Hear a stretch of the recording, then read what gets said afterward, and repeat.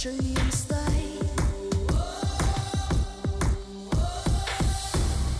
Where you see me coming, better run for cover, 'cause I'm not slowing down, I'm never going under. I survived the pain, I know it made me stronger. So meet the monster I came to conquer.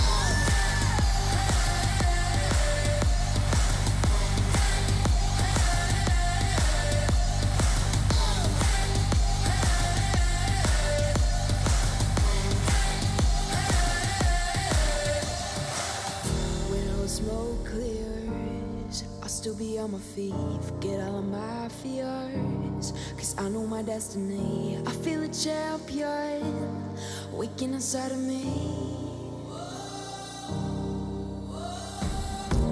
It's set in motion, the legend spoken. This is my moment. Can't break my focus, know where I'm going. This is my moment. Where you see me coming, better run for cover, 'cause I'm not slowing down, I'm never going under. I survived the pain, I know it made me stronger. So meet the monster I came to conquer.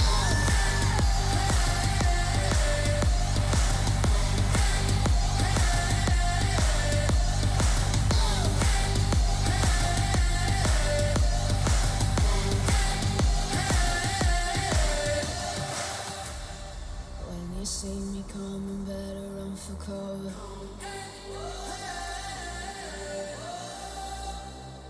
I survived the pain, I know it made me stronger.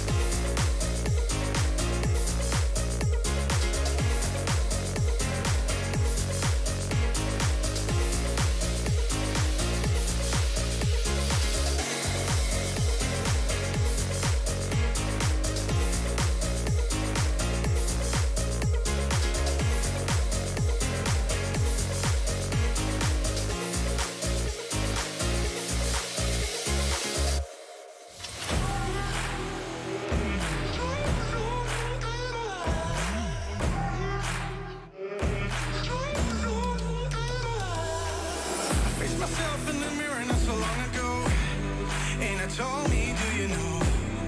I told me, do you know? All alone in your head, but you don't have to pretend that you will make a change, 'cause you don't wanna change. I'm gonna be real honest this time. I'm okay with it, I am more than fine. I'm gonna roll all less red dice now. Tell me I won't get out.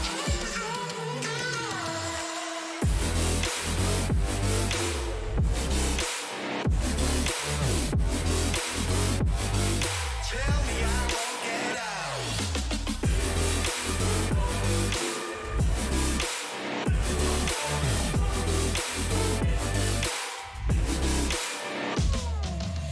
I wanna walk the sky alone among the stars, without forgetting who I was, or have to look back that far. And I don't want to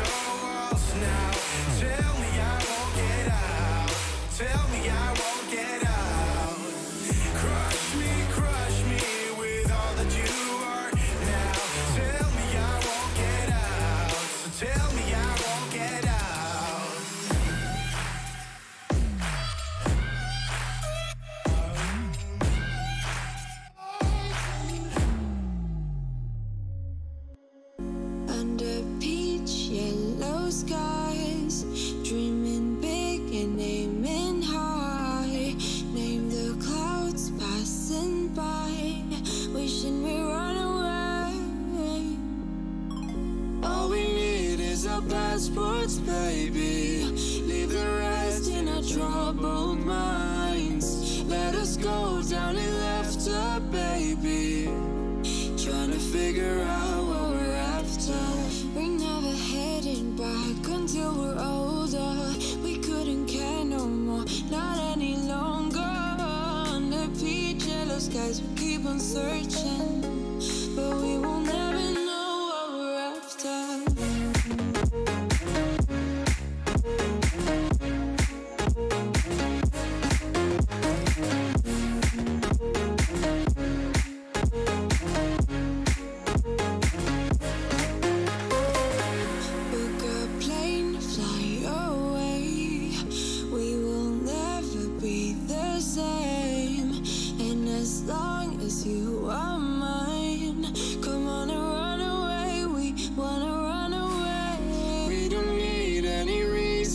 Baby, leave it all for the faded hearts. I don't mind if they call us crazy, 'cause they don't understand what we're after. We're never heading back until we're older. We couldn't care no more. I was about to go through the thing. Which of the best teams or which of the teams in the playoffs right now have we seen prove that they can play Ancient? I know Heroic have proven it.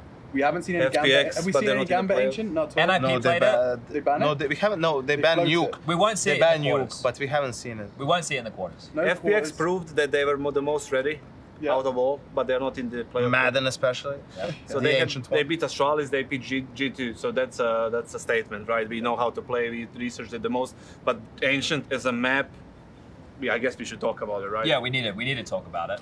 I feel like I'm playing it with my team right now, these days, right? Every day. The meta that has been started like with right now is, I feel like it's not the proper one. You think it's still heavy B? Tell us about it. Tell us what the meta is right now. The meta right now is towards B a lot. So basically, it's a banana inferno, similar to That's B what we on Ancient. It's completely like the only thing there is another way into the banana from the short side, I guess. I don't know how people call it. And a lot of nades are being used there, and retakes and takes. And right now, mid is completely open. Yep. Do you mean for the T's? Yeah, and the A side on CT side is completely exposed, in my opinion. I think that's going to be reworked probably first. We need to move a box or a tunnel. One of the two needs to change. The A player is fucked. Yep.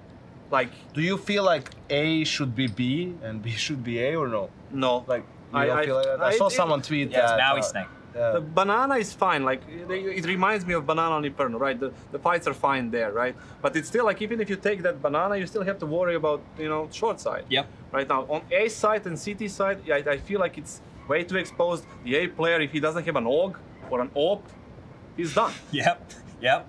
No, I think that's fair. And I think like the exposed bomb sites thing, if people consider, right, if you get a site, like site control, let's say you come out A main, you get that control, you smoked off temple, you smoked off spawn, it doesn't matter that you've smoked those off, because if they throw one well-placed Molotov, it will cover the entire bomb spot. The one well-placed Molotov. And you get but it's same on Vertigo. Yeah, but that's, and we see how that plays out we saw how that played out early with a lot of smoke spams, right? Yeah. But the way this is played out early is before the bomb goes down, there's a lot more crazy fights. People are getting caught in the side of the head while looking, obviously it's going to change. I feel like that whole mid-CT flank to both sides is just so perfect. Like the amount, we were watching it and casting it, we saw like multiple 3v5s or basically like scenarios otherwise we'd talk about saves already, right? And instead on Ancient, because there's one T that's managed to slip red and is pushed up on CT, the round is live. The round is live, they're fucking running to A, and if he gets two on the rotate, the game play on. You know, I think that's cool. You said mid was absent. I thought, my understanding, and obviously it's a primitive understanding, is that it's gonna there is potential for CTs to battle for mid control, and that essentially translate into control of B lane. They can take it easily at the beginning. You boost the box, you swing lamps, B is yours. The CTs can take full control of that. You need to take both mid and B. Keep Elben smoked, it's like, it's horrible. It's not easy. If you want to hold it, you need to take both mid and B, right? I think that's really integral, right? Because you would need to, first of all, lock down mid, which a lot of teams were doing, but they were dying to that ledge position where they peek out, right? Because of this smoke you've just put on Twitter, Linus was throwing it. It was a great smoke. If you can smoke that lamp side, there is no way to contest for B lane control early, other than from mid or from that long B ramp. So- which is not an easy fight and not one people go for commonly. But you were saying that you think the meta right now, the one that we're describing here, is not the actual meta. How do you think it'll change? I feel like the T's can be more aggressive on A main, on A side. A lot Pressure more, pressure because more. I tested the Uncomfortable timings. we tested the timings with the best spawn for A, with the best spawn from CT. You know, you can beat that molly. Yep. You know, even if you put it out, that's a lot of pressure. And CTs are sending always the one guy to do that, like to defend that stuff. You're not So beating you an just- AWP though, are you? yeah. Like an AWP posted up, you're still Just to get a strafing main in. control. Yeah, you Oh, can just just control you the main. just get any main control like so fast Okay. that it has to pull the rotations, right? Okay. And then you can go for banana. You can allow CTs to do anything they want on banana. You know, counter smoke a little bit. Like sometimes on Inferno, people do the half wall smokes and Yes. the molly behind it to stop the CT aggression. That's why we don't see CTs taking banana anymore. You can stop the banana take on Ancient as well and focus on getting space FPX a little were doing bit more. that. Yeah. And focus a little bit more on A, right? Because the A side right now, as the map is so exposed. The A player on CT, once he uses his nades, he's done. Yeah. You can just walk in. Yeah. Yeah. One flash, 2 second flash, or maybe a molly, it doesn't matter. Like, it's just a strafe out, right? It's more mid You to can late page range. Yeah, his yeah, smoke, for fuck's sake. yeah. Yeah. You know, and they just need to add like a couple of boxes there, maybe one more like cubby or something. You know, it needs to be swapped a little bit on A side.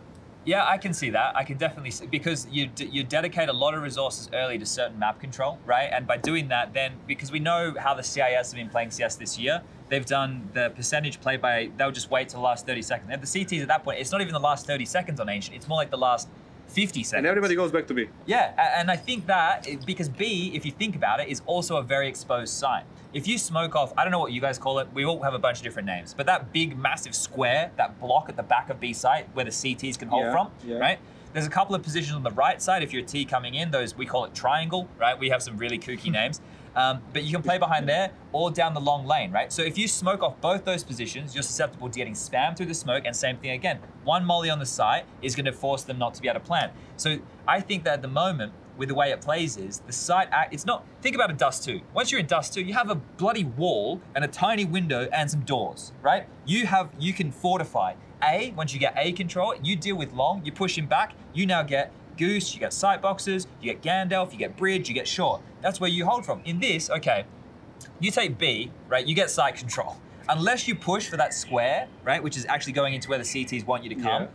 right, you are now playing in, we call it bedroom, right, which is that little room with that box, and other people call it cave with the spammable walls, Cave, yeah. right, or the long position. Unless you push up, you have only those two. Because you play in that cubby, you're very open to getting naded, spammed. You can't play, one guy can maybe play behind the pillar in the site, but what's he gonna do, right? He can get picked from either side. And once they open up the wall bangs, you get wall banged on pillar. And those block. wall banks will be fixed, Yeah. right? That's the Chad Birchall guarantee that those bloody wall banks will be fixed, right? So then in that case, like if you're playing in sight, like Alex is alluding to, they can just flank in, spam you out, and you get screwed even more. So I think both bomb sites right now, I think A may be a little bit less because you can take control of platform or temple, right? But I get what you're saying in terms of the A guy doesn't have many places to defend from. It might even be, do you notice how like Nexa was playing full retake on Vertigo on B? He wasn't even playing the side at all. That's what might happen. They might just play super CT spawn or just from the A connector and almost give up the site for retake opportunities. But the thing is, like, you don't execute on 5v5s anymore. Nobody does that. It's not 2014. True.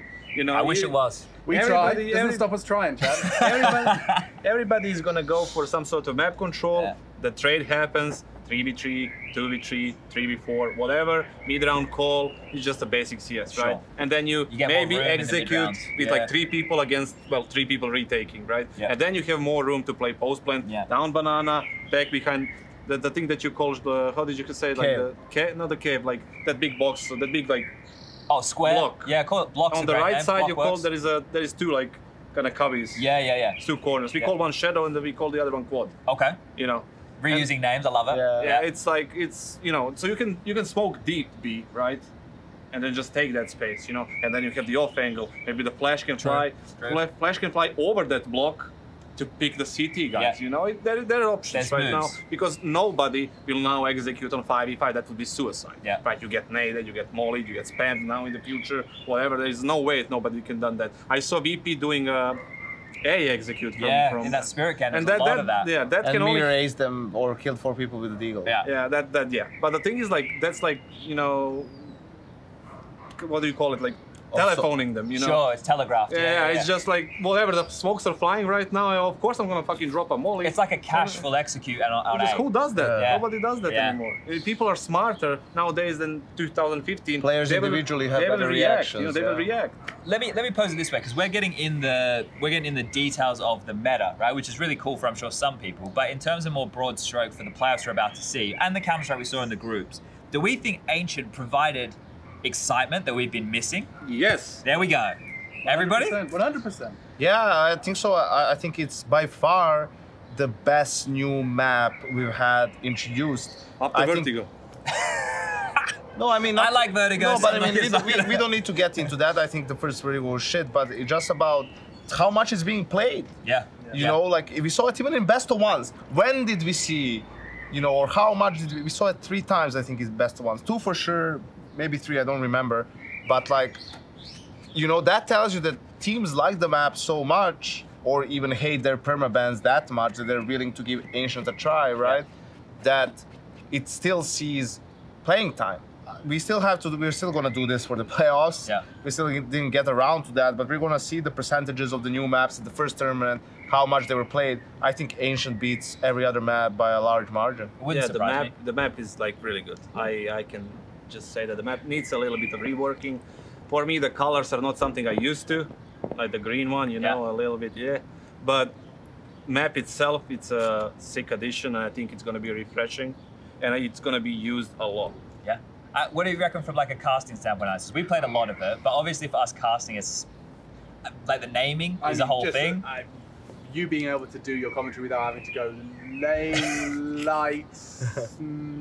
Yeah, that sucks. Other than that, I think it's great. I actually did a top-down thing and I put some names on it. I haven't sent it to you yet. I'll send it to you and we can have a bit of a talk about that. Yeah, and for someone got the knickers in a twist on Reddit because we were calling it Nara. Yeah, I think that's a good name. No, but I'll get over it. Like, Yeah. I understand that you're upset because it's not what you have in your mind.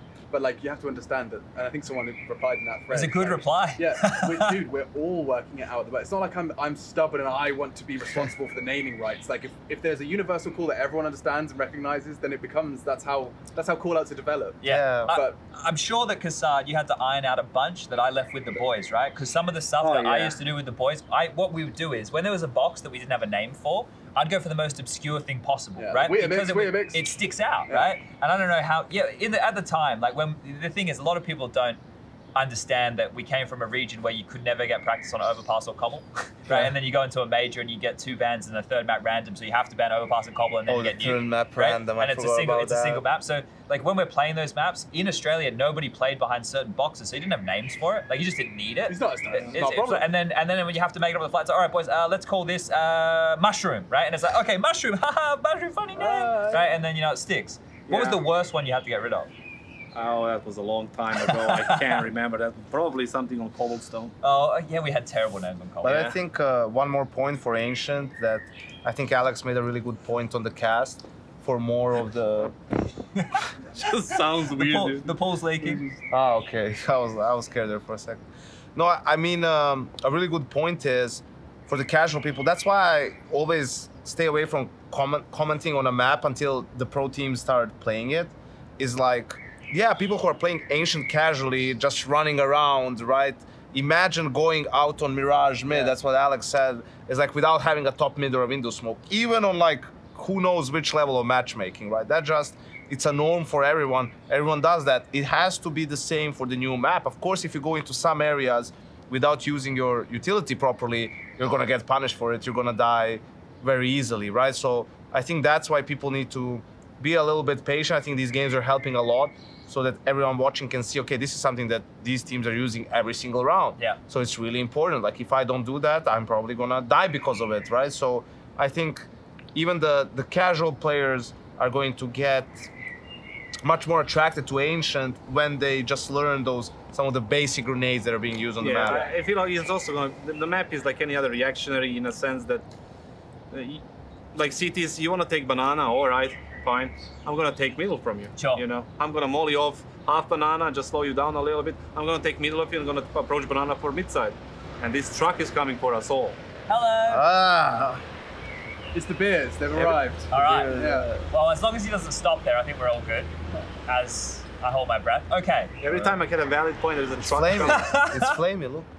The thing is like, it's just about reactions, you know? And if the people on extremities, let's say that A main, if the guy is gonna push the A guy on CT side off, he's gonna call a rotation at the beginning. If the three CTs go there, try to take banana, I'm just gonna take middle from you. I don't care if it's smoked. There's gonna be a set flash, pop flash, molly or something, and I'm gonna take it, you know? And then what you gonna do? Yeah. You know, and then it's just a reaction you have, And that- like Inferno, like Yeah, Mirage, and, like but that's anything the else. thing. The thing that's missing as well is the CT plays, in a sense. So how many times do we micro see moves. a B hit coming on Inferno, right, and a CT is just hiding behind triple, waiting for the rotate to come in with the flash. If Yep. he's just buying time and that flash pops, then he swings, gets a kill or two, stays alive, buys time, blah blah blah blah. That's the stuff that we're missing right now from the CTs, because there's still, you know, there's more important things basically to figure out. They still haven't gotten to it. Yeah. In a sense, I think, and that's why sometimes these late like executes, you know, we saw FPX win a 4v5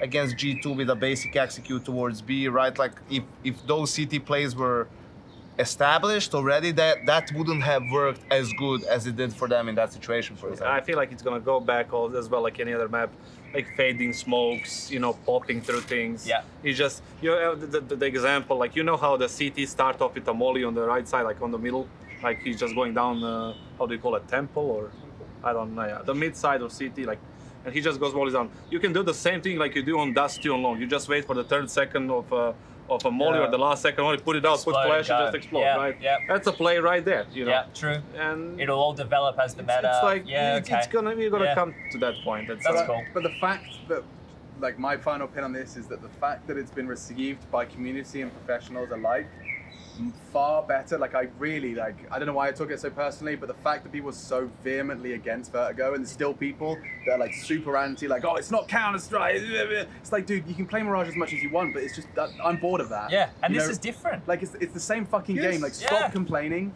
was my like defense mechanism about Vertigo. Seeing the fact that people have acknowledged, A, this game needs change to continue to maintain its popularity, and B, we've got a great map, and if the more we accept it, the more we enjoy it. Yeah, I agree with Alex 100%, because it's like, it doesn't have to be every time the same thing. Yeah. Like, I don't want to play every map, oh, I'm just gonna do my default, I'm gonna take Yeah. middle, I'm gonna, you know, FPS tactical force. shooters. Yeah, it's just bullshit. I don't wanna Yeah. play that. My players, They're like, yeah. let's fight. Yeah. Let's fight. Bring Like, it on. Let's when fight. I was playing competitive Call of Duty 4 Pro Mod, our maps were designed with 3 lanes. That is the classic FPS tactical shooter. You have 3 lanes. You It's have simple. middle, Yep. you have an A and a B. Usually one of the two has a long period, an extremity that you have to contest or use utility for. That map design was thrown out the window for Nuke. You know, there is no such 3 lanes in Nuke, and that map is one of my favorites to watch. It's great, yeah. So like, Yeah. throwing out the fundamentals to an extent, I think is necessary, and Vertigo did that as well. So I, have think a we should question for you, Stop kinda getting so old. upset. It's like, right now we lost Train, right? Yep. And we got Ancient. Train is the map that's really good for CIS teams. Yep. All of them. Except for Nah. VP. It rewards their style. That's true. If Yakinder is If saying, you, I don't know how he said that. yeah, he was Train wasn't straight very up good bullshit. for us. Straight up bullshit, yeah. What? But he was like, it was He's one of the sandbagging, best he's maps. sandbagging. He was trying to hype up Ancient so Sure. nobody picks it against them. It's fine. It's a nice try. The thing is, like, all CS teams lost Train. They were all good on it. VP, Gambit, Navi, Spirit, especially beating Astralis Yeah. in Kato. They Yeah. were really good. They got this new map. Are we gonna see CIS going like from here to there, even in this online era, because of that? Because they lost that map. We know they don't play new. Well, Some I don't play have a- Nuke and some don't play I would Vertigo. just, I have a if I'm question. an underdog and I think I'm decent on Ancient, I'm straight up picking Picking that it against against Gambit. this Yeah, is a question yeah. against True. you two guys, for you two guys as well. For me, the worst Ancient gameplay, quote unquote, we saw was the VP Spirit game. Yes. Like the FPX game and the Heroic game, Made they some looked sense. much more polished on the map compared to this game. Yeah. No, Yeah. I'm with you. Yeah. No, I think that game there, like, there was that game, the difference that I noticed mainly was the A executes. Was much more A heavy as opposed to the easy B mid round. They were going for the late round 5-man executes onto that A site, and it was much more clustery, and they were getting multi-fragged a lot more and all that stuff. And It takes one deagle, dude. It takes one person just not being checked, and that whole A execute falls Yeah. apart. all right, let's. Shame for EG that they don't play Ancient. They could have straight up picked it against Gambit. Yeah? No, I would have picked it if I'm the underdog. Let's do this. 100%. Let's do this. Do we think Ancient will be played in the playoffs at all other than the grand final? What do you think? I think it will be a third map. Yeah? Well, wait, I need It to won't think be for about Vitality. Vitality ban it, perma and bans EG it. will ban it. Okay, so So not it's in the quarterfinals. semis. I'm gonna say no because all the teams right now that I think Gambit G2. Well, They're I just don't too know. safe. No, not that game. I agree. I don't just think to say Gambit and G2 G2 will risk. will never leave it. You know, Gambit will. Why would Gambit? They don't leave need it? to? They don't. I don't need Yeah, to. I don't think we'll see it. Yeah. I'm just gonna remove it in Only the time second we'll see it is the stage. grand final. You know. Yeah. Let's Well, say we yeah. had fun with it in the group stage. Yeah, it was good. Yeah, Good while it lasted. Nice while it lasted. All right. That's. Are we done? All right. Yeah. All right. Cool. I'm gonna piss myself. We can so- get out now. All right. Nice. I'm gonna belly flop in the hip. Good job, everybody. Intel Extreme Masters Summer is brought to you by Intel, Acer Predator, 1xBet, and DHL.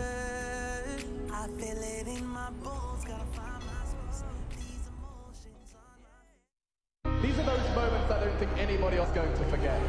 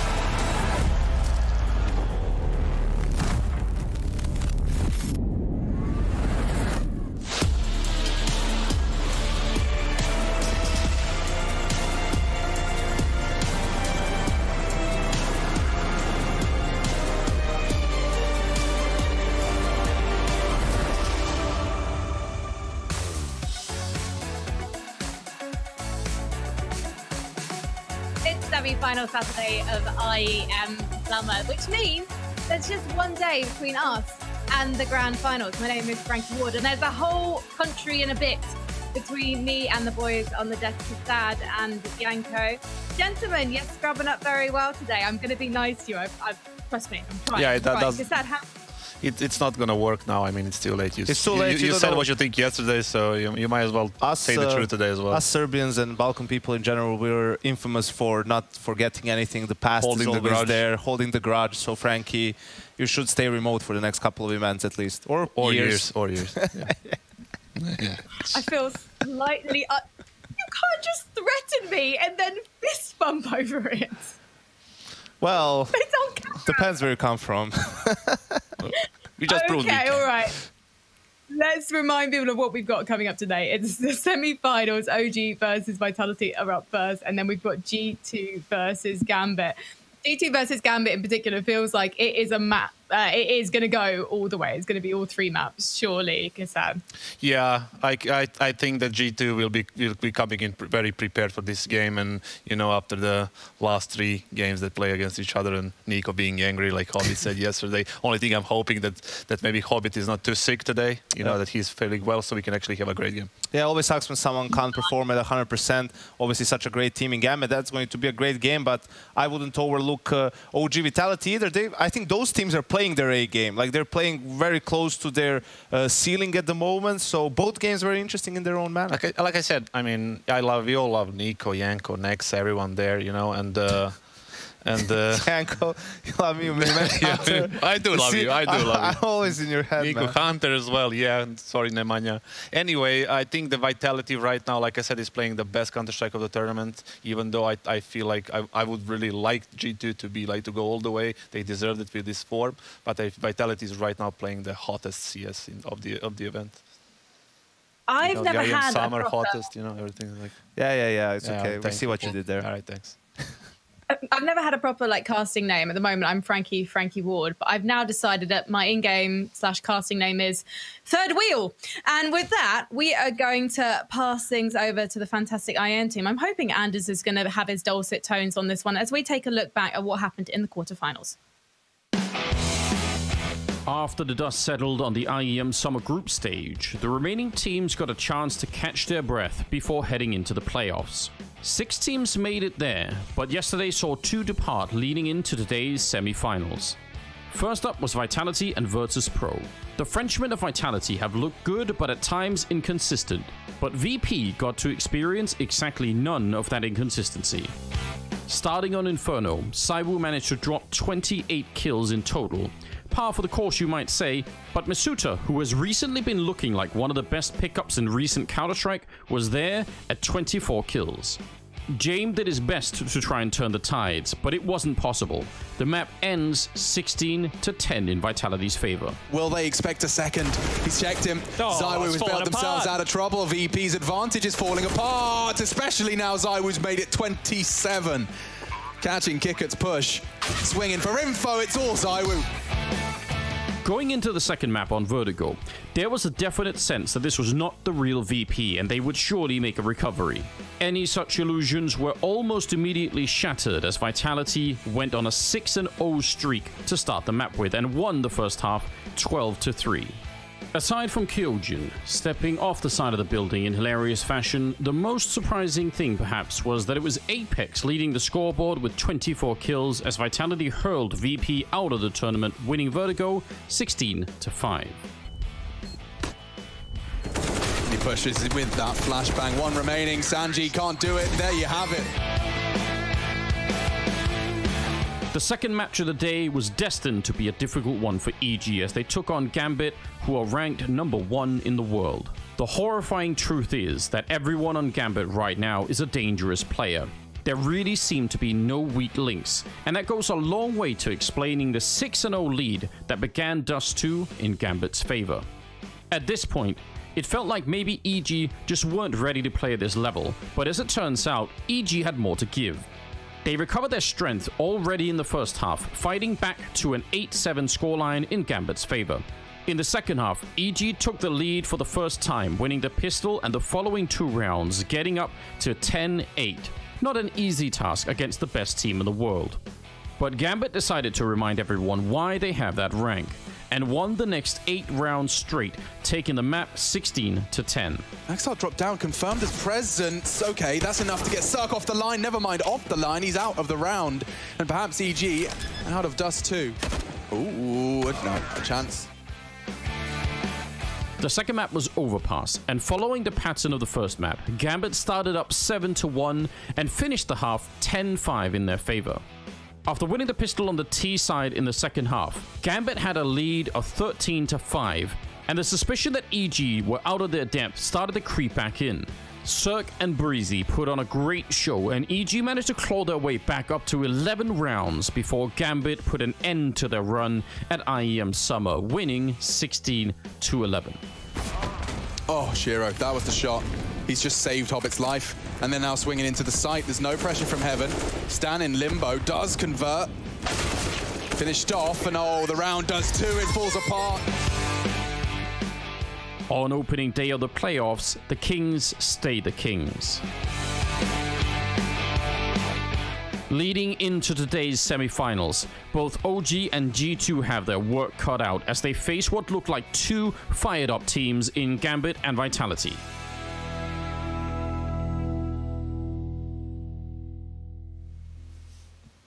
All right, Anders, let's not sleep on OG. I want to see some OG love here at IEM. Can we at least say something nice about the boys? Have they got a chance today? Janko? I think they absolutely have a chance. Yes, Vitality has been playing great, but so has OG, Manto and Flames in particular, in the top 5 for the whole event individually. They're in the boot camp, and we can really see one of the teams that looks the best on camera, right? They seem to have a really good atmosphere in the team, playing off of each other, really high energy when they play. I think that's going to be a very close game. Yeah, I do agree that OG can definitely win this game. But for me, it's like also mainly depending on Vitality right there. OG showed, like you said, the body language was great. You know, everything they showed up so far in the tournament, it was sick, right? And then they made it up in the semifinals as a reward. They didn't play a game for how long? 4 or 5 days right now. Yeah. They had to prepare a lot, and we'll see like if the momentum can swing into the playoffs like a week later. That can sometimes be a problem. Well, that's our first semi-final today, so we'll be talking about that one in more detail shortly. But right now, let's look back to last week in the group stage when we saw Ancient played perhaps more times than we expected it to. We haven't seen it so far in the playoffs, but you know what? This is day number 2 of the playoffs. There's still an opportunity to see it, especially as we've got a best-of-5 final tomorrow. So here's some key stats, boys. Janko, do you want to take us through some of these? Yeah, the map seems to be pretty even at the moment. You could see with the round distribution, even though a lot of people thought it was going to be CT-sided, we see that the preparation of some of these teams, especially with the nades, right, already having the smokes for choke points, molotovs for map control. Flashes are probably the ones that they still need the most work, but the map is pretty even. And when it comes to the bomb site stats, you can see that the more dominant is the B bomb site. So that's why we've had, you know, people also speculate at times maybe bomb site should be switched around in terms of names. Usually the A bomb site is the one that sees more action, but yeah, I think everyone was positively surprised with how much Ancient we've seen, with how satisfied players are initially with the map. You have to remember this is the first version. If we look back at Vertigo, Overpass, Cobblestone as the maps that came, you know, pretty much out of nowhere into our map pool, I think Ancient by far is the best looking one. Yeah, Vertigo is the best map. Anyway, just we can finish that. Anyway, the plan distribution from A and B, I think the B has more simply because the most action is happening in Banana and Cave, and that's like the meta is going there right now. A lot of like fights and grenades are being used there. Obviously, when T wins a fight there and they get a good trade, they obviously speed up on B. It's really fast to get there, and I think most of the reasons, like that's the biggest reason actually why so many plans are happening there. And I noticed in many teams that played so far, they like to finish their round like walking into B, popping to B rather than A. That's kind of really hard to access late round kind of in a way, because like if you don't get mid control, then you not get to the ring or connector, however people call it, and then there is only one way out into the A side, and that's a problem, while you have Cave and Banana on B side and probably less numbers. So right now it's going in a favor of B just because of that, but I think it's going to be like a little bit of adjustment on the map itself, like rework, and then we're going to see probably different numbers. Now, only one of the teams that played Ancient in the playoffs remains, or in the group stage, I should say, remains in the playoffs, and that is G2. And as we look at these site stats, I was just wondering, boys, do you reckon that both of the plant spots are going to move or at least be adapted on these sites? Because that seems to be a common complaint, that there's nowhere safe to plant on this map. Yeah, a B site, you can kind of maybe plant behind the pillar a little bit. There is an angle that you can use, and obviously there is going to be a smoke there. You can throw a molly and then block off that kind of spam spot, but on the A side is really problematic, because wherever you go, there's going to be a guy spamming you or killing you through some sort of a smoke, and it causes a little bit of problem, so we need a bigger radius there. I think for me it's also a little bit similar to Vertigo in a sense. It also doesn't have a lot of cover, but it has enough cover that you can safe plan on both sides. So I think that's definitely something they're going to add. Just enlarge the pillar, or maybe just add a small box, something like that, so you can at least cover yourself from one angle, and then a teammate or utility can cover you from the other side. The thing with Vertigo, you cannot get killed from different spots, right? You can the guy can be on Scarefall, the guy can be on CT, but there is like he doesn't have a clear sight on you, while or spam you through the smoke. While on Ancient, it's really problematic because you can get spammed through, how do you call it, like candles or temple, and then CT, and obviously the ring, and back from like flank if they're going out from team main or CT main, however you call it. So there's a lot of problems on A side right now for Ts and for CTs as well. So I expect the first rework to be done there. Well, let's check out some of the highlights we've seen so far at IEM Summer on Ancient.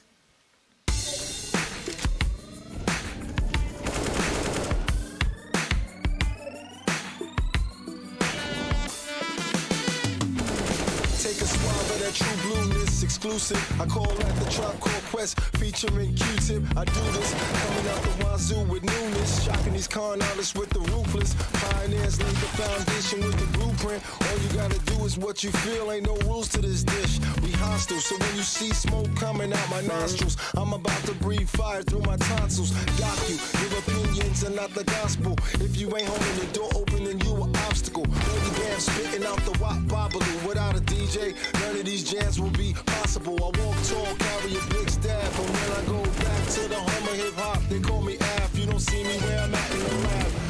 Memories on my mind that never could be gentrified. You get down. His career is on a tear. 3 in the round. And this guy, this map was made for it. Made for it. The orb dead as well. And the ace. Come on, Madden. Yes, baby. 36 and 14. One short, one long. Glaive still finding headshots with his Deagle. Somebody needs to put him to bed. Oh, Glaive! 4 with the Desert Eagle. Emmy's the last to find. He could do it. And he does. Glaive! That's absolutely magnificent. We talked about the Astralis Deagles. We should talk about Glaives. Oh my god. Oh my god.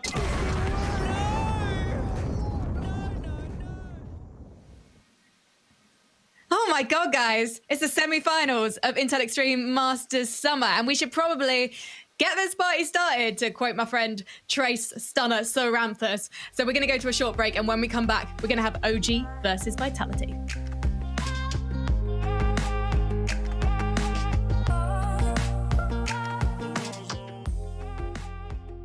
Do you think you know everything about CSGO? Then stay alert and look out for the DHL drop quiz on the ESL CSGO Twitch channel.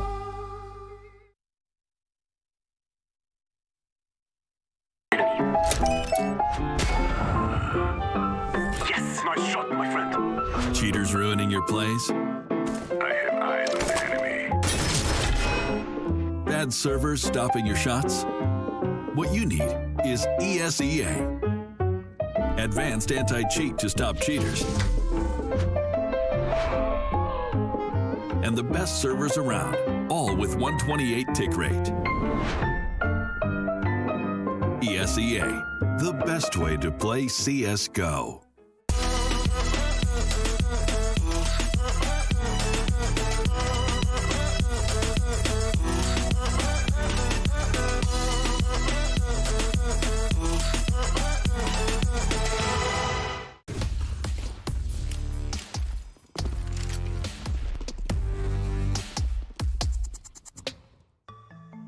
IEM Summer has given... Chad, say it. Hey, future pros. Chad, do you want to get paid or not? All right.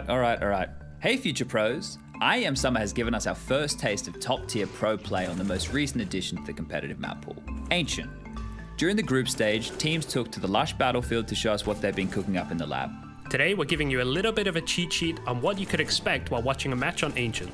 It became clear very quickly that the focal point of the map for most teams was the B bomb site. So let's start there.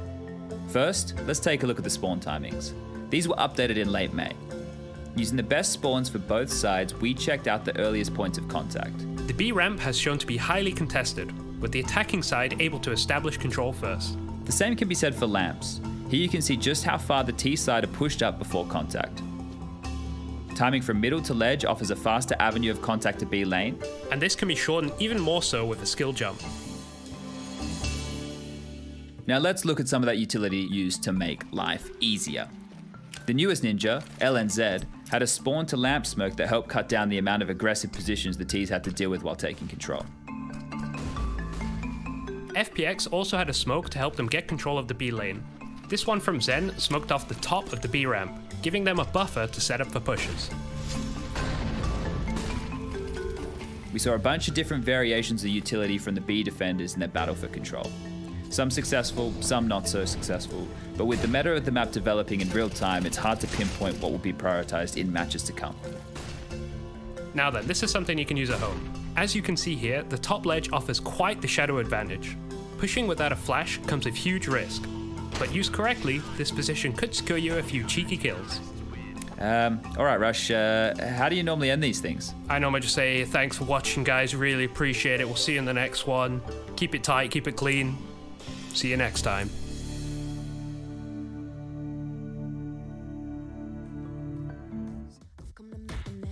Ready for battle, 'cause I got a thing to claim. Think that I'll crumble, I'll show you in the slide.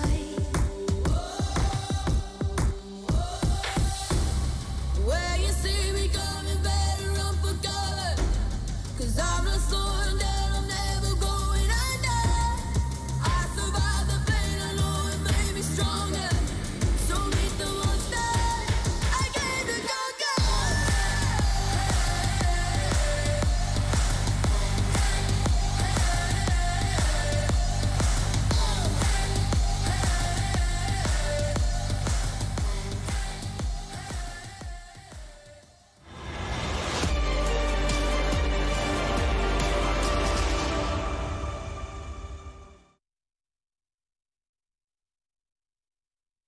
for me personally, I think that Vitality is gonna take the trophy, but I probably ultimately jinxed it right now because I've never predicted the winner of the tournament correctly before. So I'm sorry, Vitality. If you lose, you can blame it on me. There's nothing, there's not much I could do, but I had to pick one winner, and I just picked you because, yeah, I liked how you guys played against us in scrims and throughout the tournament. So I think you have a best chance out of these teams to make it into the final and win it as well. So if you don't, my mistake. Sorry. Well, in my opinion, the reason why Vitality is dangerous, like, first of all, they're obviously like a great team, but then they have these days where it's just a one-man army, you know? I feel like not to take anything away from the other players on the team, I just feel like Zywoo is just, he has so much impact on the team. So if he's having an off day, they can struggle quite a lot. But if they manage to set him up well and he's like having a good day, which he usually does, then it can be super hard to play against them because they can be pretty unpredictable. And they also obviously have the new addition to the team, the Kyojin guy. And last time we played them, actually, it didn't go too well for us. So I think it could be like an exciting rematch against Vitality, to be honest. And I think a lot of their team is depending on Zywoo to like show up, right? Well, you heard the man himself, Valder from OG, saying, last time we met Team Vitality, it didn't go so well. And that's kind of an understatement. OG, they didn't have the best time at Flashpoint 3 where these two teams last met. But a couple of times before that as well, Vitality also took the W. So statistically, it's a difficult word, I'll have you know, the odds are not in OG's favor, Yanko. Yeah, they're not. I think it's definitely going to benefit them here, the fact that they're in the boot camp. They weren't in one for Flashpoint. I think they're one of the teams that really elevates their performance more than perhaps some of the other teams. They're in a little bit of a problem that they picked a different map, both those games, lost it. Vitality does too, both times worked really well for them. So we'll see once we get to the veto. I think OG is going to switch it up a little bit. But I think the way they've been playing in this tournament, for me, the game is pretty even. The thing is like that we cannot see on the graphics, and nobody like in the interview will tell us, is the fact that they lost last 3 games against Vitality, and it's when you have like a losing streak like that, it tends to get into your head a little bit. You feel, but it goes both ways. Does it? You know what I do? It's like Vitality. Let's say Vitality is the better team than OG, right? Yes. But they're not going to beat them 5 times out of 5. Why not? They're going to beat them 4 times out of 5. Well, because one time OG is going to play like better, just by stats wise, you know, by probability, it's going to happen. So we beat them 3 times in a row. Surely now is OG's time. Slammed the desk. We had a similar problem with NRG back in the day, or Navi. You know, or Liquid, whenever we face them. That's a lot of teams you have problems against. Yeah, well, not against FaZe. Sometimes you won matches because that, not against FaZe, you know, and stuff like that. And not against Vitality, for that matter. That was one of the easier opponents for us. But anyway, the point is, like, when you lose a couple of games in a row, you tend to like put yourself in a kind of disadvantage spot, kind of underdog spot. Like, it's a psychological thing. I hope that doesn't happen to OG, because they have been playing a really good CS so far. Yeah, something different you could see about Vitality there is Misuta, right? The big talking point for this tournament for Vitality. We heard it from Apex yesterday.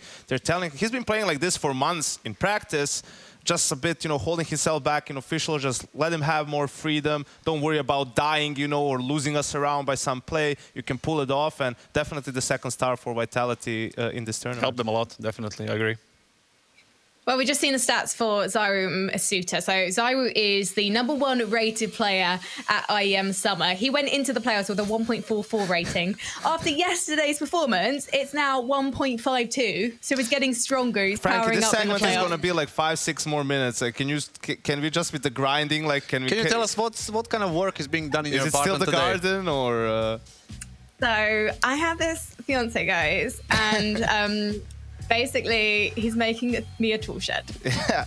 Well, for Manto and Flames, I didn't realize he was. It seems like they brought.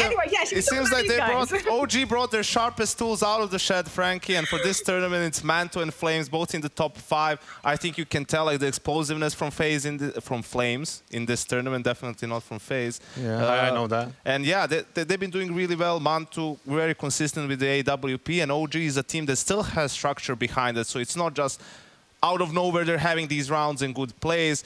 there's setups, there's you know, support for them as well. So that's why I think it's very interesting to see this game develop. Yeah, it's like Misuta Kyojin semifinals thing right now. It can be interesting. Well, my point before I was interrupted by my fiance soaring things outside is that Vitality, they've got the #1 and #6 rated player the tournament in Zyro and Masuta, but Man2 and Flames are ranked #2 and 3 respectively. So when you look on paper, you've also got Shox and Valda. So these two teams seem to be quite evenly matched. And I do want to get your opinions on that, gentlemen. However, if we throw to an interview between Anders and Alexi B, I can shut me window.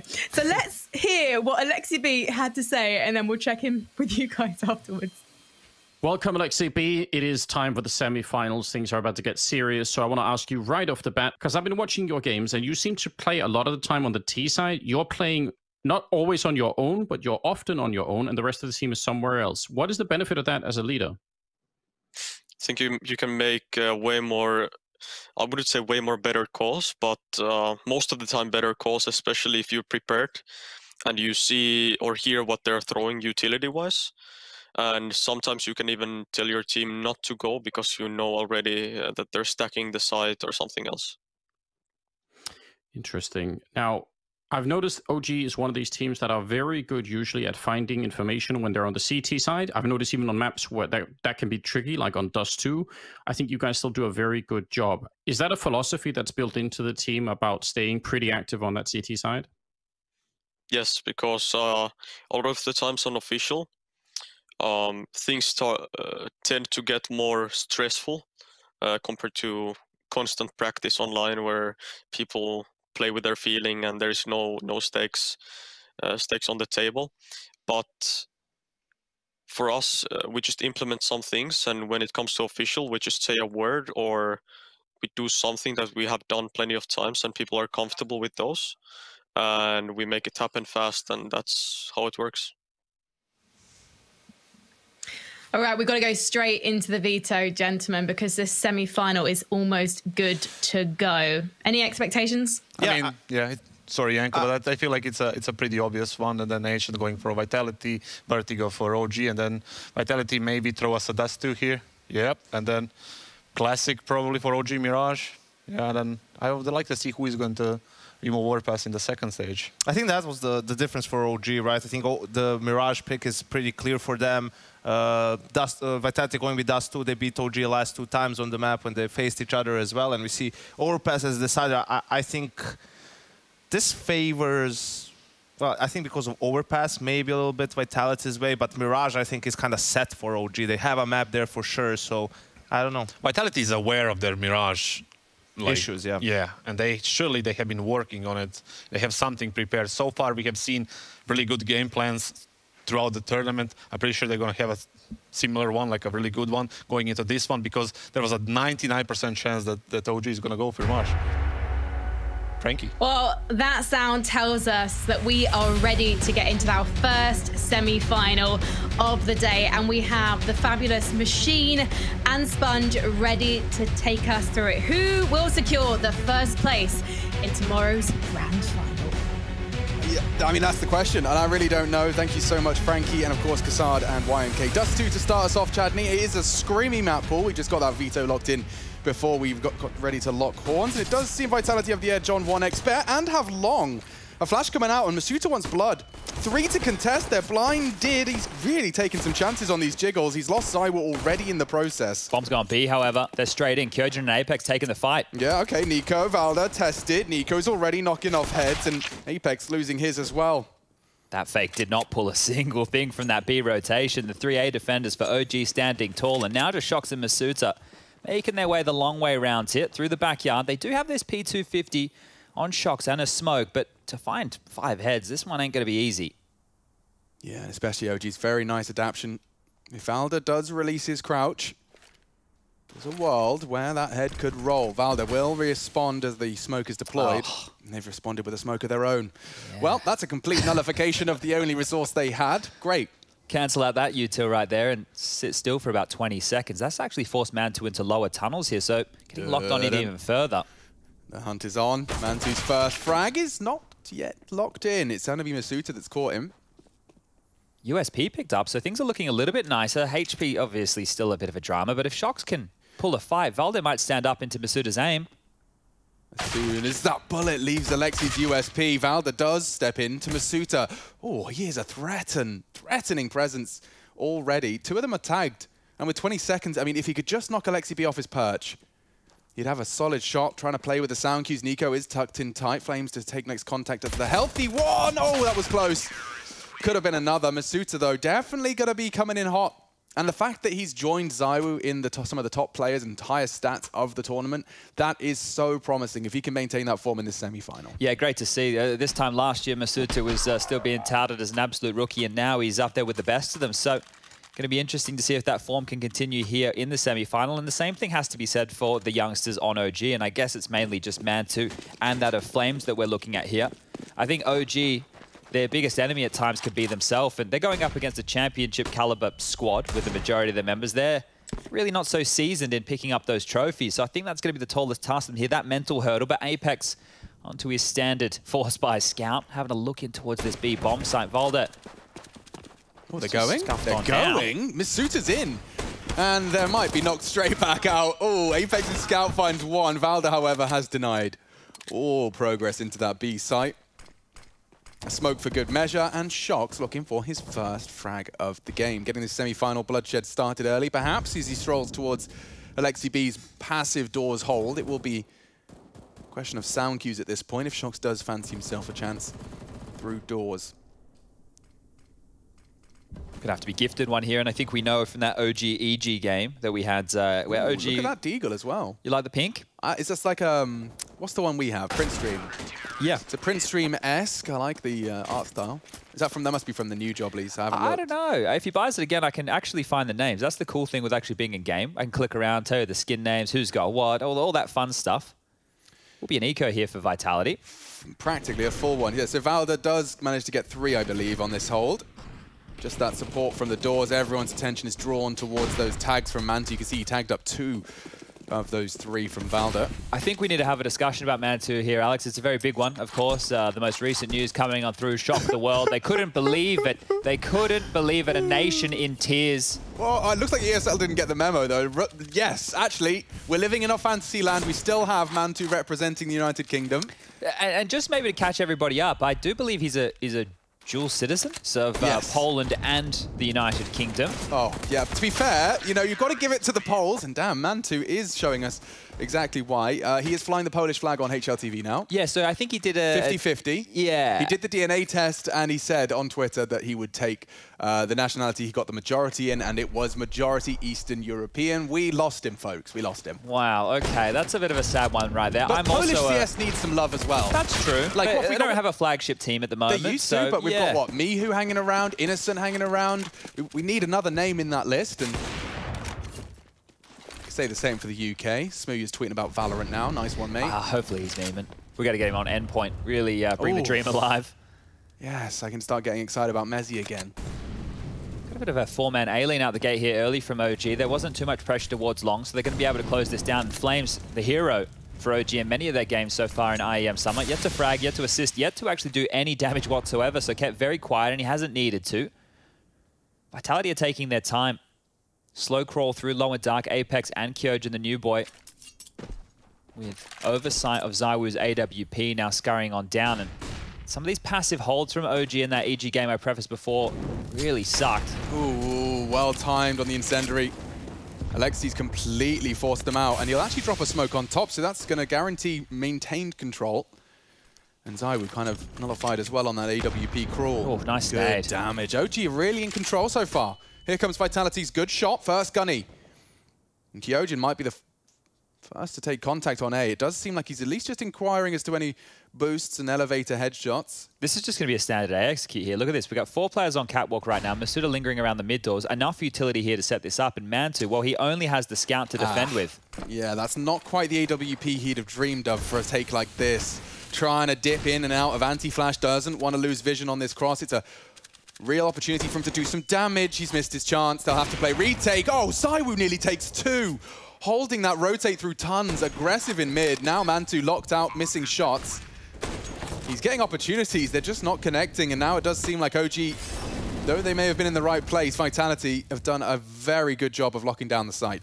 Save is the right call here, but this is a bit of a bonus. I think OG might have a look in. Valdo and Alexi through spawn, Flames and Mantu through long, and, well, ZywOo can close this one down from that flank at any point. Yeah, whenever he decides he needs to, he doesn't actually need to at all. Damn, okay, so that's a Vitality special. That was nice and quick. Yeah, it's a standard A execute, but it doesn't feel standard when Vitality are throwing it at you. Yeah, and here I think we might need to see adjustments very early out of OG to be a little bit more pressing towards middle, looking for opening picks, because already being exploited are these A executes. There's nothing wrong with playing a retake setup like that, but there's a big problem when you don't have any utility left to actually facilitate that retake, and that's what OG fell into in round number 4. But the guns are out. This will be the first full buy round for both teams. Yeah, Manty's got the big AWP this time, as opposed to Baby's first. Held at bay from long again, but actually no presence from OG, so lacking the info as to what is possible out the doors. Flames and Alexi B are hanging around, and as we can see, Vitality are working on that mid control. Kyojin clearing out mid doors very silently. ZywOo, Apex, Masuda, Shox, all looking to join him here, and if they just rinse and repeat with these cat executes, they just need to flash Mantu off the line. Well, that's step 1. Oh, it doesn't matter. Kyojin goes in dry. Okay. Mantu is rewarded and now stomaching a disadvantage.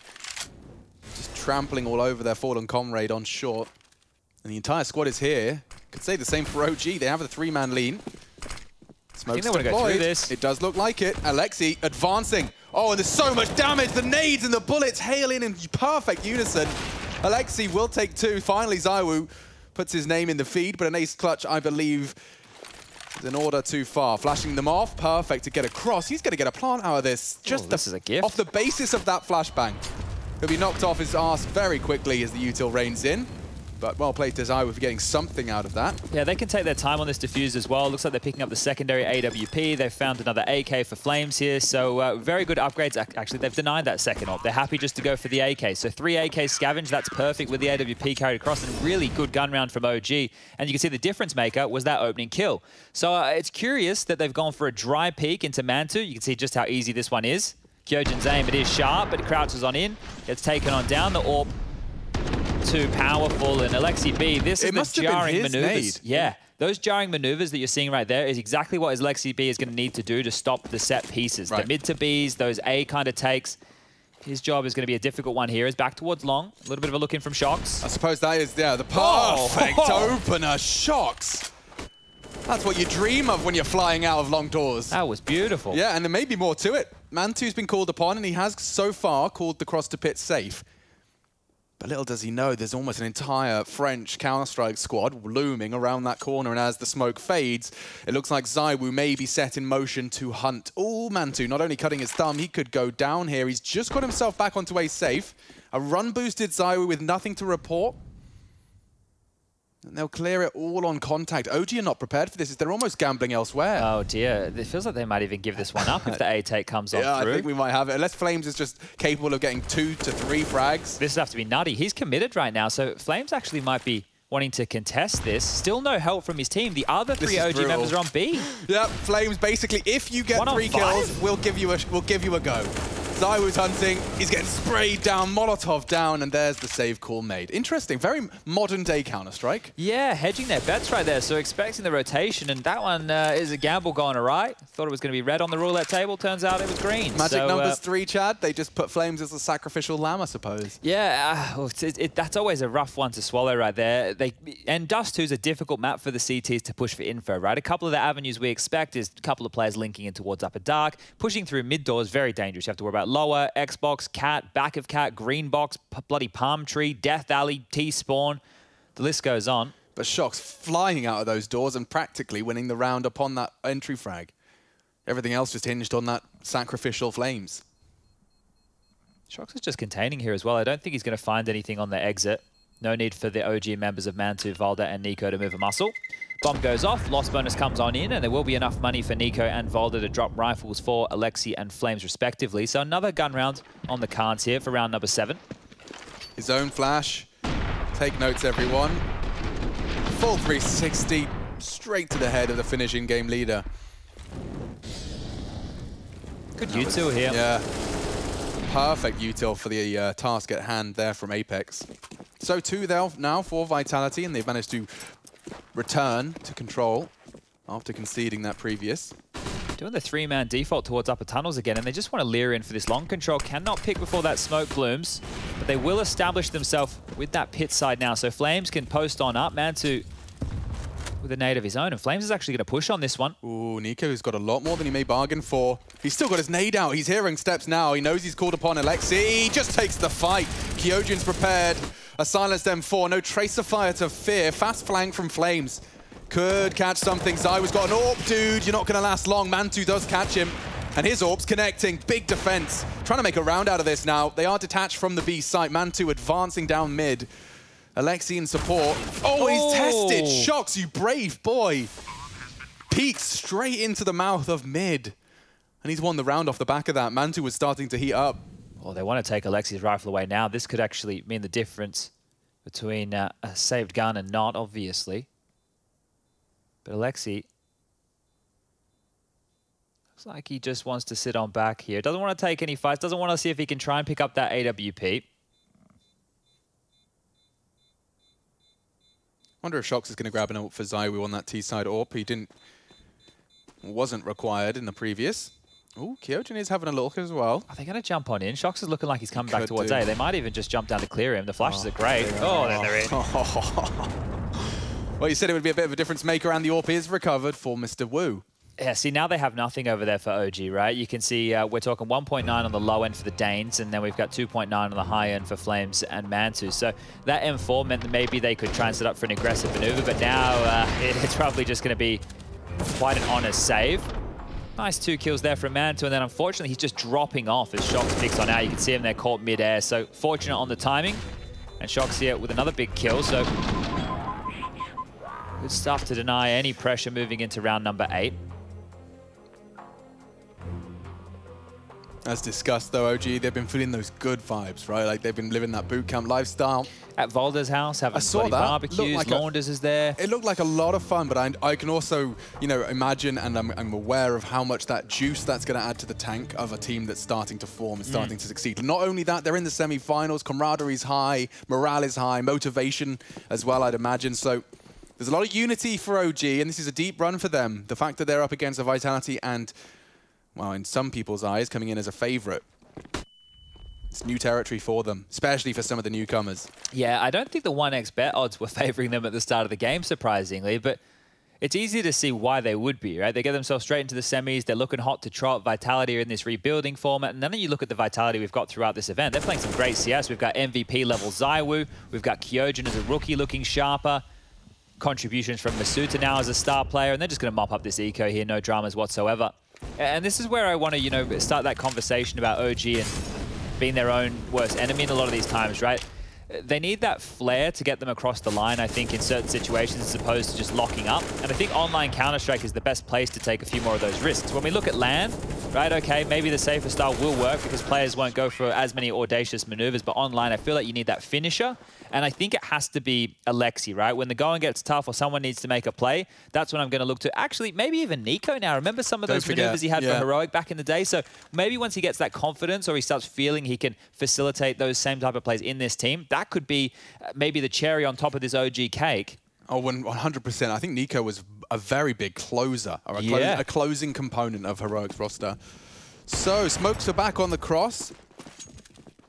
Most CT sides these days are deploying one of their 5 to ensure safe passage. I think just the amount of tags that can be landed now in a modern day and professional game. Mantu takes down Shocks, but it's not over yet. They're into B, and the flashes are great. Nico's crossfire is working wonders. Valda mows him down.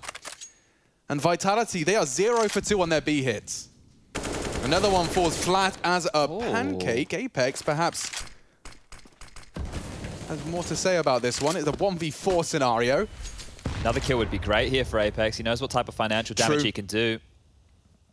Flames is holding this smoke. He's even made it clear. Apex trying to nutmeg. He strolls through. Chances this time go awry. 5 for OG.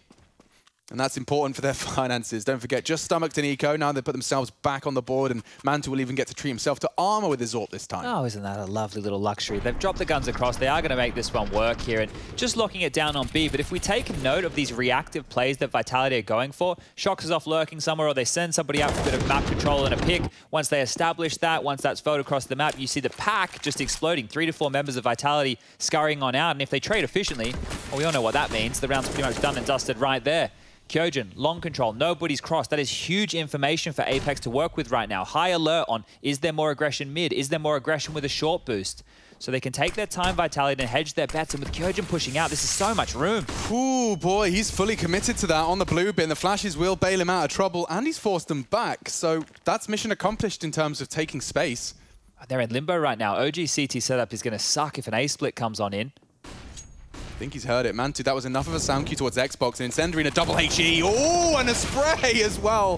Some serious damage. Apex going to be calling for the backlines. There's more nades. Nice that's nade. A good one. Look at the damage. Shox and Masuta, they've got blood coming out their eardrums. Kyojin can make a difference here.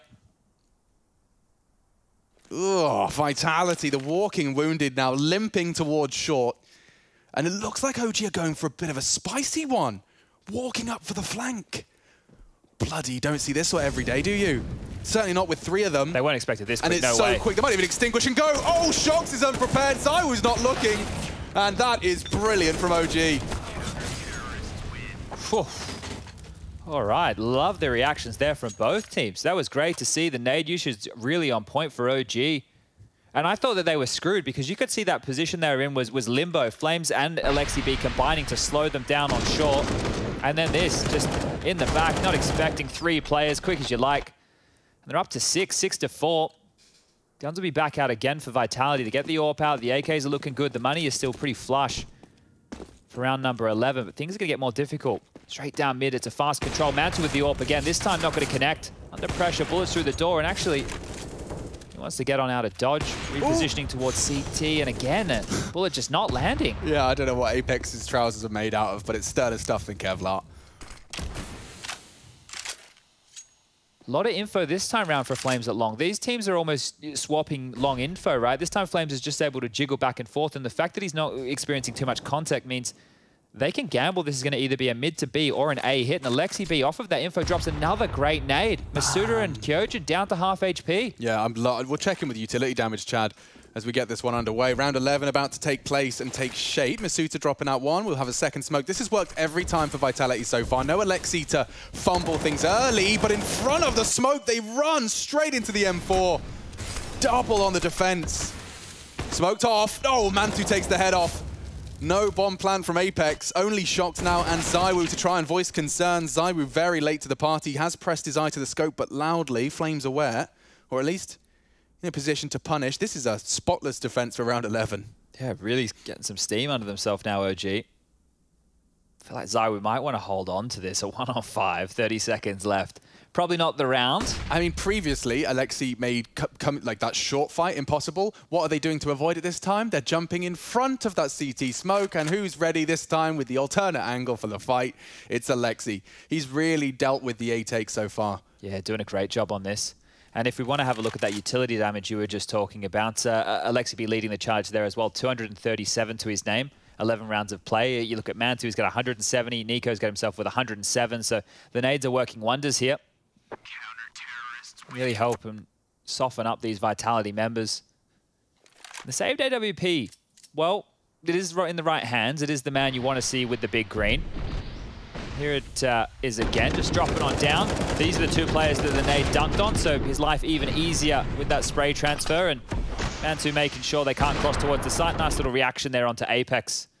Looking good now, 7 to 4, and it's going to be a wow, kind of forced by half by situation here. Shox has got an AK. There's some upgraded pistols as well, the light util and the AWP. So banking on either Shox or Zywoo to offer them up a bit of an opening frag here.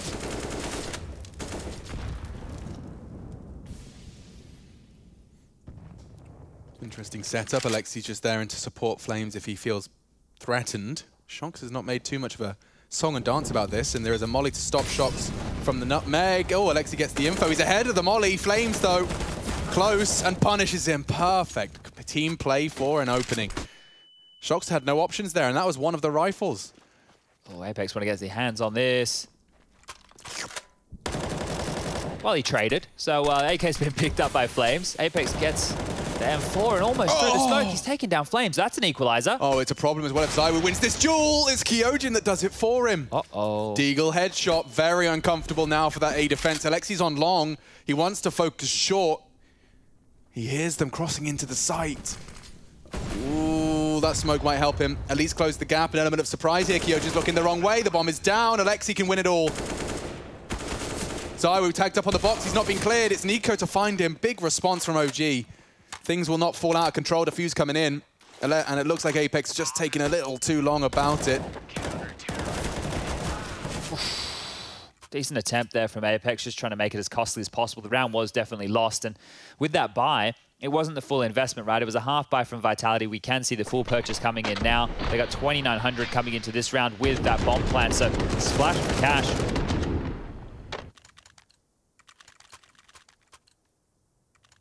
What's the mix-up going to be? Those reactive plays have helped them get the 4 rounds where they've been a bit explosive and then just steamrolled over the top of the OG defense. They're out long. It's going to be a biff this time round. Kyojin towards the blue bin. Lots of mollies, lots of flashes, and OG don't want anything to do with it. They're dropping out.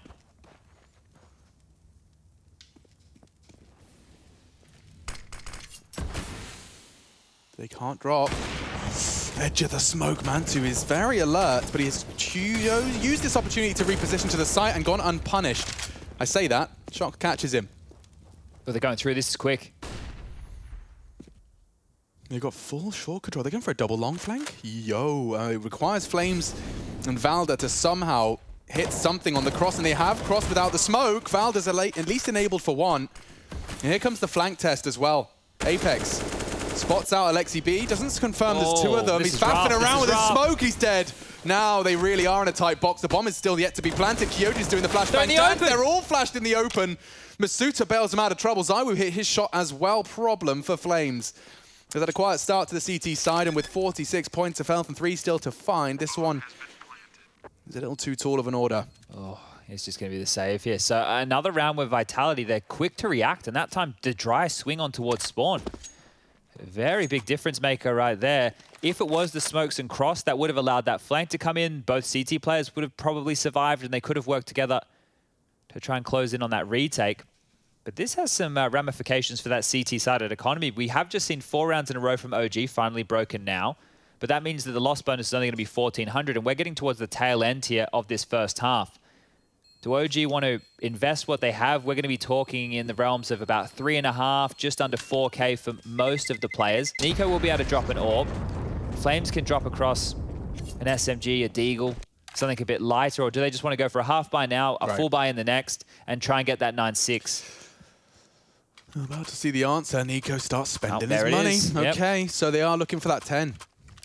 We did have some critiques, or at least I did, last time around we had OG. Right. They found themselves in those situations where they had those almost double eco rounds, but they did have big leads in those games, and they went forward in most of the maps other than D2 against EG to close. So looks like this time they're playing here for as many rounds as possible. ZywOo did get that run boost. He might try and take it onto Nico early. Ouch. He did. Molly's forced him back. In the meantime, yeah, long has been lost. Nico's on his own here. He needs to be careful. Oh, panics. They're pushing ahead of the smoke. Flash is perfect. And Nico's still holding down Mouse. One gets 2. How does he get a second out of that? Beautiful. Never mind a third.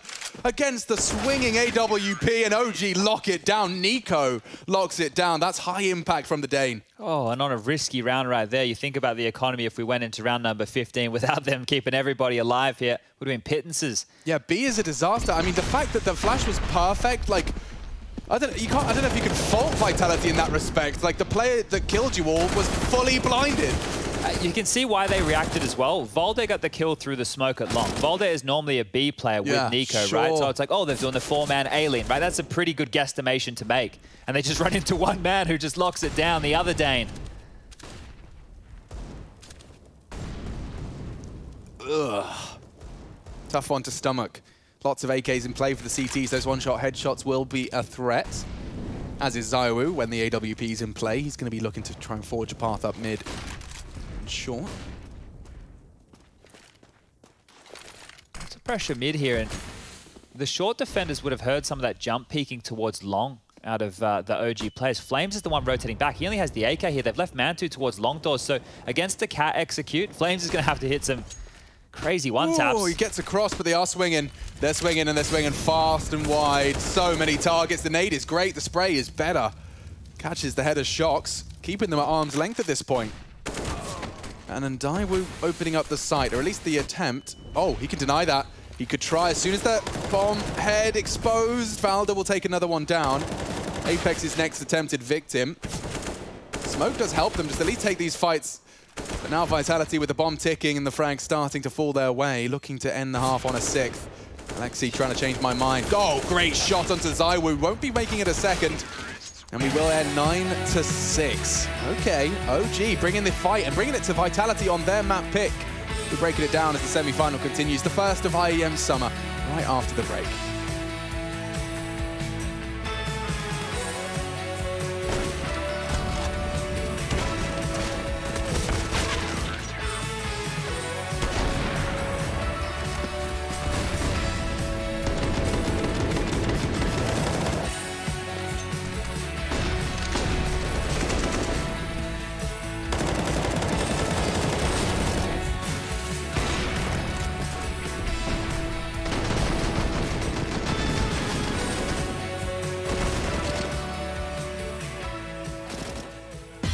Introducing the ESL Pro Tour DHL MVP. Expert analysis. He's going to get that shot, and it has to feel a little bit going out middle of the air to take down Alex, and now they're pushing. Oh, you've got to be kidding me! He takes the best performances. He's already got 3 and 4 and 5. And fan voting. He needs a multi-kill, first found, Twist aggressing. They have to double peek, he's getting his shot, he's hitting another one! Simple! Who delivered best? Unbelievable!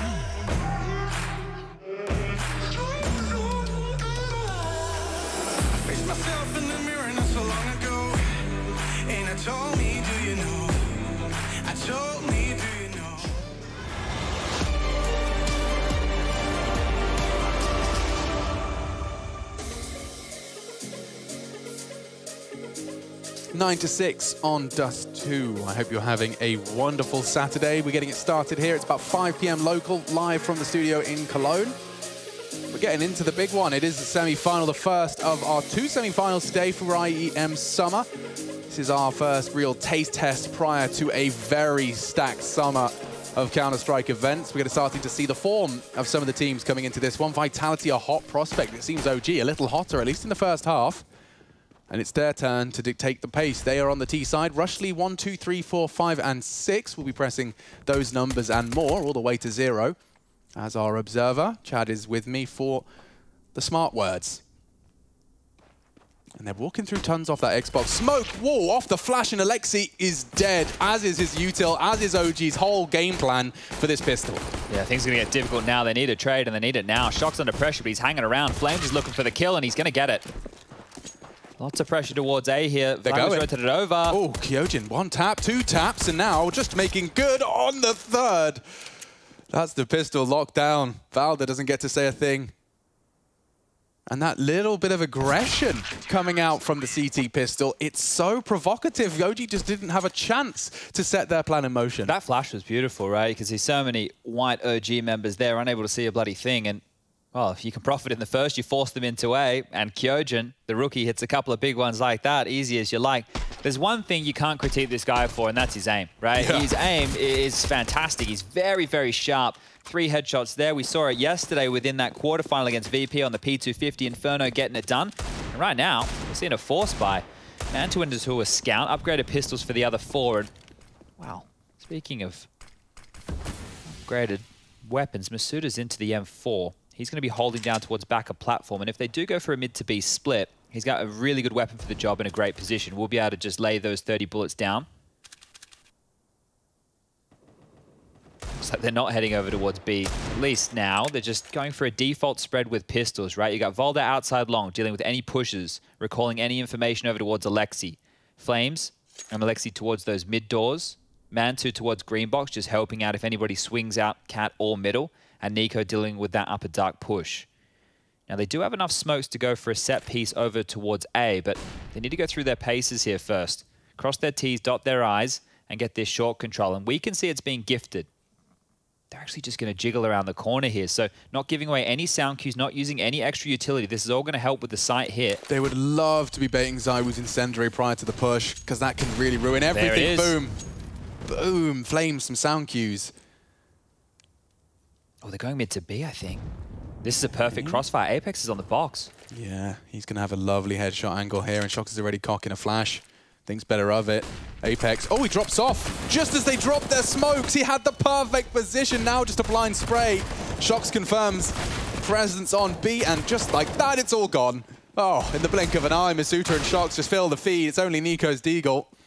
And he's dreaming of a headshot. That's on him in my book. It won't go through. Vitality do fend off the force, and we're going to be tying things up soon. Yeah, good stuff there. And like Masuda with that rifle, right? Imagine if both players had SMGs on the site, and then Shox and Masuda are defending from window and doors with SMGs only. Right? That M4 makes life a little bit easier. Look at them bursting through that CT smoke. There was no hopes for OG. Very quick reactions from the defense, as it should be. What do we get on the deck here? 2 P250s and a deagle, so not a complete eco out of OG. They're still investing a little bit of Moolah. Nice nade from Kyojin there. Hasn't gone all the way through, but that's actually helped him on out with the damage. Flames chipped on down to just above 38. Well, I was going to say just below 40. That's probably more where I should have been going with that. Oh, they actually landed the dink, so Kyojin will fall. And, oi. If Nico got the second into the center of mass there, we could have actually seen a bit of a snowball effect. Alexi desperately trying to tame that FAMAS. Mantu has gone long range. Go on. With that P250. We'll go 9-9. Guns can come out now. Mantu can get into that AWP if he sees fit. AKs for everybody else are looking pretty good here. And if we just have a look at the T spawns right now, Alexi is the only one with a good one towards long. Everybody else has spawned mainly towards B, and Nico in no man's land. So I don't think we'll be seeing a biff towards the long position by any means. You can see here, perfect little illustration on the bird's eye view. Normally you want a couple more spawns to help facilitate this. Oh, it's a 3-man short, or at least 2-man short boost here, so it's going to be faster aggression on mid from Shox. He's pushing straight up. Oh, okay, dealt with. Big find from Mantu. He just got on the box as well. Vitality on a very early disadvantage, and it seems they want to just go immediately into the B contact. And that would be the perfect call. As you see, the CT is looking for info and trying to gamble, this time incorrectly. Even Masuta's vacating B. I think the smoke onto the doors will lock him out. He'll have to either push through or just play passive. It's up to OG now. How much will they just believe in this B call? They're gathered, and as soon as they walk in, the round and the site will be theirs.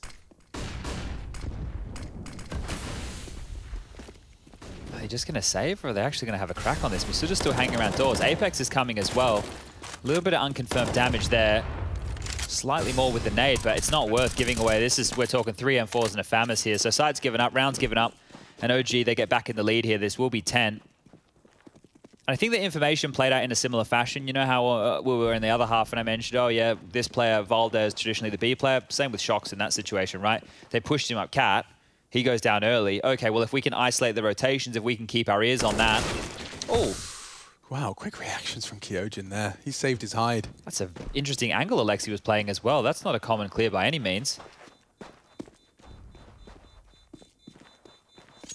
Trying to do damage here as they exit. They can all live in upper tunnels. The HP is plentiful. Apex, what are you up to? He's going to push for something. I mean, he's going to take away Flames at least. Mantu holds on to his AWP. Okay, nice little bit of punishment there. Plenty of cash to splash regardless. We're going to see Zywa get into the AWP here. That's the question. Shox can buy one instead. And we saw him doing a lot of AWPing on Vertigo, right? I'm not sure that that's too much of a problem. I think even if they keep it map specific, this isn't like a Kenny Shox situation, right? It's not like with Kenny where he needed to have that AWP. I think Zywa, very proficient rifler in his own right. And here's Alexi with solo mid control, just straight on down, knife out the whole. He's already out mid doors. Yeah, and unchecked until Apex arrives. It's already smoked. Apex will respond in kind. They're just going B. Alexi, he's going for this fight. Masuda does get a little bit of a ding through the doors, in fact converts. Big success from the defenders so far. More to come. Shox and Masuda batten down the hatches. Apex even chipping in from the back of the doors. This one has fallen completely foul. Far of the mark. And so Mantu back to where it all started without the 4 compadres he had. Just a quick note. Apex is up to 18 kills. Can we look at that pixel angle Kyojin's holding? Is that does he see them when they walk through that tiny little white hole? I don't think so. While he was staring at it, I thought it might have been something I'd never seen before. Either way, he converts. And yeah, a suspicious white pixel aside. 10 to 10. Ready to get this party underway with its, what, 4.4k on the mid. Ooh, okay, a couple of people won't be able to afford this one. We'll see Kyojin catching that Mantu AWP. No hope for him bringing that into the next. Oh, he's really feeling himself today. Apex getting the boys fired on up here, and the double AWPs are out for the CT side. We are seeing OG invest a bit of cash. Alexi B straight into an AK. Some pistols being bought around it here. So Alexi really a lot of pressure on himself to find a frag. Give him the Shox treatment right back. Oh no, not to be. Not today. Richard's having none of it, and they're up cap. Will Molly stop him? No, but Kyojin will. Oh, it's clean. Knocks any hopes of making this Hero AK round work. They had armor and pistols around as well. Yeah, that's really just putting all of the eggs in the Alexi basket, right? If he gets a kill at long and gets out with some space, then yeah, they'll be able to run up short. And he can go like, what, Mac 10 in the next? Yeah, it's just a curious one right there, right? You see how early that was. There was no nuance to that round. It was just throwing force at the problem. And they've been denied. Vitality up to 11 rounds here. And Apex has 14 grand. He is looking absolutely stacked. 18 kills.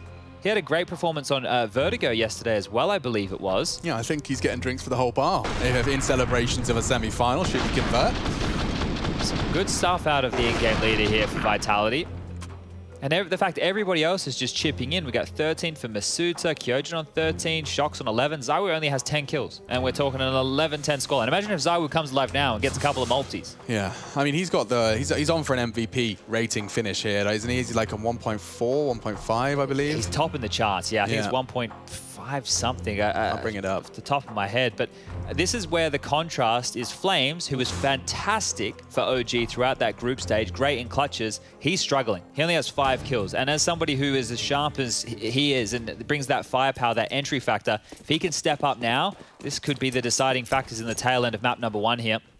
But yeah, I mean, it is super cool. Yes, 1.52 to confirm it. And the top 3 players of IEM Summer are doing battle here in the server right now for this semi-final. Mantu and Flames underneath Zywa's name.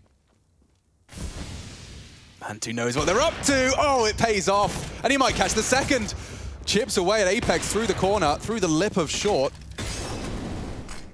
He's done a wonderful job there, Mantu. He's watched the demos. He knows what to expect. And such a perfect timing for the read. They want that early AWP frag, and it's come straight into the court of Mantu. Apex is choosing to fill the AWPing void. You can see he has the rifle to call upon should he require it, but this is just going to be purely based off the timing now. That's the right call. His life here with that AWP on towards the ramp can be really jarring to deal with. And meanwhile, Masuda's pushing up a tunnel. So they're stalling this one out. 55 seconds. Upper tunnel's called clear, and they're just going on A. Yeah, and there's going to be Kyojin and Apex to be dealt with. Flashes aren't bad. They do counter flash perfectly. Flame swinging in for the first, and it's only Apex's first as well. He's quickly kept silent, and the rest will pursue a save. So OG just that late burst on A. Doing enough elsewhere to keep those CT feet placed. Yeah, and it was easy as just picking ZywOo, right? That stalled things out. I thought Apex was doing a pretty good job, right? You could overcommit there after you heard them flash and push around that corner, but tried to dip on back. And the execute came in very, very quickly after that Molotov. So both teams with some very reactive stuff, and when they're in a pack and they find that gap to punish, they're able to accelerate. Good to see Flames getting a kill as they enter the site onto Kyojin. Plenty of money here for Vitality going forward. I talked about it before. Apex still, even though he's in the grave right now, has 14.4. Gonna get 1,400 more. It's almost at 16K, so max money for the in-game leader right now of Vitality. Things are looking pretty good in the cash department. And this was the kill here, so taking down Kyojin. Relieves the main pressure. Alexi with the trade. Good stuff. An unspoken skill is what you just saw from Flames there, is while he was flashed, managing to still cover enough ground so as not be overextended to the long fight, but still being ready for when vision's restored to take the aggressive line. That's the map awareness, right? These pros, a lot of them, you could task them with having their eyes closed and they could run around the map. Oh no. ZywOo forces Alexi's close, and so does Shox' AWP as two ring out across the map. Apex taking a very aggressive maneuver. You wouldn't expect it considering the fact that they've already got 2 entry frags, but here comes a twist of the knife. Mantu. With the bomb. Yeah. Oh. And he's been audible, I think. Apex is deciding to just completely clear out long instead. So Mantu has no idea about this. Well, this is a problem because the power position Apex had is gone. So he's not, surely he's not just going to push back through the doors, is he? Yeah, baby. Okay. Why not? Yeah, well, they're not looking. And Apex is going to get perfectly timed with Shox baiting the shot. Bang. All attention drawn short there. However, with the death of Shox, there's a gap. There is a small gap. The window for which them to jump through. Apex is charging as fast as he can. It looks like they were considering it. Mantu's not looking. Neither of them are. It's a very hectic spray. It does give time for Nico to adjust, but Apex will finish things off. Vitality given the 12th. And it's a double kill from Apex and Shox respectively. The AWPs, however, both of them finding one. Alexi just caught out on that mid-rundown. It's not common to see someone going for that completely unflashed, unsmoked, and unbothered. ZywOo just took him down. OG 11, Vitality 12. Yeah, they're going for tit for tat right now, and this is where things are going to get difficult for OG. Knowing they're up against the double AWP setup, their aggressive maneuvers early need to just be more than one player committing, because you need to be able to trade if they do give up that opening frag. Mantu sends out a warning shot through the doors, lets them know the big green's out again. Alexi is only down to a deagle here, and wow, catching a nade in lower dark flames. It's getting worse and worse for him. Chipped on down to 65. Vitality's starting to pick up a bit of speed here.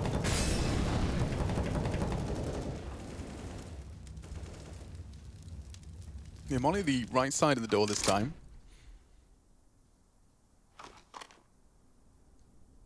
ZywOo wants to be... Oh, completely flashed. They should finish him. Oh, they need it. They need it. They can't get it. No HE to follow up either. ZywOo lives on. Apex did get caught, and it looks like they want to flood the site here, Chad, or at least they're gathering to do so. Oh, they're just going. Again. Oh my God. Kyojin, yeah, panic smoke. Flash as well for survival. ZywOo's up close. The suppressing flash keeps him alive, but they're up to the site. Solid defense, a trade of frags. Their CTs are low and now sent lower. Everything connects for OG. On this bare bones buy, they've pulled it across the line. ZywOo's the final victim. 12 to 12, all right. Now we're cooking. ZywOo caught out, rare to see. Just a flashbang, he couldn't quite navigate back around the box in time. And after that, Apex death, I didn't quite catch, was that he was holding short? Apex in that situation. Shox was long, Kyojin was rotating. I think they all just flooded up through the smoke to try and fight. Yeah, they knew it was going to be that A hit. The double AWPs are out again, so Vitality not stuck in their ways, but they definitely think that this is one way to help them secure some CT rounds. They want to peek it. Mantu's holding it. Safe and sound. Shox gets the information and still posted up for the potential on Cat. Same default here with lots of numbers through the lower tunnels, so avoiding that mid pick, and now pressure with Flames out the doors, punishing again. Ooh. This is uncomfortable for the French. Pulled Zywoo over, and Kyojin's had to rotate away from Long as well, so a little bit of limbo here. Buffer for some cat control. Flashes are going to give that one away. How far will Zywoo push? Oh, he wants it, doesn't he? They could have boosted Mantu up for this. He's in the right angle all the same. He's caught Zywoo once like this, but now they've fallen away, setting up nades. Zywoo catching Alexi just as he toes the line. That's a big trade from Flames. So much space for them to stretch their legs now. Kyojin locked into Long with Apex. He actually wants to challenge. Flames stops the walk up, takes the fight. A big frag converted with the pair. Nico and Flames with a lot of damage. Apex trying to keep them looking long. It's Masuta and Shox to join him. One CT, one short. They'll have 3 different angles of assault for the retake. And here they come. Nico and Flames still defending. A great round from the new kids. Pair of frags for both of them, and it puts OG in the lead again. Okay, back and forth we go once more. Shox has to save that AWP. That money that was so flush earlier is slowly being siphoned away. Apex love enough to buy. Shox can drop something. Masuda will be able to buy as well. So they can make this one work in the next round as long as Shox doesn't get hunted. And we can see everybody from OG still over towards the top of A. So no problems in that department whatsoever.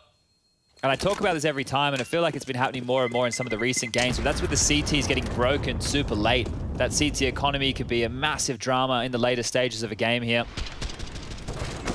And the fact that they were willing to take these fights, you know, we've seen it go wrong, and we've seen it go right. Yeah. So there's obviously 2 sides to it.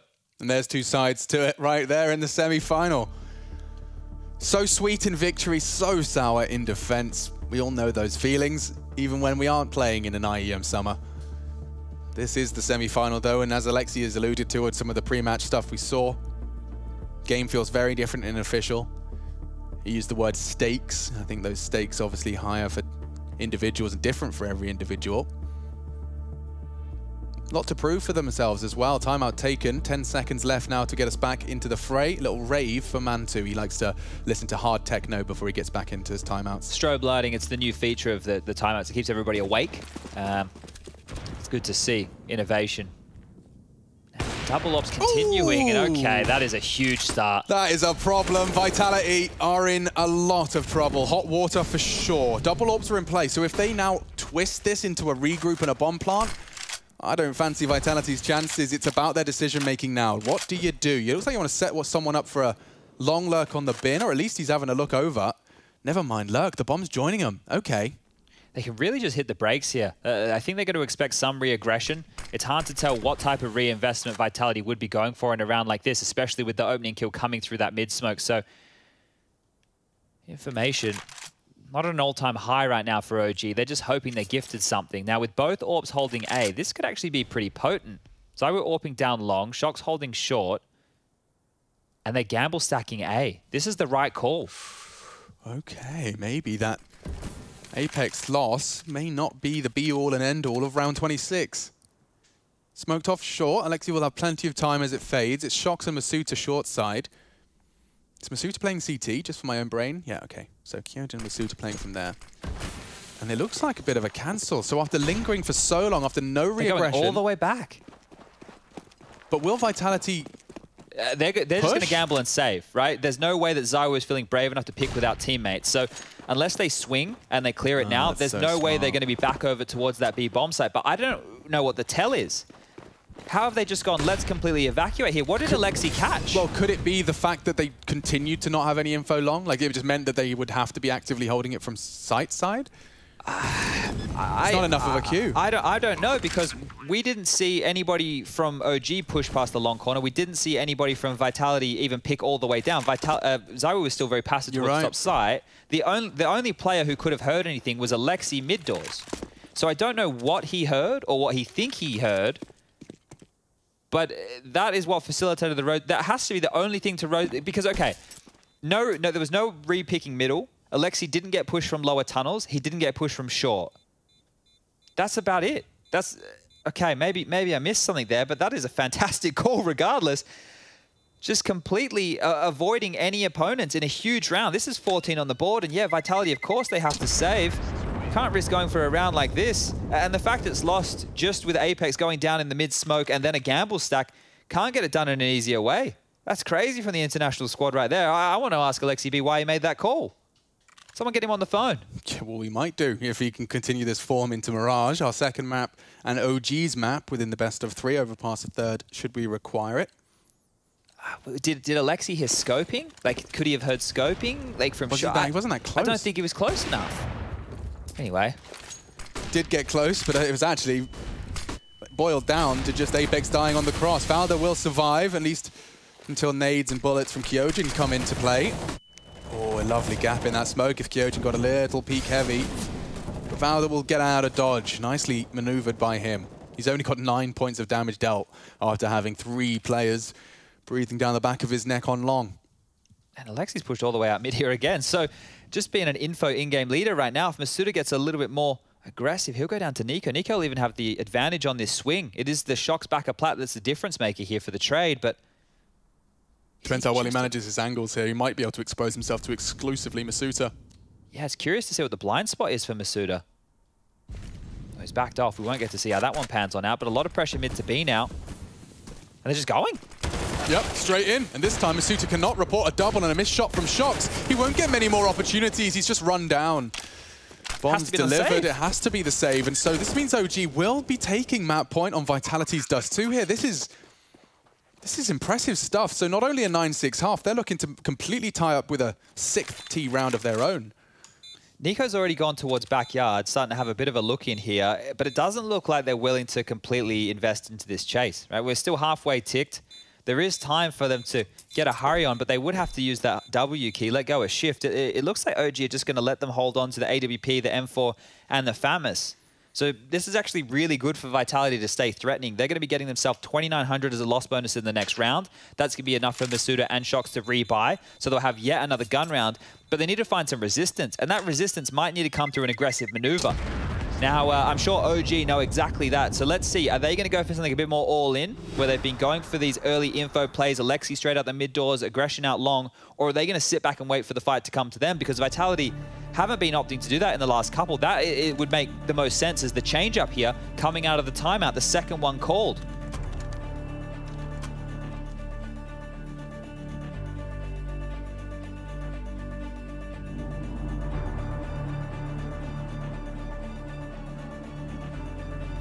They'd need a 3 rounds back-to-back slew. That saved FAMAS, not ideal. Apex will be equipping it. Certainly better off than getting caught through the doors cross. And OG, an opportunity to really get a leg up in the semi-final. Not too many semi-finals in Flames' history. This is going to be a really good feeling if he can start as strong as this against a team like this. Team effort so far from OG. And Alexi just trying to monitor that mid-cross. He's brave enough to just tap away at the AK. Masuda is brought down just to 76. They're leaning B early. This could be a very, very good call to finish it all. What is Alexi cooking up here? It could be an early one. Yeah, they might just pop behind this. That's the smoke used already. The smoke has already been thrown on out. Shocks is rotating on over. I don't think you can silently get off this. He's going to loudly drop. Oh, as the nade Maybe pops. The nade. I think it might have actually perfectly masked it. Never mind. Still a bit suspicious. ZywOo sus on B. Currently floating in that mid-doors area. Alexi's going to be dumping some util there to force, or at least imply, control. They're going to get short control for free if they'd like. And a lot of util has already been used from Vitality. There's a minute on the clock and stepping on in. Mantu's missed his. A small potential final fatal blow on Dust 2. Missed out. ZywOo tucks into sight. Apex dropping a good and promising nade right onto their noses. And it synchronizes with not only ZywOo's bullets, but his nade as well. OG are bruised. They're battered. Lower. And more damage dealt. Shocks and Masuda are here to fend off the rotate. Oh, Nico gets caught out on the jump. This one has fallen apart. And Vitality, 33.3 recurring, of course. Percentage of the way there. They need all 3 in a row. It is only Mantu being hunted down for his AWP, and he's going to lose it in 3, 2, and 1. Oh, Apex not picking up the secondary AWP here, so just going to keep operating with the one. And again, you can talk through some of that decision-making. As soon as ZywOo shoots at mid doors, they think they can scramble and beat him over towards A, but ZywOo gets there in time. Look at this. Slowed down, nade lands. That's going to slow them even more so. Great stuff combining here and locking them down before they even get a chance. Yeah, I mean, you compare that with the fact that they not only had long presence, not only had site presence, but they also had the door locked behind them. There was no way out for OG. Started off so promisingly towards that under-defended B site. A lot of pace behind this one to start us off. Flames and Alexi completely demand short control. I don't think ZywOo's ready. Oh! What a shot from ZywOo! He barely got there. Just takes off the fine fringe hairs of Alexi B, and Kyojin now popping off as well. They may not clear this. I don't think they will. Valda's not expecting it. Completely caught out. Mantu trading at least something into a 1v3 and a very aggressive Shoxy. Mantu completely unprepared. Shox, however, does not finish his meal.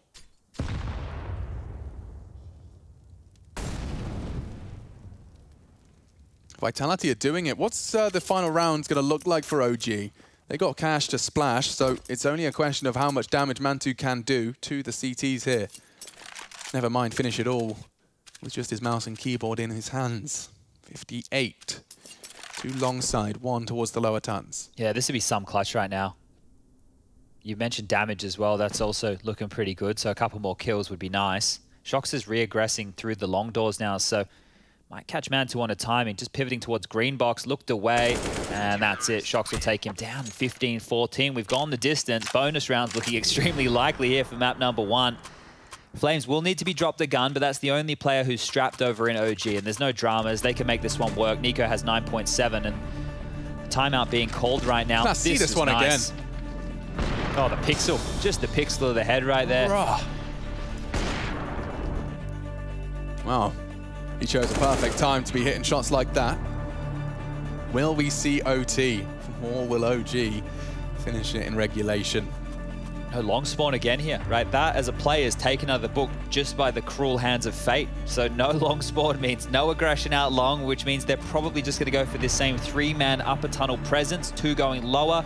Mantu overseeing things, Valda outside along. They just tried something scrimmy in that round, right? They just tried to biff up Cat. Well, Vitality booked that. What's Alexi B got for this one? Rugger, the coach, having a chance to chip on in. It looks to be exactly that. Nico, Alexi, Flames, all over towards B. Mantu, top mid. Shox just listening close again, trying to get as much info as he can safely here. That's his whole job, is just to be calling the sound cues. Oh, what's Mantu just Wait, done that was there? through the door? That was just through the door, what? Pressing his ear to the door has got him killed. Shox, the voyeur, sent to an early bed, and in such a crucial round as well. He's tucked in tight. Mantu's the one to find that opener. And Alexi can't believe his luck. They can do this in regulation now. It's starting to feel more real. That is a gift from the gods right there. They have to be able to convert off the back of this. Vitality have split up into a 2-2. Yo, Misuta jostles for control. He was ready and willing to take that fight. Apex tucked in on B as well. If they go now, Kyojin smoke should keep him at bay. That'll buy enough time for them to reshape. I say that as he falls off. Tucking himself now towards long side. Apex looking for info and answers in B, but it may be too late. 50 seconds. OG up short for the finish. They can still go mid. We know they like to do these late finishes through mid. Apex and Masuta long gone. Vacate B and start their campaign towards the short flank. They're rolling down lower tunnels now. They're going to be very hot on the heels. Valda to hold the flank though as they commit. First is easy for ZywOo. Util starts to drop, makes his life a whole lot more difficult. A high flash won't stop the plant. Mantu's the one to stop the short fight. 3v2. ZywOo still hitting shots. It's Alexi aggressive. He's got 2 to handle. Kyojin on that ramp side. Valda trying to play the after plan. He's miles away, and Kyojin takes us to overtime. The French unwilling to fall. And so we go again. Overtime to separate them. This one keeps going. The semi-finals waging on. 16K MR3 right after our break.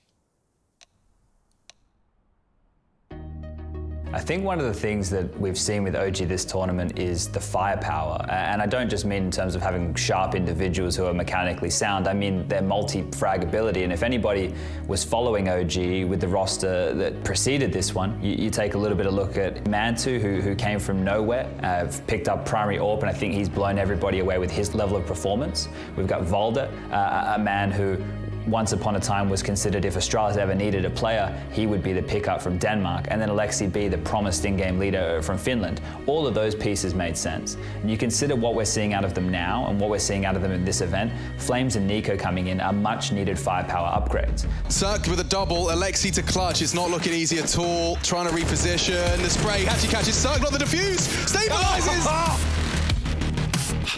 Flames, can you really be the full hero package? Oh, maybe you can. Takes down Stan. It's only 2 for Circ. He takes the fight. Flames. They actually can do this. They're doing it. Circ, however, caught out. Tries to deny the plant. Finds me who Flames is doing it. This is great. Right now with OG, it's the bolstered firepower met with the classic way that Alexi B is in-game led. Very, very solid style of CS. The fundamentals are there, and now they even have that flair, so things are looking great for OG. Flames won't be able to control both sides of this, and I say that, perhaps he's about to prove me wrong. Yeah, here they come, all into his spray, and he's up to 10. By now, Alexi has had and Raga have had enough time to, figure out how to best use Flames and Nico. So I think they have a good balance of, they were always a team that's going to have structure, right, and just approach rounds in a sensible way, not play too loose, but also you always want to have players be comfortable in their roles and maybe some of the moves that they like to go for, you want to enable them to do that. And I think right now OG has found a good mix where, they're stable, they have things to fall back on, but they also have rounds or plays or openings where they can let guys like Flames, who's incredibly talented, right, have a little bit more freedom and just make things happen for OG. IEM Summer is a springboard to the tail end of the first season of 2021.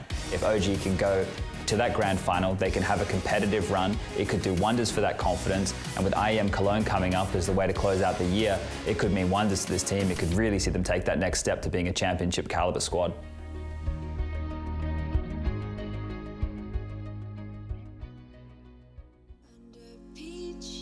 Yellow skies, dreaming big and aiming high.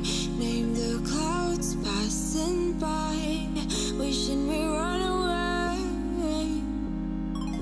All we need is our passports, baby. Leave the rest in our troubled minds. Let us go.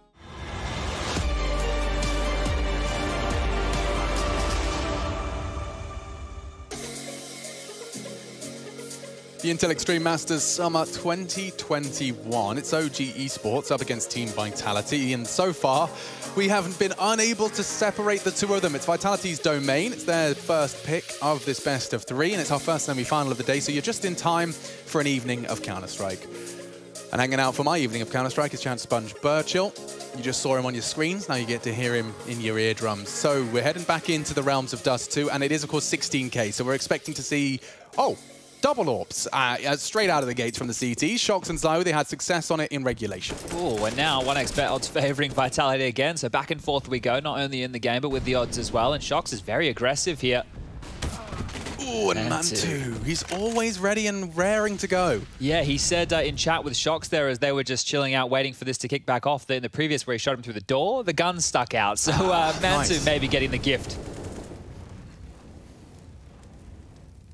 Zywoo just taking Shox's place, in a sense. Just still posted up on middle, so you lose one, but you may lose a second. He's still standing after being flashed off the line. Timing's everything, and he does take Flames out of the round.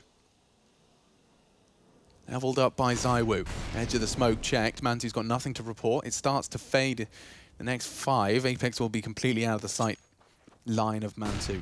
Nico has to get across towards Xbox somehow, and Zywoo's watching this, so unless he wants to dump more of his util, the easiest of passages. Alexi trying to make a play. Zywoo's been forced to rotate.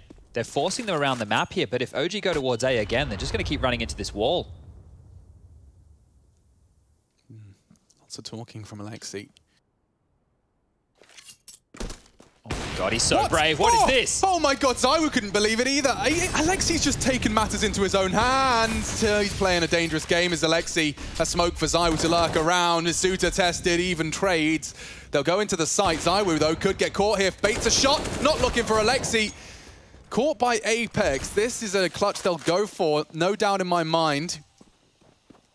Pushing straight for the doors, loudly trying to deny through the smoke, but on the reload, Valda's there. And so, the new kid on the block leans back in his chair and ready straight into Mantu's AWP. That's 3 from the, I was about to say British AWPer. The Polish AWPer. The OG AWPer. Yes, it's a difficult one. I think the fact that he's turned his back on you, Alex, I guess that one hurts more than anything. That's right. ESL didn't get the memo, so I will live on for one more tournament. This is his last tournament as a UK Say that, they might even adjust it between maps now. Yeah, so right, that's true. See how quick they can net that one up. And Nico's into a secondary AWP here, so this is curious. One of these is heading towards B. Nico's heading towards long. And it works! Off the spawn, using it to great effect, and the bonus money playing a big factor into their opening second round. Well, there's 4 AWPs still in play. Can Shox and Zywoo be that leveling factor here? We do stall out again.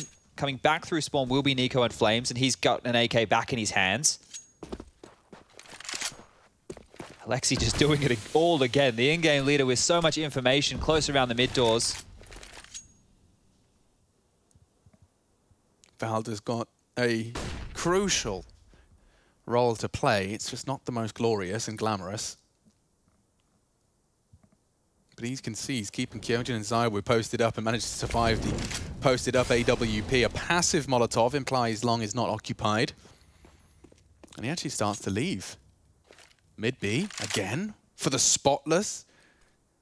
T half of overtime.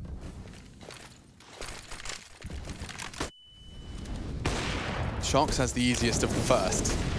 Nico's already tagged up, but he does not go down. Flames does. They're low, but not low enough. The site is theirs. They're in. Zywoo and Kyojin so disconnected from the pack. There's very little they'll be able to contribute. This is where we might see a save. The fact that they have gone for 4 AWPs in 2 rounds on the Vitality side, it's quickly siphoned through the money for the likes of Zywoo and Shox. Kyojin's very loud. Alexi has a freebie here, but can't convert. Look at the HP of the other 3. Yeah, I know, right? They won't be able to save in the site. Well, they're still going for this. Here they come. Oh, this is a bit intense now. Valda and Nico aren't too phased. I think Zywoo will think better of it. Mantu somehow just got tagged down lower, and Valda will deny any saved AWP. So they'll have to juggle a little bit, but it's not like it's going to stop him. I bet they're wondering, why couldn't we just win one of those rounds at the tail end of the half there? We could have avoided all of this overtime nonsense, because coming into this with all the cash that they could hope for, both teams with all the cash that they could hope for, and OG are the ones really turning the screws right now. Whew, okay. OG again within touching distance. They've got bloody 4 Dak and an AWP here. Oh, trying to get across. Apex knows how much it can hurt.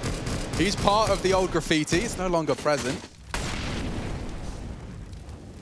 Mantu is posted up on this sight line as well. Shox was tagged, but it won't stop him just finding one in the hip. Mantu again bests him. In the head-to-heads of these AWPs, secondary or otherwise, Mantu is 100% above the others. And they're going for this triple boost as well. As the smoke will fade, they might have a good shot here onto Masuta. He won't be expecting this angle. Oh, spotted. They'll have to cross back, and that's the chance. He's missed it. 2 now on B. Oh, gee, that doesn't seem to be stopping them. They're setting up, and here comes an aggressive one from the CTs. They're walking straight in. Alexi with the pin pulled, and the mag unloads. Looking good. Partnering up with the spray is the nade. Apex takes him down. Still got a 3v3. They don't have to commit. The double molly will force him into the scope. He had no options there. Perhaps use the smoke a little better, but regardless, now they have maintained an advantage. Oh, Valda's taken all this space over towards long. Kyojin just rotated back over towards CT spawn. He has to worry about short, mid doors, and now this flank coming on in. He won't have heard that. He has no idea. And this time it's Valda. Looking for a perfect T-half here. Hard shots. Zywoo will not knock the aviator sunglasses off in the first, but he will the second. They still have to get across. Not anymore. Okay, I thought it was them having to cross long. No, it was Zywoo having to cross the doors. Mantu has been an absolute force. Look at him, 26 kills. He's actually top of the scoreboard. Oh, I read Apex's kills there. Yeah, 27. Bloody hell. Top of the entire server, Mantu. The big man Ting. Oh, we guess we can't call him that anymore. Man like Mantu. He's not Polish. I mean, he's not British anymore. Well, he is, isn't he? He's got 2 parents, one from either side. I think that's how it works. Yeah, okay. All right. Well, just 1 round needed here for OG on the defense, and they looked pretty good in that first half. 9 to their name. Augs are coming out here, so a couple more scoped weapons in play.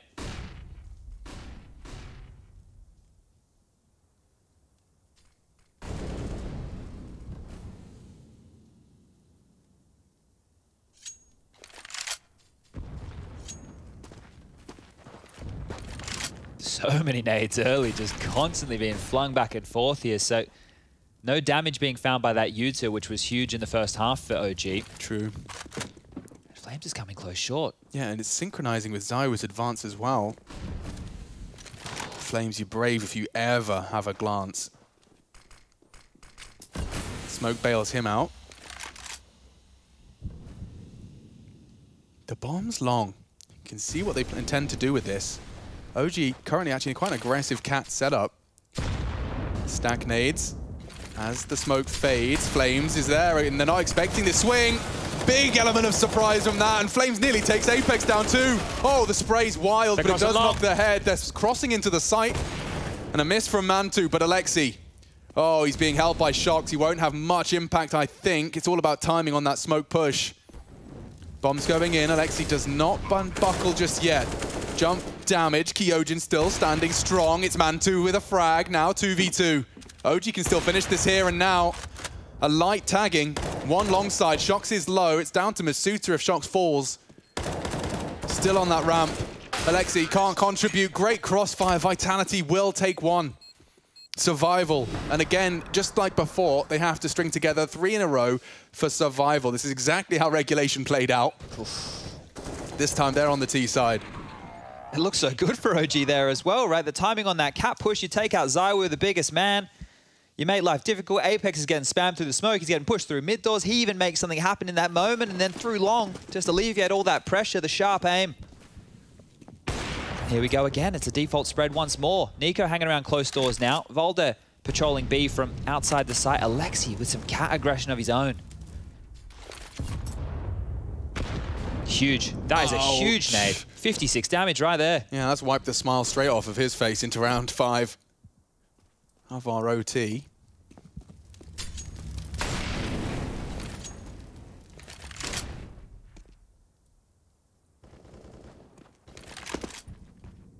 They're just letting Kyojin clear on his own. Oh, Flames could fall on this. That's enough. That's enough. What? Or is it? You brave, brave boy! He's gone back! Who is this? He's so ambitious. He's very lucky to be alive now, though. I mean, Shox has tagged him. He'll throw a nade back. Mission accomplished, though, I suppose. He's defended long. Well, they know that 2 there as well. I think Mantu and Flames both just dropped HEs, so are they going to react off of this? We have 50 seconds left. Masuda and still up in tunnels. They're going mid to B. They are. Alexi's a little late on the incendiary. The flash might catch him. He tries to swing. They're so wide. Vitality man advantage. Flooding into Nico's spot. Catching 1. Valda 2 blind. The flashes are so good. Supreme from Vitality. As a 17th looks almost a guarantee. Oh, and the low HP of Flames could have been a difference maker in a retake here. I know it is a 2-on-4. Looks like he's just going to be hanging around in lower tunnels. Mantu trying to save that AWP over towards the long doors. And I guess if Flames offers any resistance here, it could slow down that hunt. It doesn't look like Vitality want to get moving either way. And staying stoic in these pressure situations, right? Like the fact that they've had to do this 2 times now just to stay alive in the game shows that they're not willing to buckle just yet. You know, Mirage is coming up next as map number 2. That was the pick of OG.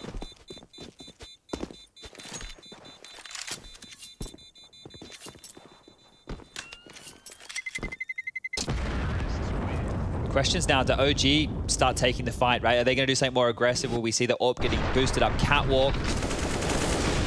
Timing on this, you're right. If Alexi got that Molotov out, what, a second earlier, they are stifled in the door. Maybe 1 player pushes through. Maybe they have to try and extinguish with an extra smoke. But the pressure's on again, and another timeout taken here. Last timeout used by OG now, so if this is extended, there'll be no more timeouts for them to catch their breath, have a good chat with the coach, talk about what's for dinner. Need to make this one count. Alexi yet to buy here. So as they're talking this one through, as I say that, just purchases into an M4. Was going to question if they wanted to bring out a secondary AWP on that CT side. Vitality, no dramas on their buy either, but they've just been going for that standard default approach, right? Spread out across the map, couple players around mid, one outside long, couple towards tunnels. So if OG can get away with an early pick on the CT side, like what Mantu was offering on that T half, maybe that's the difference maker, but it's a lot to ask a Mantu to keep delivering. Nobody over towards B early. Valde crossing late. Flame's the only one long. Has to drop back. Immediately forced away, and it looks like Vitality are trying to finish things here. Oy, oy, oy. Flames is tested early. So long lost. Last time, we've seen how OG can reshape their defense in reactions. Oh. And speaking of reactions, it's Masuta with a quick one. Trying to catch that cross. Smokes are deployed. Oh, they smoked the same spot? Was that two smokes on the same spot? Was it? There's a second now. And look how many OG players are posturing to swing and contest. They might even boost. Apex. Oh, a miss from Mantu. He can now lock down short. Kyojin brutally murdered by Util. He's got 1 HP to his name. It might not stop him from planting. He's through. Hello. 1-on-1. 3 for 3. Bomb's now down and ticking. Vitality to extend us into a second overtime. OG to finish it right here and now on Vitality's pick. The smoke is so good from Nico. Valda's already caught one. Apex and Shox, it's the old boys to defend their honor. Mantu falls off the boost. The shots are hit. Valda's done enough. And now pushing for the final blow. Shox, he adjusts for the first, and Mantu can't seem to find the trade. The smoke has worked wonderfully. M4 equipped, and Mantu has saved the day for OG. Just in the nick of time, they'll take it in OT for OG. Dust 2 is theirs. And Vitality now on the back foot. This semi-final is a banger. Breaking it down at the desk, Facade, Yanko, and Frankie. Waiting in the wings will be RB.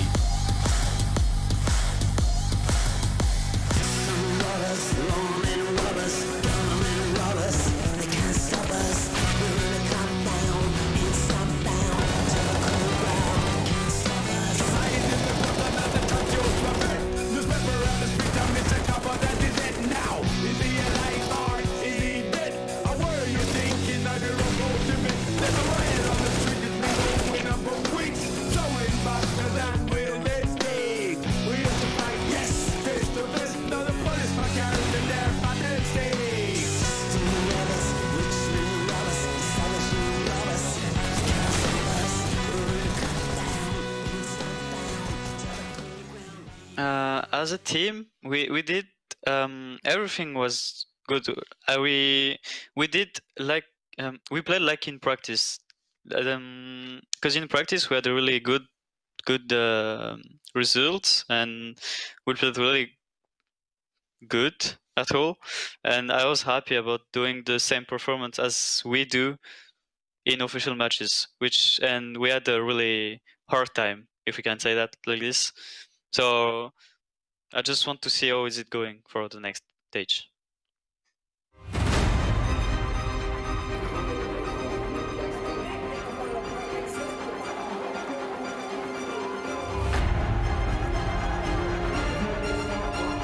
What you've witnessed in this tournament is a broken NIP team managing to resurrect themselves, and Exist picks up 2 kills. Forrest with the shot as well. Olofmeister goes down, and here it comes. 2 on 5. JW and Flusher. There is nothing they can do any longer. NIP have won Gamescom 2014. Ladies and gentlemen, 16-13.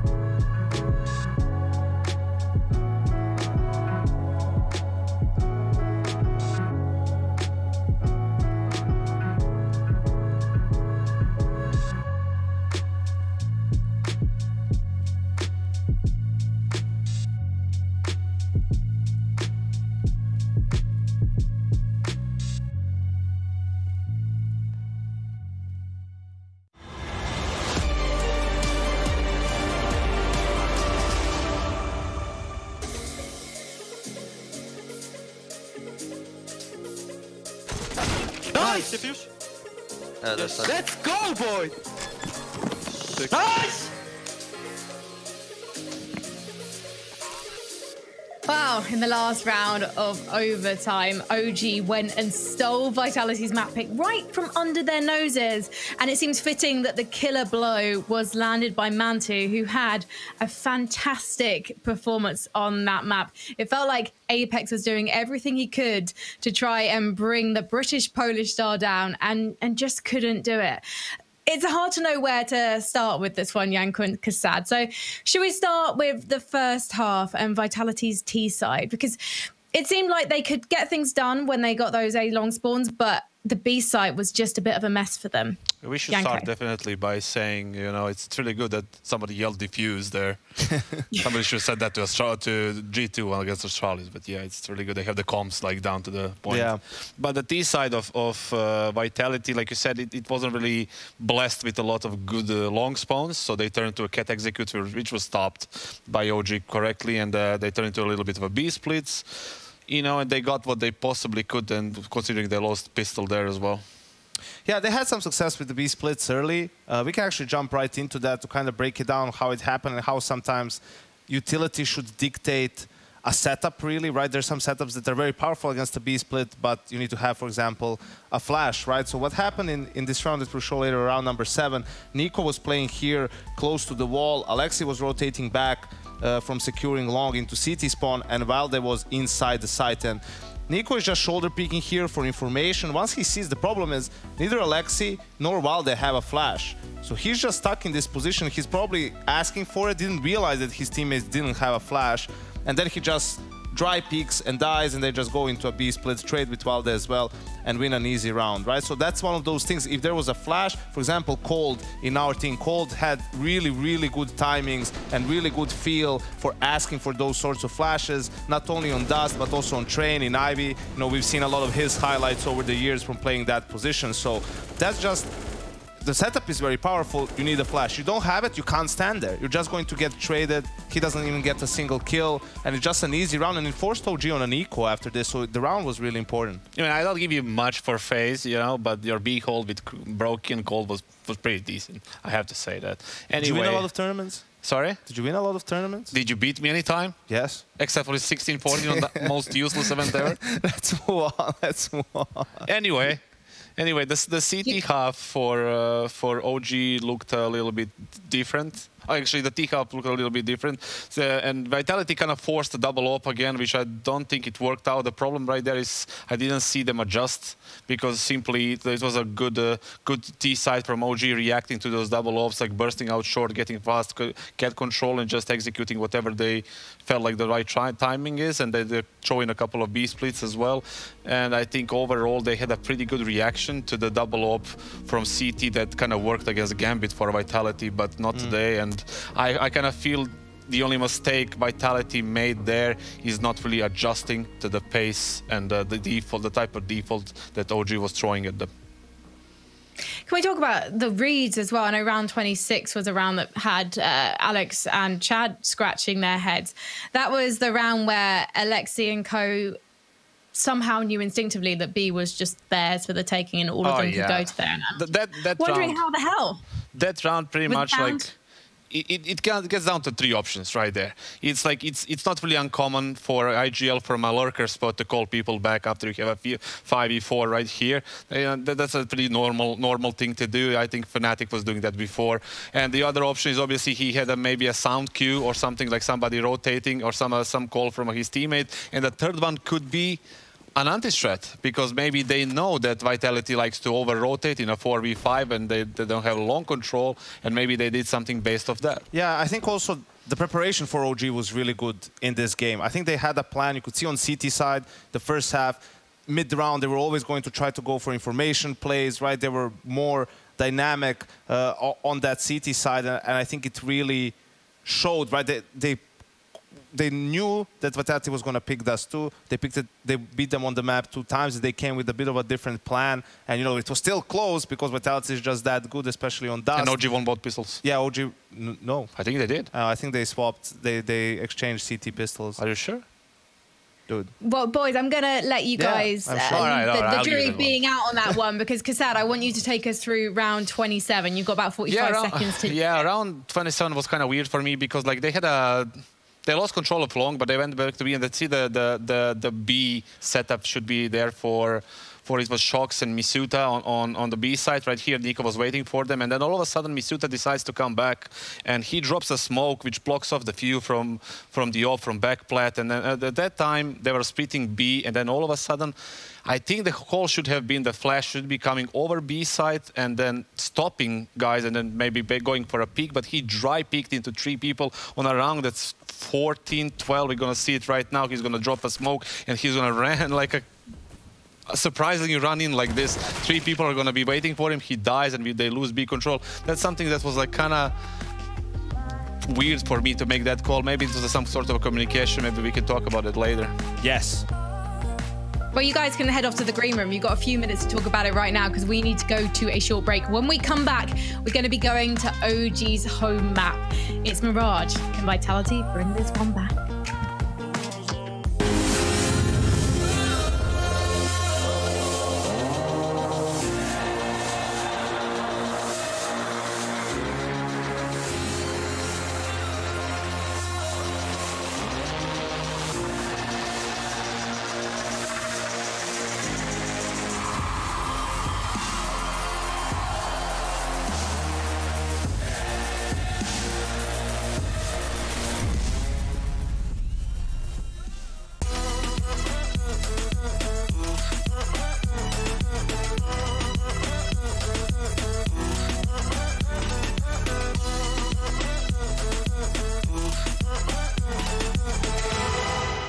Ready?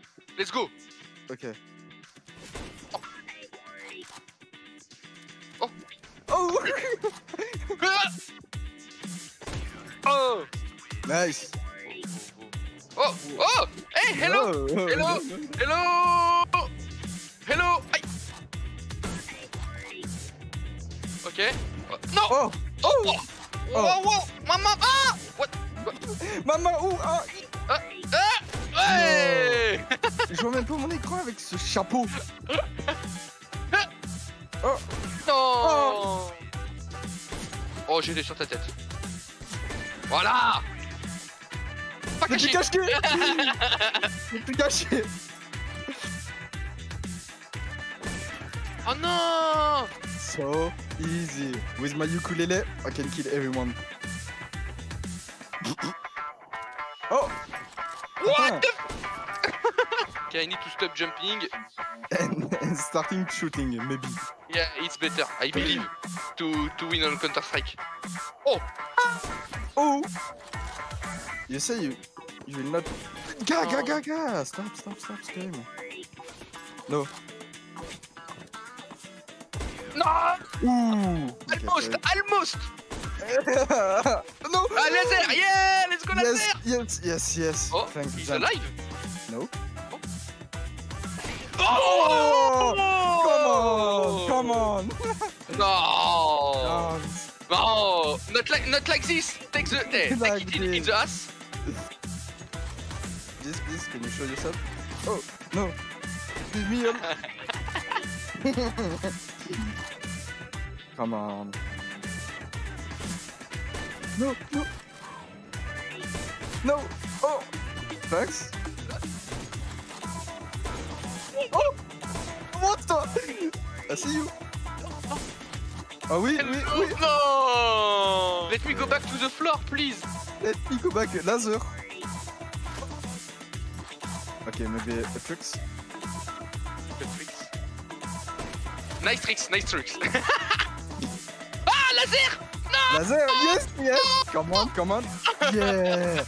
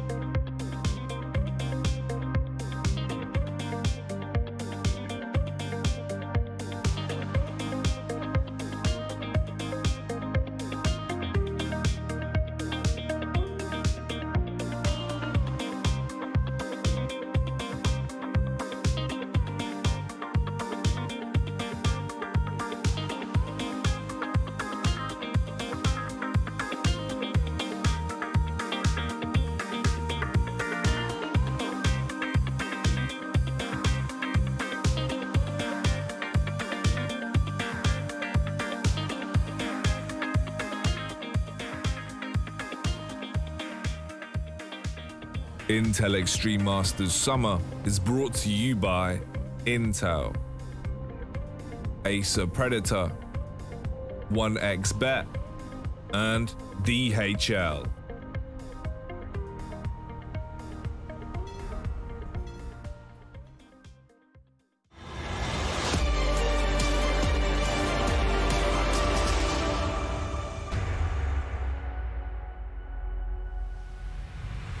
Gang, we're getting started with our second map of our first semi-final of IEM Summer.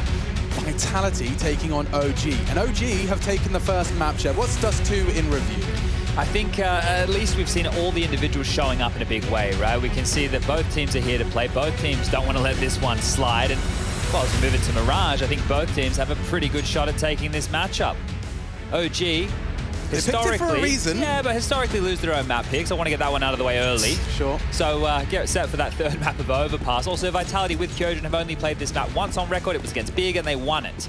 So right now, those 1xBet odds leaning in favor of the international squad. Yo, we could have a quick pistol here. There's 4 on A. Yeah, AXEC, 5v4. Shox is the only member of the server that's not going to be here, and Alexi's caught the walk-up. Oh, Misuta receives 2 of the 3 from Palace. Kyojin keeps at least 1 and keeps it even on ramp.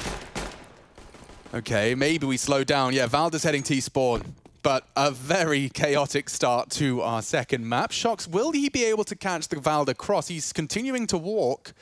Gonna hear the footsteps, surely.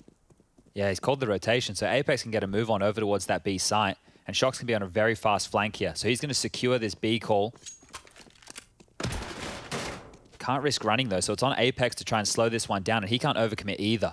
Oh, so the bomb's late. Valda's not. Oh, a miss from Apex. Now they know. The jig is up. And Valda's pushing quite quickly here. Apex is not prepared for it. Shox can't miss here. Yeah, he has to hit the first headshot and has. And from behind, Valda strikes a one-on-one. Shox has the kit, though. I wonder if Valda's going to account for that on the fake. It is just a fake. Will Valda call the bluff entirely? Oh, he's not ready for it. On the right side, he nearly adjusts. It's Shox to take it. Vitality, another pistol in the bank, courtesy of Shox. Yeah, getting fired up there as well, and he was instrumental in that one, calling the rotation, securing that it was that B bomb site, and then winning the round on his lonesome. Great stuff and kicking Vitality off in a big way. That matchup of Dust 2, I'm going to feel like they're going to be unhappy they let that one slip. Couldn't have got closer. Some very good signs from both teams. Overtime. I think one that we want to keep our eyes on here is Flames, who obviously he was missing in terms of the overall frag impact, and we were always questioning how he was going to start delivering once he gets into playoffs. Remember, he's another one of these new kids on the block. The same with Kyojin. Monitoring the 2 performances from those individuals is going to be key. And, well, we've gone into 5 Galils. Who won the pistol? Yeah, I mean, take a look at that left and right comparison. That is wild.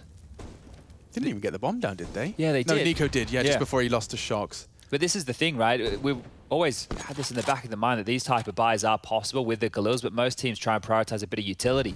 OG are just doing it with their bodies now. 2 players through the underpass, 1 out Palace, 2 up ramp. If Apex is late, I don't think he's going to be looking towards connector in time. They're already up. They're already up, and the warning shots are hit. It's the FAMAS of Kyojin that comes up big. Zywoo from the dark position. It's only 1 Galil frag in the feed. Everything else going Vitality's way. And OG, I'm afraid they're sent back to T-spawn with nothing more than shrapnel and a frag for Nico. That death did seal his fate. I will make it his 3 frags in the round and into this map. Vitality, though, given a nice bit of breathing room. Yeah, you'll take that as well. 2 free Galil upgrades. It's nice. Sure, it's not AK-47s, but the Galils, they're still handy, especially on the CT side. You got that 35 bullets, good for spray downs against what will be this eco coming forward. And it felt to me, you know, that this buy from OG could have done a lot of damage. It was looking good, but Kyojin stopping them there, that was instrumental. It meant that all eyes could be turned over towards that A position.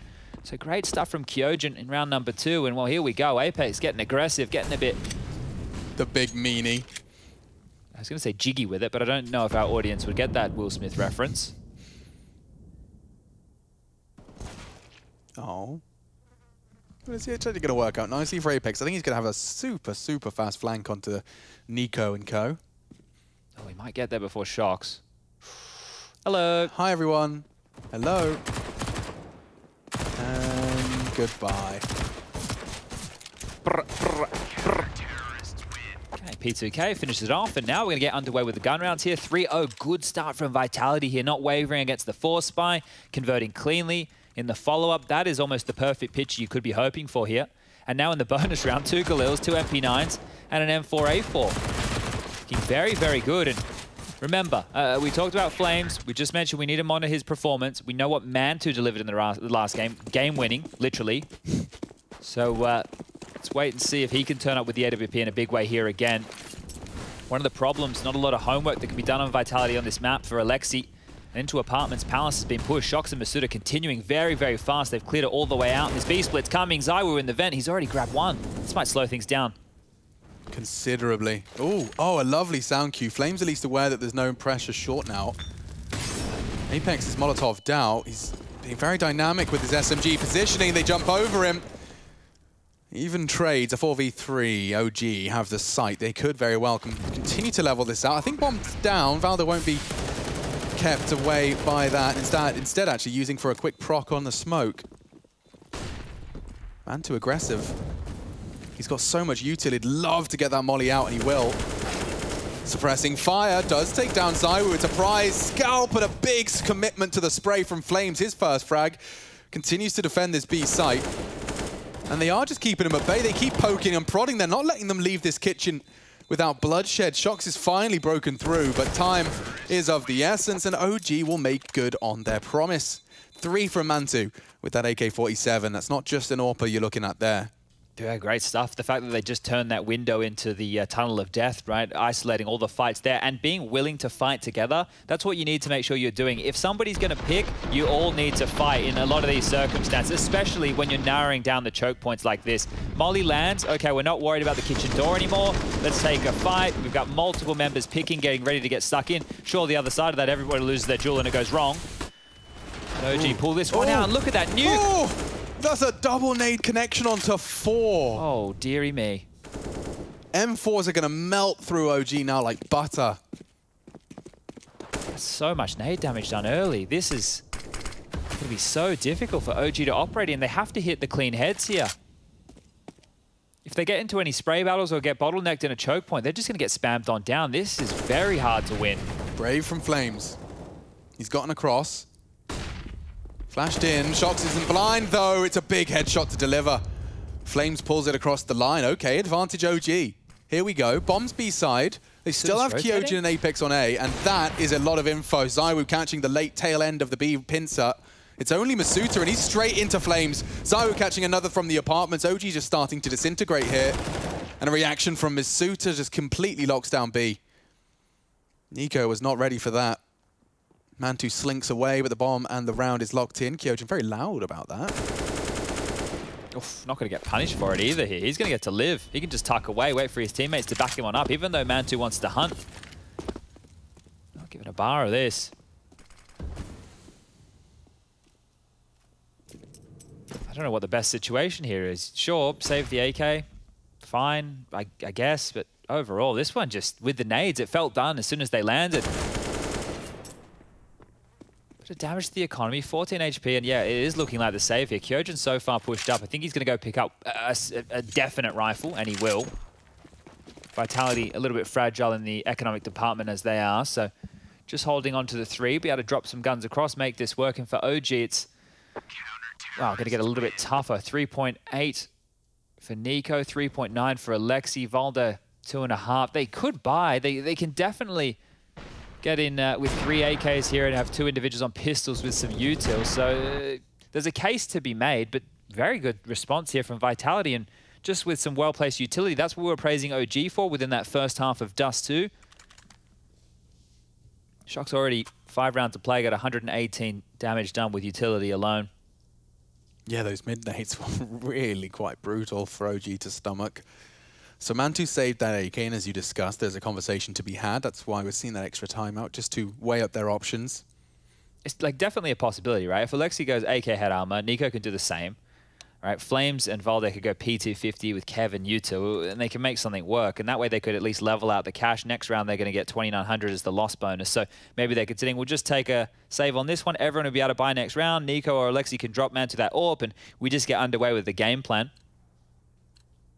They'd rather have all the bells and whistles. It'll just be conservative around the saved AK. Make no mistake, Mantu's got it in him. He has the capacity for the hero AK play. Zaiwu has info, though, over the 2 smokes deployed in middle. You can still call that nothing's crossed top mid. Alexi crawling with a bit of a twist in the form of Mantu to trade off of his walking Glock. Mantu is the sharp point of this otherwise rather blunt object. So they'll try and set him up. Oh, there's nobody here. They could stay on this boost as long as they want. I think with the setup we're seeing right now from Vitality, unlikely they rotate back into this. Apex is watching the window from kitchen. So they are expecting more of a B pop here. You've got Shox and Masuda both over towards the B apartments, and then a passive hold from Zyro and Kyojin just over towards A. So Mantu has been able to pip the gap here, but they're aware that this is open, so it's not going to be a common angle to clear. But Apex is walking into it. Oh! That was everything. Nice find from Apex. Very lucky to be alive. Yeah, OG going to feel pretty flaccid for the rest of this one, though. Strolling on in. Masuda to collect. And there's 2 and 3. In quick succession, just mopping up the unarmored OG. 5 for Vitality. They are starting with a bang on the defense. Yeah, looking very, very good here early. When it gets scrappy, I think when their economy starts to get pressured a bit more, that's where we're really going to see how some of these mid-round decisions are getting made.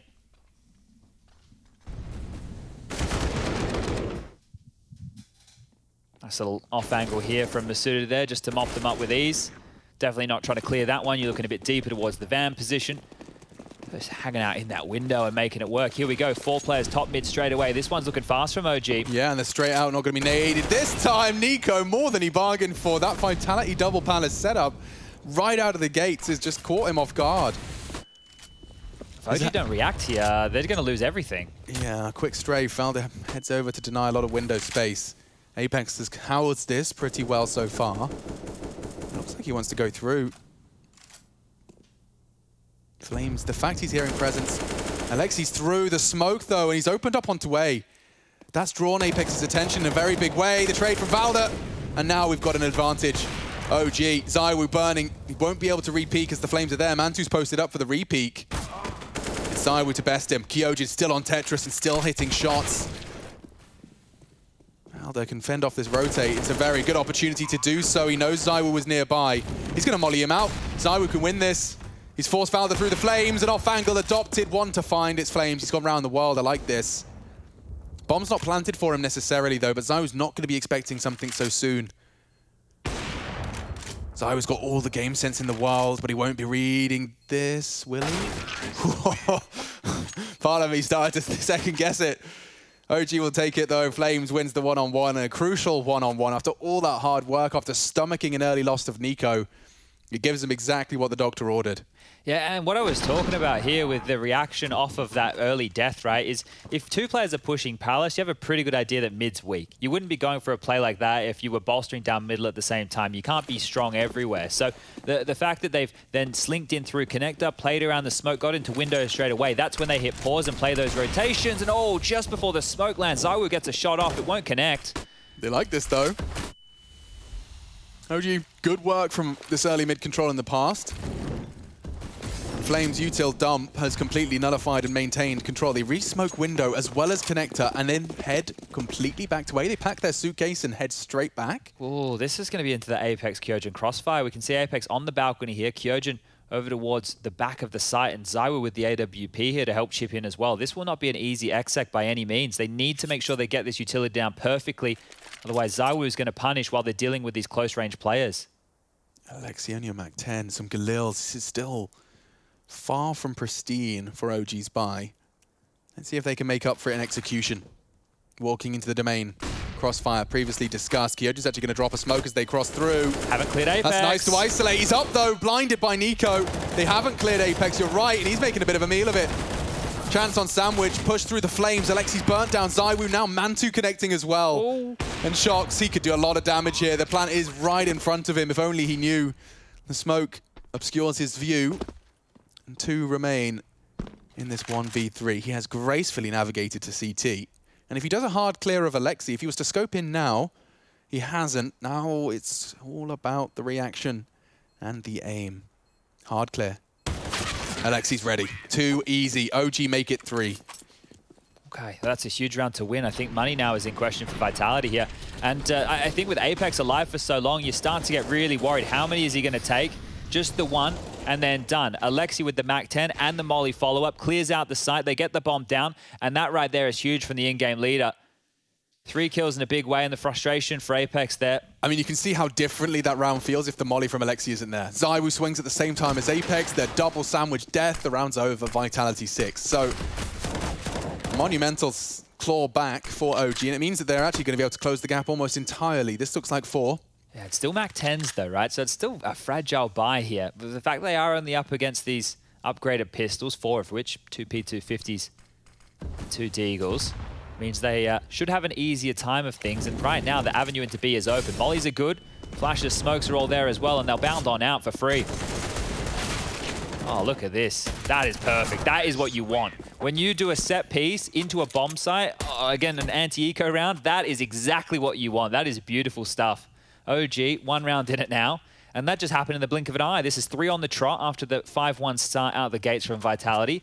And they will be buying back in, but guess what? No AWP for Zywoo here. How much of a factor is that going to play? Are they going to have to get a bit more aggressive with their rifles around middle? Util not great. We're only talking 2 Molotovs.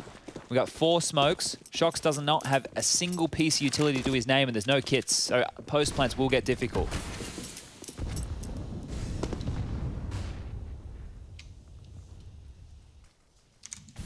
It's OG's turn to send 2 to Palace early.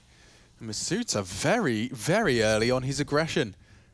He's gone and taken full control of the B apartments. No finishing B. Definitely no easy finishing on B. So that's a great little push early, and so is this. They're giving a lot of space right now, OG. Look how passive they are in this default. Alexi B, this is a very difficult angle. They do walk out under your crosshair. He wins it out against the Woo. The CTs, in absence of utility, have had to try and use their bodies, but it's only resulted in an OG catch. Oh, but they're coming A. There's 3 players still here. Kyojin could get a couple kills here. He certainly could, and he's completely hidden from Alexi's elevated position. Trade from Flames. They might just go on this. Yeah, drops the bomb. He wants to take space up to Tetris. Shox tucked in on that ninja position. He's going to get wallbang. Damn, Alexi full and diligent clear on the spray. Mollying Apex out as well. This is 2 back-to-back spotless takes from OG. 1 on the anti-eco. This is against the weapons, though. And he's even faking it out. He doesn't have the answer as to Masuta. Why risk it? This is beautiful stuff. It's clean, right? This is what you want to see. They look well rehearsed in the executes, but even here in these maneuvers, this is the positive, is that they're not rushing it. They're making sure they're trading efficiently. They're not running into it, exactly like you just pointed out with Alexi on that fake. They're not giving an inch right now to Vitality. And that's what they need. They're showing the tenacity in the rounds to take the fights, but they're also keeping it clean when they know they need to. Yeah, and it was the spacing as well. You saw from Kyojin's POV, there was no way for him to get more than 1. There was 3 players coming his position, but because of just the natural positioning and spacing of OG, Flames got to swing in with all the info and the advantages in the world. Hitting his shot certainly helps, but there you go. OG 5, Vitality the same. And that's 4 in a row now from the international roster. Yeah, and right now we're looking at 2,900 as the loss bonus.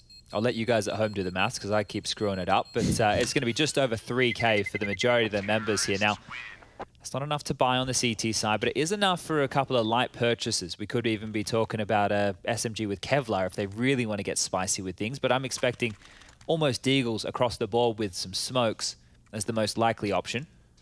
Will we see the CZ75 return to the fray? Would it just be something as simple as the kill reward? Just make it 300 a kill. It's That's back. it. Yeah, but we don't see the 5.7 that much either. Like that's true. The snapping turtle doesn't get a lot of show. I think because the P250 is just cheaper and does the same. And it's just I think that the P250 for a lot of people seems to it's very versatile, right? Yeah. I saw a clip on Reddit of the old P250, and that thing used to pump Still very, very good bang for your buck. Ooh, aggression. Masuta's walked straight up mid on this smoke. He's planning to advance as well. And he's cleared out. Flames, big opening on the only rifle in play. They call upon Masuta and he delivers. Now what? I think they're going to try and take some space towards A. Alexi's no secret about this, and Alexi's feeling it right now. Yeah, but Zywu did land the dink. Nico does manage to catch Apex before he descends and disappears. Full util done from Nico. He's trying to stop them from getting into comfortable positions as he strafes into the site himself. The bomb's on its way as well, as is the entirety of Vitality. Might get a This is knee good here. clear. Oh, Shox turns his head, avoids the bullets and takes the shot. He's done it. At least enough to keep Valda's head turned. Masuta, unfortunately, unable to finish. And right down to the wire. Vitality with a single rifle, keeping OG on their toes. Bloody close right there. Everybody gravitated back towards A after that kill exchange with Nico. And did Kyojin bang it? Let me see. He's come through and... nice. Damn. That was instant. Yeah. Nice trading right there. Alexi getting fired up. The lovely locks looking good. And this is a great looking OG right now. Bloody 5 to 6. Oi, oi, oi. Zywu gives him a little warning shot. Lets him know who's boss. Alexi's really feeling himself. Like, look, now he's over towards B. He might just even walk on in behind this molly. Like, he's doing that perfect in-game leading where you're feeling the game. And if he sees nothing, he may start to get us a little sneaking suspicion as to what they're up to. The trajectory of the smoke indicates Masuta was short side. Zywu is aggressing middle, and Mantu's posted up for this. His reads for the game, strong. Zywu's just better. Slither gaps on both of his shots that have connected onto Mantu. He does convert off the initial tag from that ramp fight. And Masuta is repositioned as well. Alexi's cross there is so far off the mark. Masuta, if he times it right, will have a freebie.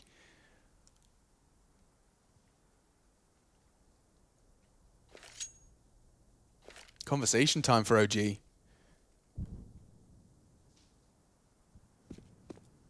Alexi returns with a full sack of util to top of middle. Interesting. They definitely want to finish B right now. Yeah, but they want to fake something. Look at the smoke lineup from Valda. He smokes window from B apps, maybe? I'm not sure, but Shox has just re-smoked B, so if they do want to finish B, it's not going to be easy. Okay, so it's Alexi that smokes off the window. Zyu's fallen out of the active hold. No one's watching No one's looking. Oh, checks just in the nick of time. Alexi tried to disappear. It's Masuta called upon. They're all there. Really, really is struggling for health. I'm not sure they'll get more than the bomb plant here. Zywu 2, make it 3. And Valda's 7 HP. No, Zyu's in the kitchen. Apex and Kyojin from the other 2 avenues of assault.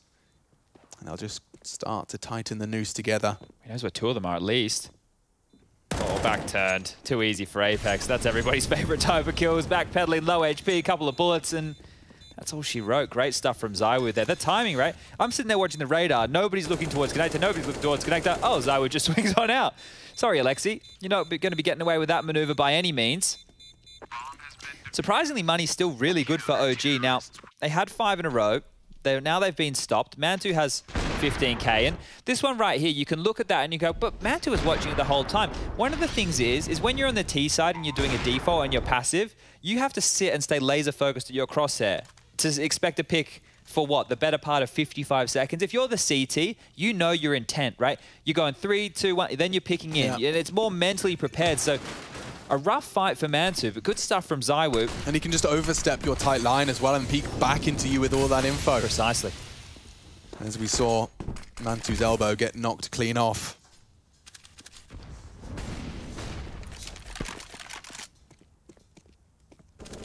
So much, they put so much on Zywu. It's fantastic to just be able to have this guy and say, hey, solo hold middle. Because that's what he's doing, right? He has to deal with top mid, underpass. If they get out mid, they're going to flood all over him. The rotations have to be perfect. He even will have to go back and check window every now and again.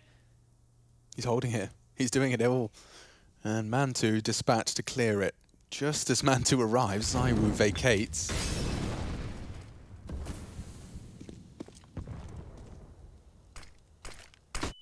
They're flashing for Info Palace. Interesting. Nico to be tested off that. We called it clear. And they're coming up through Connect. Oh, Nico. He's caught a perfect timing. Kyojin just dipping down the ladder as well. And they're coming through. Contact now. Even trades. Kyojin spotted on his ramp hold. He's not going to get caught with the molly. Awkward. Oh, dear. ZywOo, yes, he's caught the nade, but now man advantage, and Kyojin extends the play. ZywOo keeps hitting them. A missed no scope, but he's vacated into the smoke. Now the shot has been connected. Mantu 1v3. And they're both CT. Oh, he's not going to be able to break through that AWP. It's a missed shot from him. No, Shocks will hit. And so Vitality 7, OG 6. They are starting to run out of funds. I say that. Mantu and Alexi still flush for cash.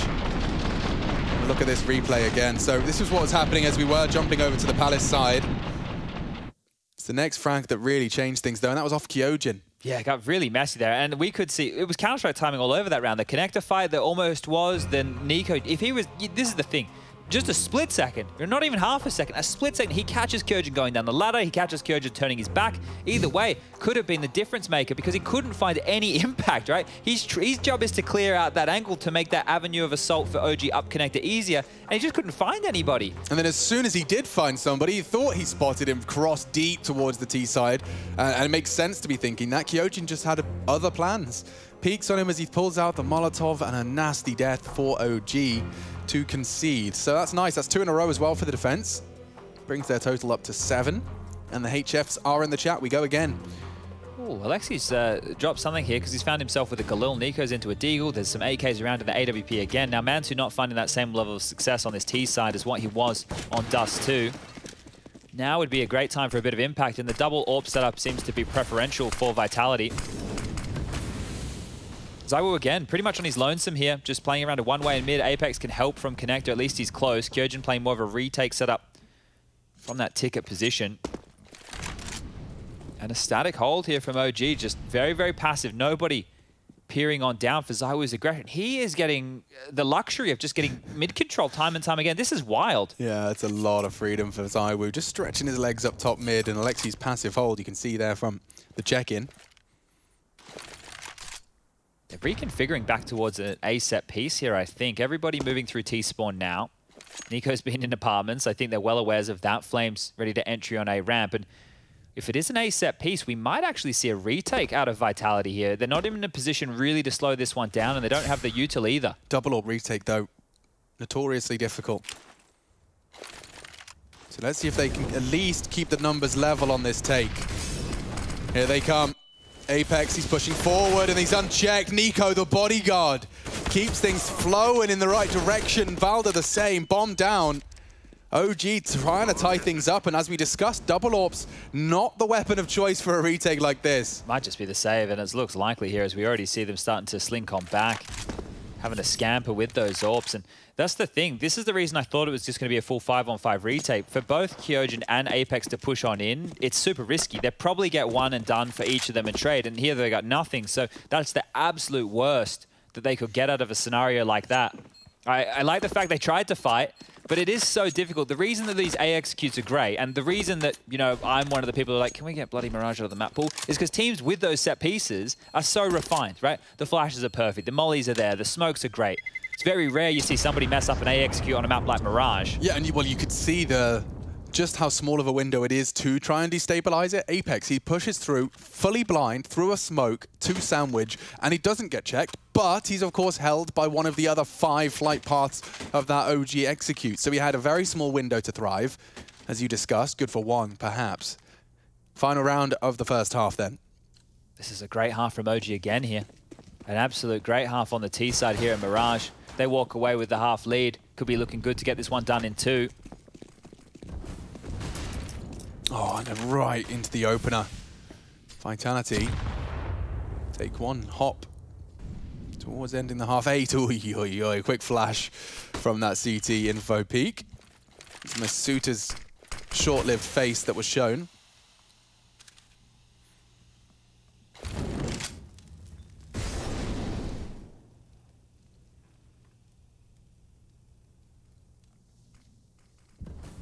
Looks like they're just going to stand and wait here in these B apartments. Flames is tasked with clearing their avenue out. But some of the problems are not about deciding which bomb site they want to hit. It's trying to work out if Vitality have gone aggressive. We can see that's not the case, but OG have to operate under the assumption that maybe some pushes have come through. You have to see how diligent they'll be in all the clears here, and that's going to siphon a lot of time off the clock. They've just run boosted man 2 out and towards middle. So we're floating around Cat. This could be very, very big with that AWP if they try and split A. Valda being up in the window does open up the conversation for jungle. Shox is aware of it. 35. They are going to have to hurry up. Molly short implies a commitment, and they are. Through the smoke, up the stairs, they're into A, and Shox missing his first. He won't get many more opportunities. Double Molly, he has to fight wide. Apex contributes, a new line of sight adopted, but 3 members of OG start to converge into the 3-man defense. Can they break them? They're trying to plant. It should be stopped. It is. It's only Flames now. Has to find Kyojin. No time for this. Just about. He can't plant. Shox is missing his first, and there we have it. 8-7. Mirage is just as much of a bloodbath as expected. The semi-final does continue as we keep throwing OG up against Vitality after the break.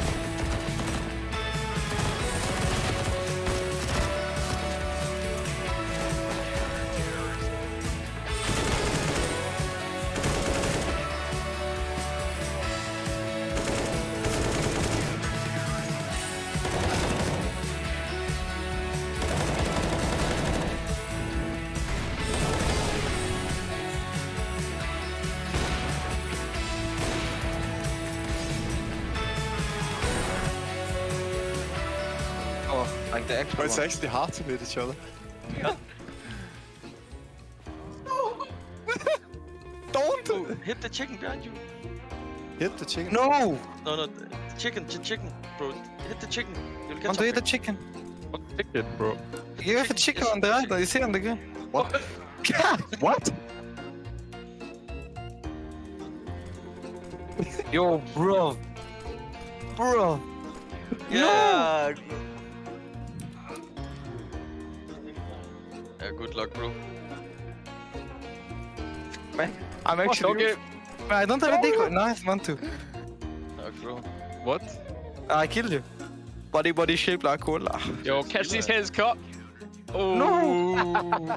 Seems like a real fight. What happens if you press right click on the knuckles? Yeah, you do like a superhuman punch, man. You can flying. Karate. Oh, you can actually? You actually do a super punch. Whoa! Oh, the man.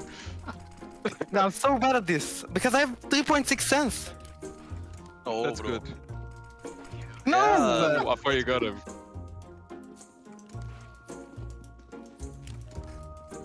Oh, that went through me.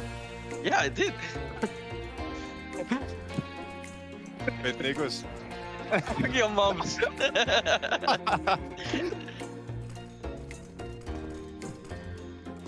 Fuck. I'm so bad at this. Get the chicken. No! That's my first kill. What? What? Oh, that was the longest arm ever. Oh. Yeah, I swear you reached up. Man, you can double kill. Okay, we won. Our group stage performance was really good.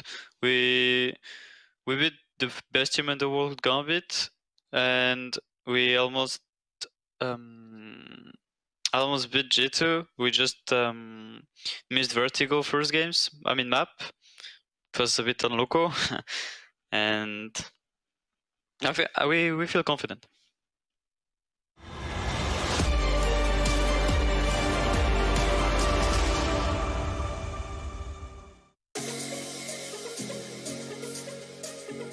The semi-final rages on between Vitality and OG. We're flying through and getting ready for the second half of Mirage. It's Vitality taking to the attack. OG on the defense. That's on the right-hand side of your screens. Our machine, he's Sponge. And this is potentially the final map between these two. I don't know if it's within OG's wheelhouse to close it out here on the defense. Well, we've been saying rather they're their own biggest enemy, and I think right now that they're on the cusp of being able to close, we might see some of those nerves really start to shine on through. Masuda said they were feeling confident. Let's see some of that confidence now.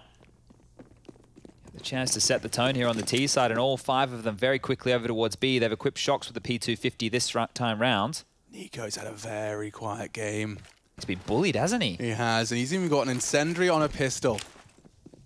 What a try-hard. Heard that a few times before. I've definitely heard that one. It has bought time. And now there's 3 here to receive as the flames fade. I say 3, perhaps an exaggeration. Mantu underpass, and ZywOo the hard track, and he opens up as soon as his boots hit the ground. ZywOo is having a round. Only Alexi can maybe knock the head off of his shoulders. Another click could really help OG's campaign. Kyojin and Apex combine. Mantu takes his place, but these after-plant positions are just so hard to break through. They'll give it all she's got, Captain. Oh, he's out. Yeah. There's one. Suiter's having none of it. All right, well, Mantu's going to hold on to the Kevlar here. That's going to go well with his Scout Force Spy in the next round, I'm sure. I don't think we'll see OG going for a conservative approach because this is going to be both pistol rounds in the second map for Vitality. Now, in the first map, they split them, right? This is looking very good for Vitality here. And if it is that forecasted Force Spy in this round right here and Vitality were able to convert that, well, we all know what happens. That 10 rounds can quickly become 11, and then OG... They're on that CT side with the economy that, it's a bit rougher. Yeah, but we just saw how hard it is to track that player, especially when you know that how potent ZywOo is going to be as soon as his boots do hit the ground. Tracking that moving T target as 2 more targets to start to unload their mag at you, and then the rest was history. Pistol round goes Vitality's way. Good highlight, Chad, that this is going to be 2 pistol rounds for Vitality. Gives them a real leg up of taking us to 3. And overpass next, that'll be a curious one. Mantu slept into the vent room here, hasn't gone with the scout. Alexi's actually using that from connector, and he's landed a tag onto Apex. All 2 here. Yeah, they can swing. Oh, a missed shot. Nico's down as well. Just the one reported from his Deagle and Alvalda. Way too much to deal with and contend with. He's just going to walk straight into the AKs. Shredded. And that is a very short-lived Force Spy. Oof, that one really went from 0 to 100. It looked really, really good. They had multiple bait and switch setups ready to go, but the aim just better from Vitality. They're dealing with that even walking into the stacks. So great stuff. Flames looking to hold on to what he's got. And you can see Mantu still has 1350 in his bank balance, right? That was very conservative. He's going to want to get that AWP out in the first gun round, but as mentioned, we're going to have to wait a whole nother round of play before we even see that. But this is, this is a perfect example, both the pistol and its conversion here on the Force, of how Vitality have gotten here. It's just, they have been a force to be reckoned with on an individual basis, in a level that we haven't been able to see in their recent attempts for deep playoff runs. So IEM Summer does seem like a good point to mark Vitality returning to a degree of form. I think that what is the most impressive thing about the Vitality story is you just go back to early last year. The in-game leader leaves, they bring in a rookie, they turn their entry fragger into an in-game leader. Then they do the whole thing with a 6-man to make it, they are definitely the most successful 6-man roster that we had with the Navarro experiment. Then they get rid of RPK, they bring in a new rookie, and now they're going for a deep run in a tournament once more and being competitive while doing so. That is impressive, right? The fact that they had a lull of, what are we talking, maybe 2 months? Maybe 2 months this year where things haven't been looking fantastic, maybe 3. During the whole, we're replacing RPK shenanigan, we're getting a new rookie shenanigan. I mean, yeah, okay. It's just redoing that, being able to constantly go through that cycle and then be competitive, right? And they've done it a couple of times before. Remember this roster, this team started with bloody Happy on the team. Remember that? We're going back a very long time. Here they come, flooding in off the info Shox found, who is multiple pistols in mid, so they charge up the ramp. Listen to the amount of lead being pumped into Nico's boxes. Can't believe he's still not dead. There we go. The war of attrition is finally won. I nearly managed to say that word correctly. The only shining light is the Desert Eagle of Mantu, who's just hanging out with the squad. Bomb ticking away for an 11th Vitality, though. This is the flying start that you get for when we win both pistols. I feel like they're definitely due a couple of gun rounds as well on the T side. When you consider Dust too, when they were doing, okay, Shox, you go lurk somewhere, or maybe you go take some space on your own, and then the other 3 or 4 of us will react off of that. They were able to, as long as they trade efficiently, they're able to snow. The execute doesn't even need to be pretty. It's just how reactive they are and how good their aim is getting onto those sites. Ooh. Alexi trying to die here. Most likely will with the bomb. Oh, okay, little taparoonie there. Volde goes down with the blast. And look at that, filled with lead. Nobody's going to be buying tickets anytime soon. And here we go, the guns are about to come out. This is where we get into the real deal. Do OG have a fight to put up on this CT side? Or are Vitality going to run away with map number 2? AWP for Mantu. Not a defuse kit in play right now and no money to do so. Rifles for the rest of them here. And Util is looking pretty good as we get this one back underway.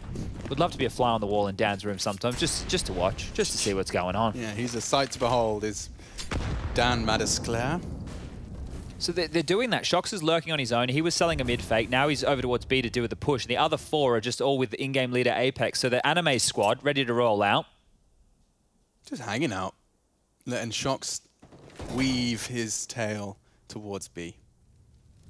So he can say right now, with conviction 2B, he had Nico firing off shots and the trajectory of Valda doesn't line up. Ooh, okay, Masuta. So an on-the-fly jungle smoke. He just walks out ramp on that. And he's clearing dark. Oh, Mantu, nice defense and support, but Kyojin has slipped the net. He could be swung on here. He may not be ready for it. Mantu flashed off and nearly fragged. Kyojin does nip at his heels. Oh, a big catch from Alexi, elevated over the smoke. Kyojin no kit does have CT, and no kit is a big point of contention for OG. They're going to be hesitant to overcommit here if they can't find a frag and find it soon. Okay, Nico provides. Here's the flank. Did that get heard? Well, they know he's there now, but it doesn't matter. Shox will take 2 of the 3. Finished off by Mantu. And there's plenty of time for the full 10-second defuse. Okay, well, that is just a shining light at the end of a rather dark tunnel for the start of the second half.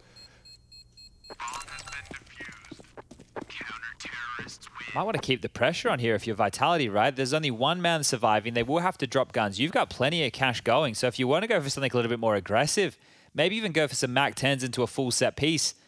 You don't have to go for the MAC-10s. You can afford the full rifles here. But if they really want to just turn the screws, they can keep this pressure on. Because look at the buy right now. 2 MP9s, we got the FAMAS, and then 1 M4 with the AWP. So under the pump, OG really need to string this one together if they want to have any chance in this second half. This is a must-win. Quick connector smoke. They're going for a B pop. Apex loud in mid and keeping attention drawn that way. Does swallow a nade, but it's Valda that could be tested. He's dumped his util at the right time to at least buy time. Mantu in support with the big green, as discussed. But a bit of a cancel. Vitality not going to be overcommitting to that. It's the right call as well, because Mantu cheated over, right? He wasn't towards that kitchen position, just cheated on over, backed him on up, and now this setup gets very curious for the CT side because they don't really have any A presence. They're banking on this is through middle at some point. Volda's even coming back on over at this point to help out Window Room. Strange read right now from OG. Don't know what the tell is. Another one. The first one from Alexi B over on Dust 2 was a curious call. This one as well. So many gaps at the moment. Yeah, Mantu is going to be the early warning system, at least for the B side. Takes down Shox, and nothing more to report just yet. Apex trying to clear out Valda and Nico. He's been spotted out. Flames is in the middle below him? What? Yeah, he's actually hit the shot as well with the MP9. If he can get away from Masuta. Can't avoid the trade. Okay, now they charge through middle. Valda will try and react in time. Alexi's tucked into sandwich, so he should be able to catch some denial. Through the stairs could be a problem. They're across. Only a dink. Now Alexi fills the feed. A chance. They're tagged. And softened up for Nico's FAMAS. Bomb down. Zywoo uncontested. A 1v2 for the superstar. And he's not going to go down initially. First onto Mantu. Starting to get sketchy now. Oh, it's too easy for Zywoo. They ask him to clutch and they step into his crosshairs. Even recovering the AWP for good measure. Oh, that one is really going to hurt right there. This was such an important round. The opening 2 kills went their way. This is a 3-on-5 to drop. Alexi's got 1 and a half between the 2 of them right there, and they're just not able to convert. That is a bad one to lose, and you can see the difference right there. Alexi knows it. Money's in the bin right now. Bin juice all over their feet. All riding on that 1 versus 2, and it barely gets going, barely gets moving. Just it gets free 1v1s. And now, yeah, gonna have to swallow their pride and go for something a bit aggressive towards that ramp. A flash and a walk up from 2 of them. Kyojin fully prepared for this, and he's not going to mess that up. I think think this one might dissipate very quickly here from OG. 3 more kills, and Masuda's just looked away. There was a window for Valda to step into, and he does. Now it's just Mantu towards Sandwich, Alexi towards window. Head just exploded right in front of Apex there. And they don't even need the bomb, Alex. It's still in T-spawn. It's all good, guys. We'll just get the kills. Alexi let us know where he is now. May as well rifle through any timeouts that you have left, OG. 3 more rounds required for Vitality. The French looking good for that third. Another important gun round about to get underway. OG and their map pick. Story as old as the org. I'm really curious if someone like to do the actual stats and to see how it shapes up, because I know it's difficult and to it's pick a map, probably confirmation bias as well. Every time we see them lose their map pick, we're like, I told you, you see, I told you so. Oh, big gap, and I don't think Alexi fancies his chances on that. There's an entire team on the other side of that crack in the smoke. Ambitious from Apex. Okay, so the same routine with a very different team position. They're all 4 up mid. Shock's the only on the extremity.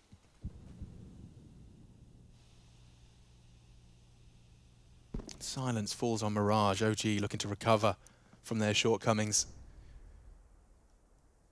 Just walking in contact. Mantu has nothing to report. Ramp and Alexi getting a bit hot and bothered here. The nade is good. Forces into the fight. Zywoo's ready for it. And Apex has just ducked under Nico's aim. A flash is good. Apex turns it. He knows where they're coming from. Valda can really hurt them, and he has. Takes down 2. Flash for the repeak. Masuta still yet to plant, and now he's lost Apex as well.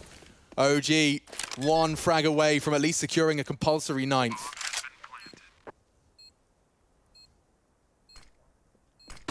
Oh, couldn't quite evade the flash. No one's pushed on it. He wants to find Nico, and he can focus his attention CT. He's isolating the jewels. He's done well to find the first. Tucked in. They're coming in. It's all Masuta. Clutches up for Vitality, and OG's world is shattered. That is so nuts from Masuda. Check out that spam control under pressure right there, and the fact he just postures forward this entire time. Standing in the open here, just using that triple box as cover for behind, and then simple as you like. Over the black smoke of the molly. 2 headshots, Chad. Oh. 2 headshots. Masuta is in the semi-finals, and he gets the approval of a legendary name there. Shocks. 2 thumbs up from him. Masuta has put a 14th on the board for the French. Well, Valda's force-bought into this. Look at all the pennies he's spent. Okay. $0 in the bank balance. M4. There's a couple of pistols around it. I'm not sure exactly if that's the CT side of call you want. But Valda's taken this one into his own hands. He's already pushed B apartments. He's frothing at the mouth. This is a Viking rage we're witnessing now. He's going full Olaf. He's popped his ult. And now we'll see how far he can get with this hero M4. Maybe he could catch the Inquisitive Shocks. It's a predictable line for Valda to be fighting. They're trying to bait him in with the smoke, and it's working. Ahead of the smoke, Shocks is wise to their games, and there he goes. In the off angle, Valda reveals the M4. Will that slow them down or speed them up? Looks like they need to pick up that bomb, and they have done. That's on Zywoo's back, and he's heading over towards A, so they're trying to avoid this M4. Right decision to make, but these crossfires are going to be pretty hard to break. Smokes are fading now. Both rifles are on B. Valda is taking space. Bit too late, though, to contribute. And Nico's peek for info is not rewarded. Mantu. Lexi cleared out. Oh, this is great recovery from Vitality. Not falling foul until Flames fills the feed with the FAMAS. Take your time. Flank from Palace is coming in. Yeah, it's a long, slow process. Masuta's at least considered it, and at the perfect time, the Clutch Master snaps another head. 15, Vitality. This T side is completely locked down, OG. They've got 1 defensive round to show. And that was their troubles. Was Mantu with a 1-on-1, remember? Yeah, he had and that was so Shocks sketch. almost had the 1-on-3 from Connect, and Mantu had to close that one out. Flames has to save this because he needs to give Valda a gun into the next round of play. So even if he wanted to go for this attempt, there was no way about it. He needs to play the team game here. Vitality have looked fantastic. And this is the thing, right? We mentioned it yesterday. One of the problems with Vitality, or at least if you're preparing for Vitality, it's still so new. So a lot of the stuff they're doing looks like it is in flux, right? Because well, we don't have enough demos, enough footage to really go and review. And they're really using that to their favor here. I'm just loving this 4-man wolf pack that Apex has. He's got him and the 3 youngsters. Come on, boys. I'll go out there. I'll get the entries. You guys just have to trade off of me, right? Finish the round. And then you have Shox doing what Shox does best. The reason he was brought into this team was to be the closer, the individual to come in late, to sell the fakes, to be a bit of a lurky boy. And now, what, in round 24, potentially the final round of play, he's operating with a Mac 10, so might be a quick one. Well, they've hit the button. The double AWPs come out. 8 required in a row. The double flashbang completely locks down Alexi's contribution early. They got 2 AWPs posted up mid initially. It looks like Mantu floating towards B as Valda's feeling the brunt. A very aggressive push. Look at that from Shox. And he's opened up the proceedings. Dropping smokes on the site. He's going to try and isolate Alexi through. Shox knocked off the site. ZywOo still laying down fire from the apartments. And he's got the bomb on his back as well. He will not be allowed to retreat. He hears him. Flame's not ready for this. In that blind spot. He does catch him just in the nick of time. Okay, well, just need to do that 6 more times. Easy, right? Well, Vitality they can buy again, right? There's plenty of cash for them at this point. They likely have 2 more buys in a row out of them, even if OG want to start this comeback. But there you go. Timeout has been called.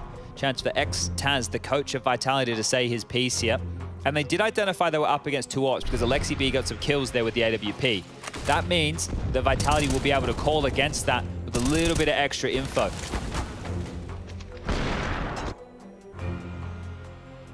Haven't purchased anything just yet, Vitality, right? So the call, it's still completely up in the air, and if they wanted, they can take a couple more timeouts.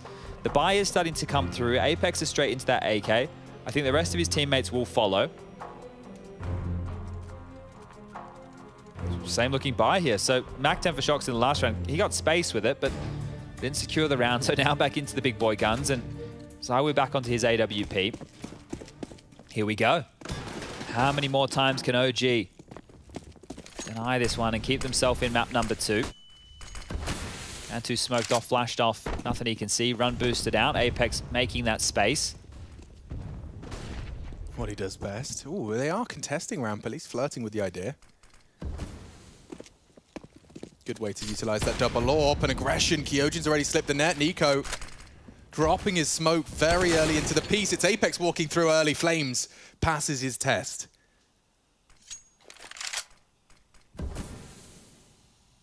Bombs top mid. They have full control. Kyojin ladder. ZywOo up towards the chair. It's Shox in the apartment, so anyone that jump peeks onto that smoke fades, or just a wide swing is straight into Nico's crosshair there. Puts Kyojin on his bottom. A 3v5 though. If OG let this slip, I swear. They've done the hard part. Now just to cross the finish line. Vitality to go against the odds. I love this angle from Valda. Hard to maybe find lethality when they're running, but he does all the same. And that was the bomb carrier. Couldn't get better than that. Oh, 1 down. Nico's got help in Mantu.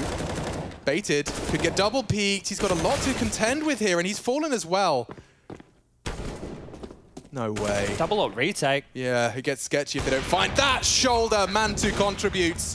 Masuta left to clutch up again. Another 1v3. He's cooking it up. Looking to be the closer. We knew he could be. Another from Masuta.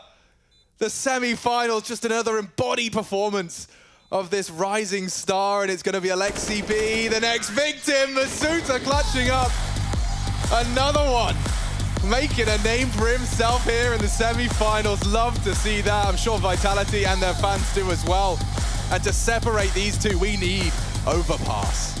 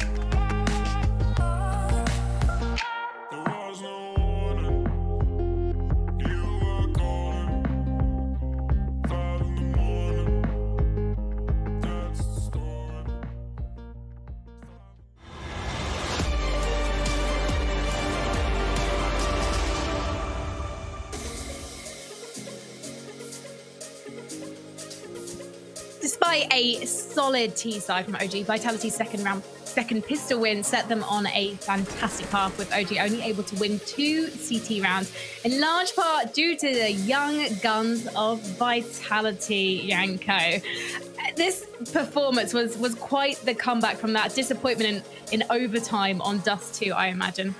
Oh yeah, absolutely. Not as close of an affair, and it's just an example of how letting some key rounds slip away can make the game really easy for your opponent, right? You look at Vitality, second half, they win the pistol, they convert, they lose the first gun round, and what happens from that point on in the gun rounds? 1v2 from Zaiwu, Reset comes in, anti-eco. 1v3 from Misuta, anti-eco, 1v3 from Misuta to win the game, and that's the game over. OG had their chances to make that more competitive, to make it more interesting, but a little bit of maybe miscommunication, a little bit of a lack of discipline really cost them big time in that second half. Yeah, that kind of clutch rounds didn't really go their way because they didn't communicate it properly. I feel like that was as nice as the play was for Misuta twice, and Zaiwu did his thing, but I think the CTs they need to do better in those situations. I think they got to relax there, and they got punished by Misuta twice. But I think one of the keys is Zaiwu's performance throughout the whole map, and especially in the first half where he was like super mobile at the beginning with an op, and he was just switching from cat to con. Obviously now the meta is the fast mid smoke, so ops are starting con more than before, but he was going cat, he was getting these high impact kills into those A splits. Vitality managed to save like 6 or 7 rounds right there, and then they played the half that you just described, and they got the win. Do you think on their CT side, maybe OG gave up too much space to Vitality? They were just gifting Zaiwu mid-up points.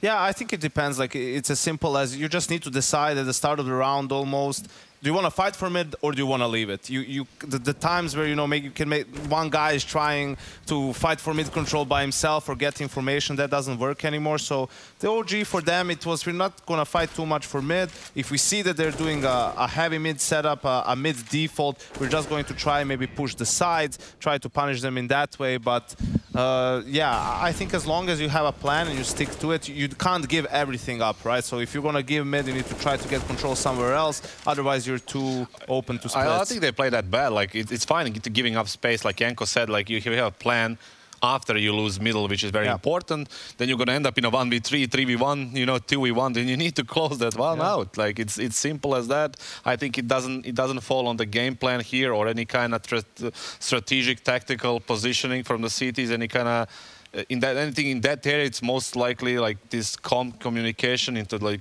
communicating into these clutches, you know, where you need to do better. Simple as that.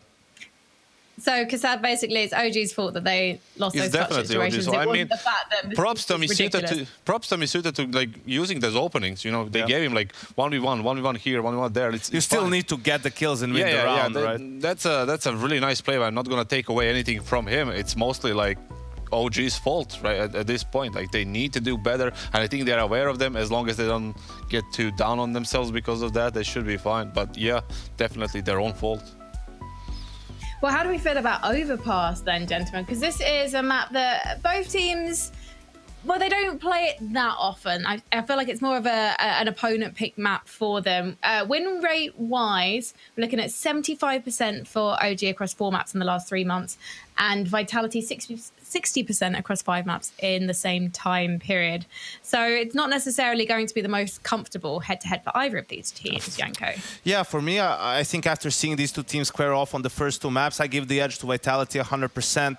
They've maintained also, you know, as a team, they've played on a pretty high level. Individually, Misuta is still putting up the big numbers right up there with Zaiwu, which is what you needed to see from him. The whole tournament was like that. Exactly, right. And while on the other side, on the side of OG, Flames has the lowest amount of kills so far for OG, he didn't deliver in the same way. If he turns up, you know, in addition to OG, we're making their communication a bit better, they have a chance, but my edge is towards Vitality. Yeah, and I would say also OG played a really good game against EG on overpass. You know, remember like they got 12-13 round. Everybody was firing off. There was like mobility, like there was like playing two different like type of defenses, 2-1-2, actually 3-2, and then more like towards 3. It's fine. They had like all the presence on all parts of the map, so this was good for them. I don't know if they're going to start in CT or T. That depends on the knife round, but we'll see. But definitely there is a chance for OG here. I wouldn't write them off as there's still life in them, but you feel like coming into overpass, Vitality has the upper hand. The problem is not Misut. I think the problem will be Zyvo because he's playing really good CS this series. I saw on Mirage when you see a player like that from a coaching perspective, you know, doing all these things, you don't even need to call anything as a coach. You just need to let him do his thing. Well, looking at the scores and the draws as well from that last map, it was not the best for Man2, certainly not the best for Flames. Perhaps these players are getting themselves warmed up and ready for Overpass right now, because we ourselves have to take a short break. And when we come back, we'll be back with Sponge and Machine to take us to the Decider.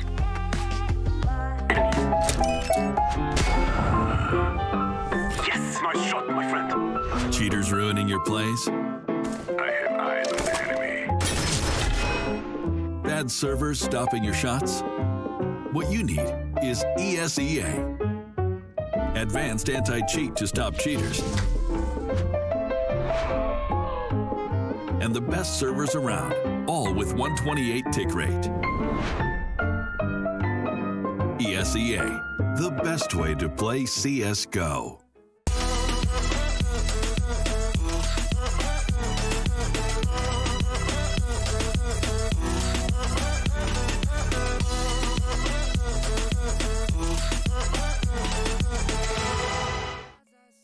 Man, let's go sort of. Sort of? Okay. Yeah? Okay. Yeah. It's laser. High ground, Velde. Yeah. High ground. Fuck. Oh, okay. I insta-died, bro. Yeah, but they hear what I'm saying because they hear what I'm saying to you because they've been dead as well because they're fucking stupid. You didn't die after you died, bro. No, I'm immortal. He's... Bro, on the right, Nico. Yeah? But it doesn't do any damage from here, Manta. Bro, I'm gonna die to this thing. Nico, Valde, what the f... Oh, this guy, a lot of sounds on, holy shit. The Manto guy, a lot of sounds. Oh, bro! Oh my god. How do you spawn so close? Cross to me, cross, hey, cross flames! Behind you. Can you use knives on this? Okay. Oh, no, oh, high ground. Right? No? I think you twice. Oh, they killed me, man. High ground, high ground. Bro, they're like shoulder picking, crouch, basing, fucking all the CS book, man. In the middle. Oh, Manto is low. Oh, minus 78, minus 78. He's lower than you. He's lower than you, Manto. You got it, baby. You got it, baby. I'm pretty sure I'm taller than Manto. Yeah. On the left. Yes, man. Let's go, man. Thank you. HP, 1 HP, bro. Really? Yeah. Down to the right. Oh, I think... Bro, die! What? Bro, it's 15 in. What the fuck? How did? No, man. You come behind us. Served. Oh, high ground. No? Bro, the train. Shotgun is really bad, holy shit. Yeah, wait, so what? Bad. It was... Nice. Wait, how did you die, What happened to Manto? No! No! No! He's on the right. He's think. I need to reload. You can reload and shoot. No, no, no!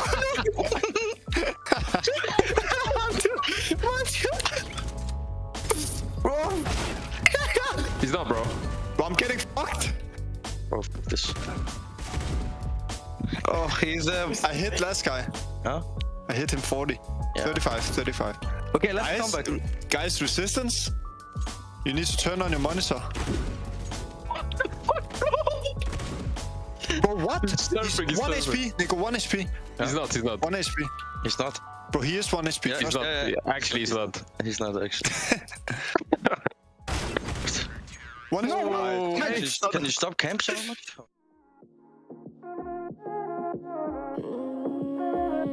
chiqui. Escucha, loco, siéntate y relájate un poco, que en esta vida el tiempo es loco. Puedes perder momentos preciosos y sepas que cuando pides ayuda yo me levanto. Todo lo que tengo lo comparto, y aunque me sienta triste yo canto, ay canto. Vive una vida llena de personas que te quieran, que te respeten de veras y que lloren cuando mueras. Deja de mirar la acera y Intel Extreme Masters Summer is brought to you by Intel, Acer Predator, 1xBet, and DHL.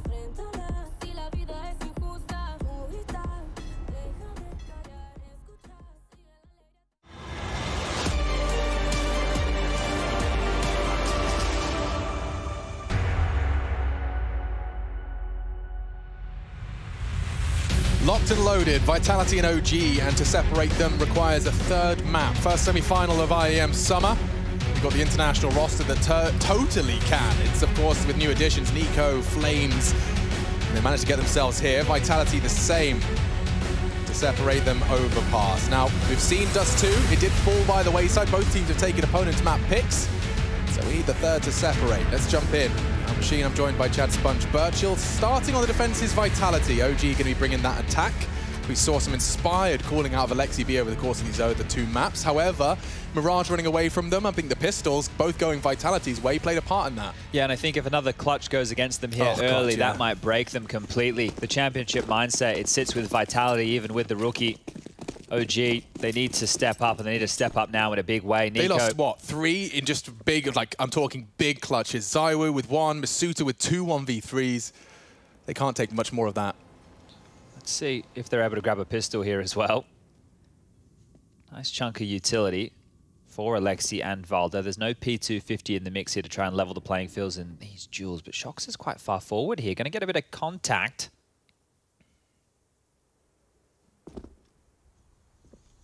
Oh, he's just left a massive gap. They're about to start flooding into bathrooms here, and they're quiet about this. Shox is rotating all the way back towards top A. Masuta is repositioning as well. Zywoo can flank fast through connector, but they're going to be straight on the side. Yeah, there's flashes, there's smokes. Masuta can throw a couple down range and nothing lethal. If he tries to push off that, Nico's ready for him. They have the sight. Zywoo has the flank. He's working on that. Valda to cage it. And a push from Flames. He does get goosed, but he pushes anyway. Oh, they both die. Entire rotate from the CTs falls flat, and it's a perfect OG pistol. Not a single casualty. They take those. A bit of revenge from the previous. And so now advantage for the Ts coming into round 2, and CT's not going to be able to have too much bang for their buck. That's one way to kick things off, right? A flawless pistol round with everybody hitting some great shots. So really, really good scenes there. And great to see Flames and Nico as well contributing with kills. Those are the two that I want to be keeping my eyes on. I mentioned before that Flames has been a difference maker alongside of Mantu in the campaign. Well, he's almost been a non-factor so far in this series. Over towards the B site, 4 MAC-10s, 1 Galil. Valda in connector. And just posting up for an early B hit here. Masuta and Kyojin to be tested. And they're in, straight into Masuta's Deagle. Kyojin unfortunately unable to contribute. And just like that, this force buy disintegrates. I mean, an armored scout, or an unarmored scout, I should say, for both of them. I actually don't, like, we're always going to see the save in these situations, right? But I think the fact that they're saving both scouts is great because we haven't seen the scouts at all, right? OG are unawares. They don't know that both of these, they maybe think one, you know, maybe one scout in play, but both of these next round could actually be really jarring. And combined with USPs, I don't hate that at all. As long as you let the scouts take contact first. And that's one thing that Vitality can do, right? Let Zywoo go use it over towards A like an AWP, get one tag. Someone's on 30. A USP comes in, easy, right? Easy to follow up. So OG don't know it yet, but this next round of play, round number 3, is still going to be quite difficult. Bomb goes off. There you have it. Now they know something's been saved. Not quite sure exactly what. And this is the thing. Do you just go back and rinse and repeat the same B execute? Traditionally, you won't see that, right? For in-game leaders to call the same thing time and time again, you have to be pretty stubborn. but you like to make certain plays work. So if conditioning the B bomb site on the eco rounds or anti-eco rounds is part of the game plan, then maybe we will see a similar approach here. That worked out quite well for them, and the MAC-10s are better suited over towards this side of the map. So here we go again. Nobody in connected this time. Maybe it's just barreling straight through Monster. Yeah, so did peek Fountain to at least be able to say nothing's home. And Kyojin does jump peek widely.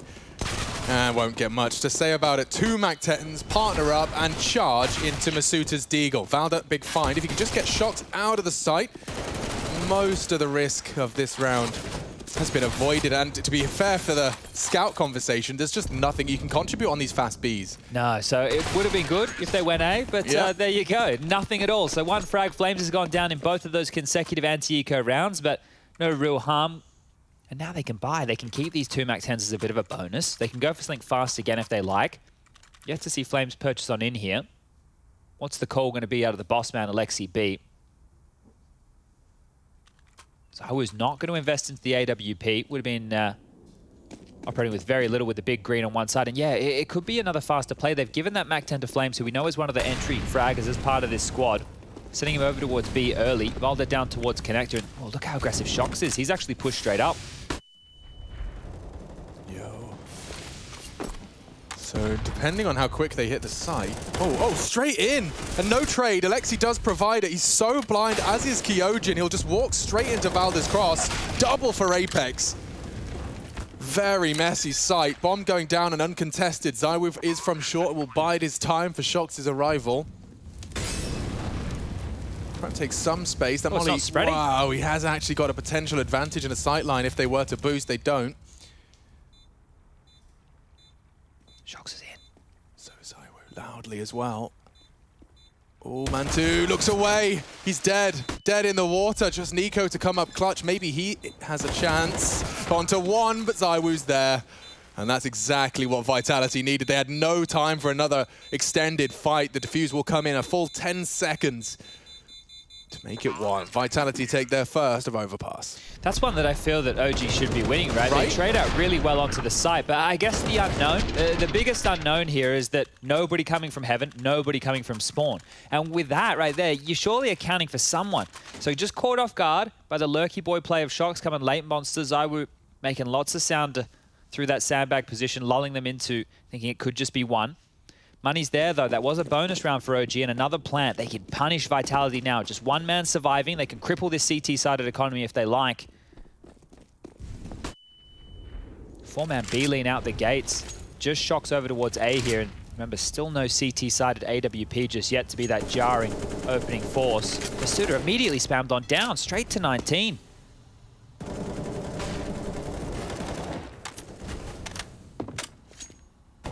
Blown off the door as well here, but things are looking very sketchy on the B side. Masuda will have to operate with this low HP now for the minute 20 remaining. Apex starting to get a move on back over towards A. Lack of AWP here means that they're not really going to have eyes on much, and the B execute might play into Vitality's hands. They wouldn't walk through.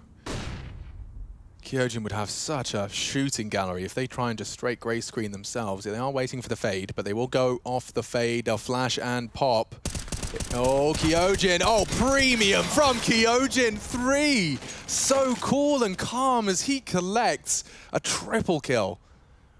Bomb to be retrieved now. Vitality thanking their lucky stars. They can swing in off the flash. Kyojin continues to contribute, whether it's bullets or flashbangs.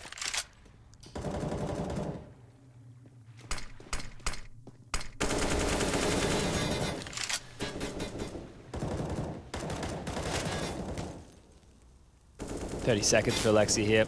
Not a whole lot to be done. Damage would be great, but look how locked in he is. Smoked off. Worried about that flank through the door. Lost bonus into the next round. We're talking 1900, so should be enough to get him a buy. Could also opt for this save. Worst case, he goes down after time, and if he's able to get through the squeaky door, should be able to find himself a safe place to hide.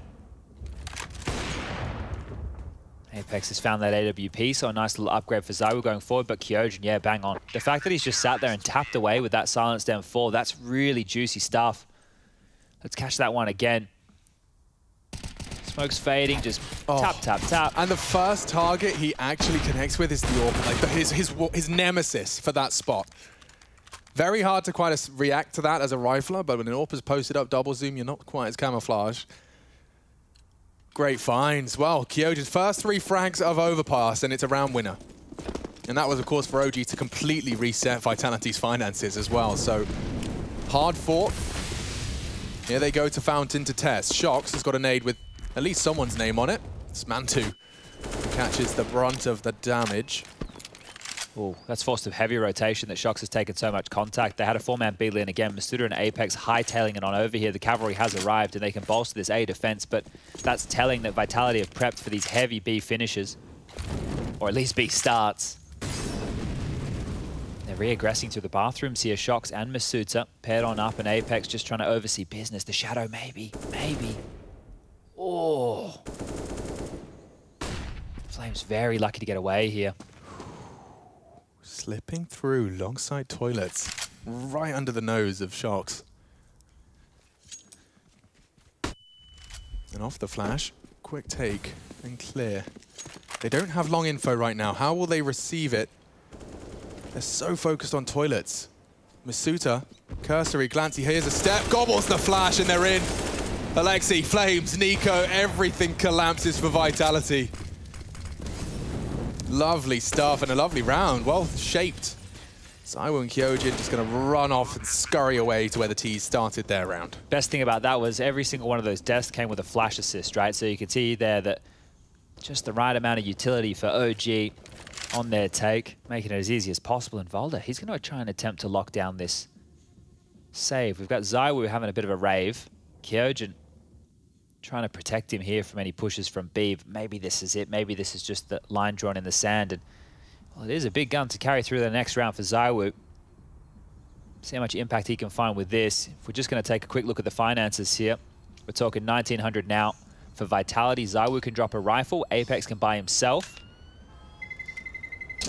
So it's going to be tight. Shox might have to operate here with not a whole lot, maybe buy himself into just an M4 with armor. This is great. You can see they're just caught between a rock and a hard place. That clamp, it came in perfectly. Yeah. That camera encapsulated it perfectly. You can see from Apex's perspective, as soon as he's got to react along, toilets connects, and it's, you know, that's T-side dream work. Let's see how this one shapes up. It's a bit sketchy as discussed. Chad has painted the picture for Vitality's buy. OG certainly have a chance here to really make that wobble a full collapse. It's such a gamble every time, Alex. Look, it's Shox again. He's just picking a position on the map over towards A that he wants to kind of solo hold. He needs to get one at least. Yeah, right? and some info, right? He seems to be the one often going for these information plays. Well, with this right now, he's almost hoping that they don't check him and go through bathrooms again, because what that will facilitate is as Apex and ZywOo rotate back through the bathrooms position, he'll be able to flank and maybe they capture OG in the tighter corridors. So Shox has to get something done here. Nico cannot best him. Nico's not spending a lot of time looking at his screen. It's a lot of minimap, it's a lot of conversation. There's a chance he gets caught out. ZywOo's posted up on a very slither line, and he does spot and tag Alexi's committed to this. Missed shot between the legs of Flames. Shox reveals himself on long. It's Apex to swing in and goes even. Mantu connecting the shot. This flank from Shox is everything. They know he's coming, and Mantu's posted up to try and be responsible for it. Ooh. They don't have the sight yet. That bin position is freaking out Flames. He will start getting it down. Okay, one bank, one bin. Here comes Shox, and ooh, Mantu at least aware of his position. They have to deal with him. And they will. Oh, the clock! Felt like a deagle. That looked beautiful. There's still a chance on this retake. There's a smoke. Kyojin has one for the bomb. Masuda has one as well. Ooh, they're going to run out of vision. Unless Kyojin goes down beforehand. Flames, oh, reacting accordingly. Reacting accordingly. Faffing around with his nade. You can see that. But he's not just... Is he just second-guessing himself when he keeps switching, quick switching with his flash? Or is he doing sound cues, or am I just not smart enough to know what's going on? Well, for me watching, it looks like he's just hasn't thrown it 2 times in a row, but it also could be trying to make the sound cue to bait a swing, which, if he's doing that in that environment, hey, you got some massive balls, kid. Like that, the front of the sight, flash in the hand. It looked like he just didn't release, yeah, it but did. You know, like twice. We'll give him the benefit of the doubt. We'll say that he's trying to be tricky with it. Yeah, talking about the flashbang, by the way, not that hate cheat that freaked me out. Just Deagles then. Alexi and Mantu greeted with frags. And that's just an absolute dream for a round such as this one.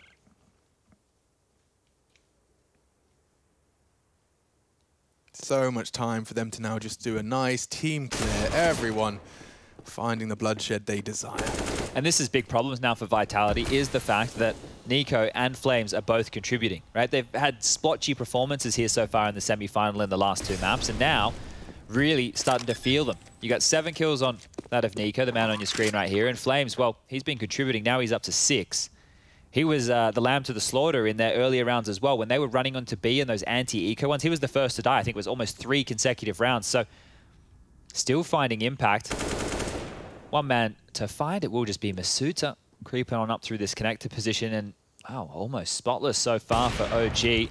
Tagged on down, 17 HP, and Mantu finishes the job. Mantu now coming alive as well. 4 players on OG with 6 kills, and Nico with 7. So everybody performing right here, and that is where it becomes very, very scary for Vitality. Yeah, I think it's scary for Xtaz as well. The coach calls the timeout. Takes 30 seconds just out of the game completely. OG get to spend that time reflecting and conversing as well.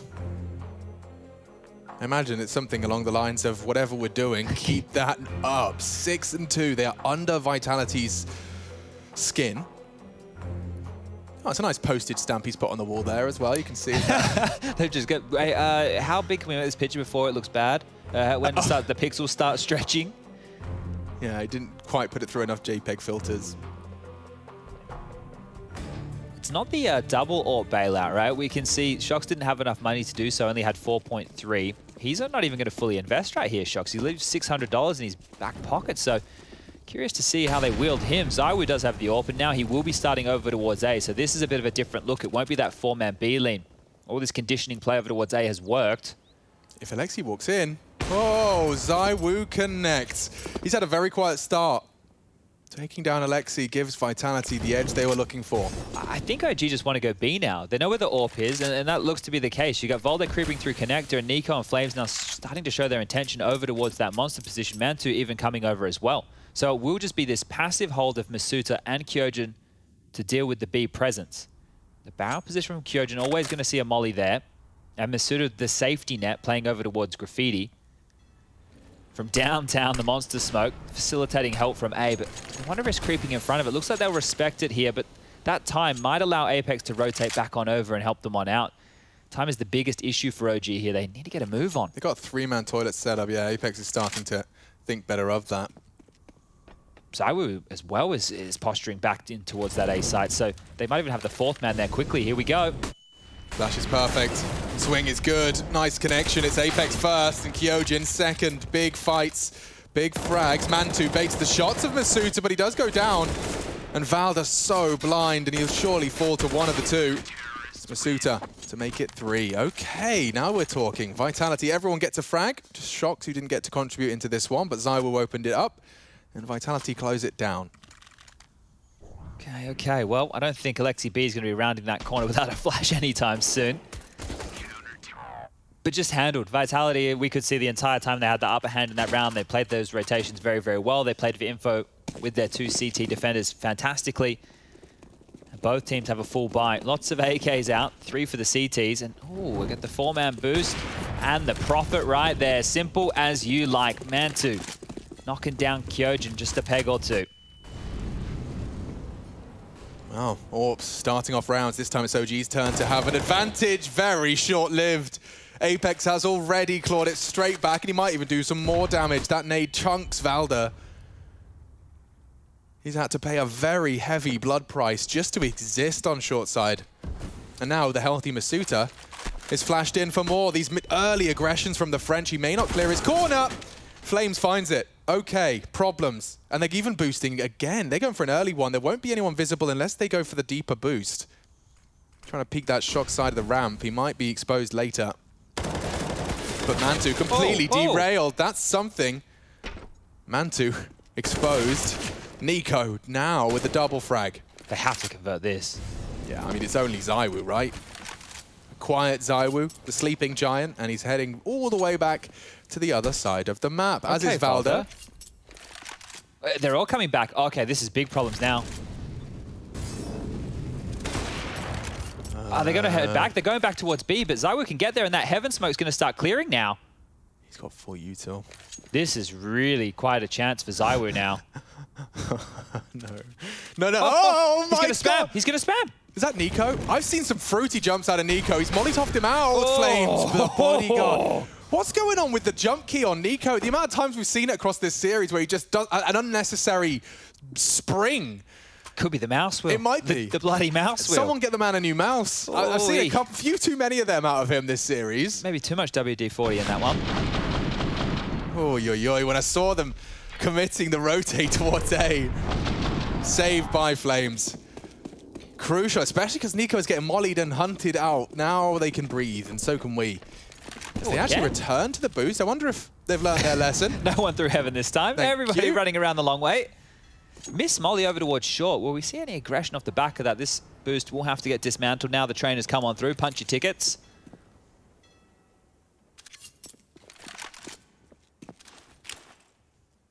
And this is a good response to when you don't know about the fountain aggression. A flash and a flames. Utilized to clear it out. Oh, okay. Well, the fact that they are only starting to take control now means by the time they get bathrooms, what are we looking at? About 40 seconds left on the clock. If they get stalled out at any point here, the scout could be a problem, Alex. This one is looking a bit dicey. It really is. I mean, just as you discussed stalling out, I think a scout deagle is the perfect recipe to stall damage. Found ZywOo's Deeg. Bangs. That's a big find from Alexi. And Flames is taking space on long. A lot of space. He's flirting with his knife out and goes for the ambitious one tap. It does force Shocks to tuck in. ZywOo on the flank. And OG, this is getting a bit sketchy now. There's 3 players on the right side of the map. They're all coming long. And Shocks confirms it. There's a big frag from Flames. Kyojin's Deagle very pointy. He'll be molly-topped out of position, but he stands his ground. He finds another. He's handed Masuta a manageable situation here, and time is of the essence. An awkward smoke. What are you doing? They have to go away. You've smoked yourselves off now. Run boost. I don't hate it. Oh, no, it's all a bit hectic. Masuta's going to get at least the first and the second. Another clutch for Masuta added to the list. OG fumble. Oh, that one just smelt bad from the start, didn't it? The fact that we could see what type of buy they're up against, and they only started the reconnaissance mission as far as information going when we were just above 1 minute. Look how simple this is. Perfect little pot plant line, and he delivers in a big way right there. These are the type of rounds that are going to crush that mentality of OG. They have to bounce back in a big way, and it's a scrappy buy for them. Mac 10, UMP. Heart-wrenching, that one. You no can see AWP. The damage it's done to them. They could feel this lead now starting to fall apart. And he's not flashed. Careful now. Careful now. Ooh, Nico wins out versus ZywOo. AK versus AWP. You said they had to bounce back. That's going to certainly get the juices flowing in the right direction. Follow the leader right here. Flames just creeping on out with their Mac 10 and 3 players behind him to make it 4.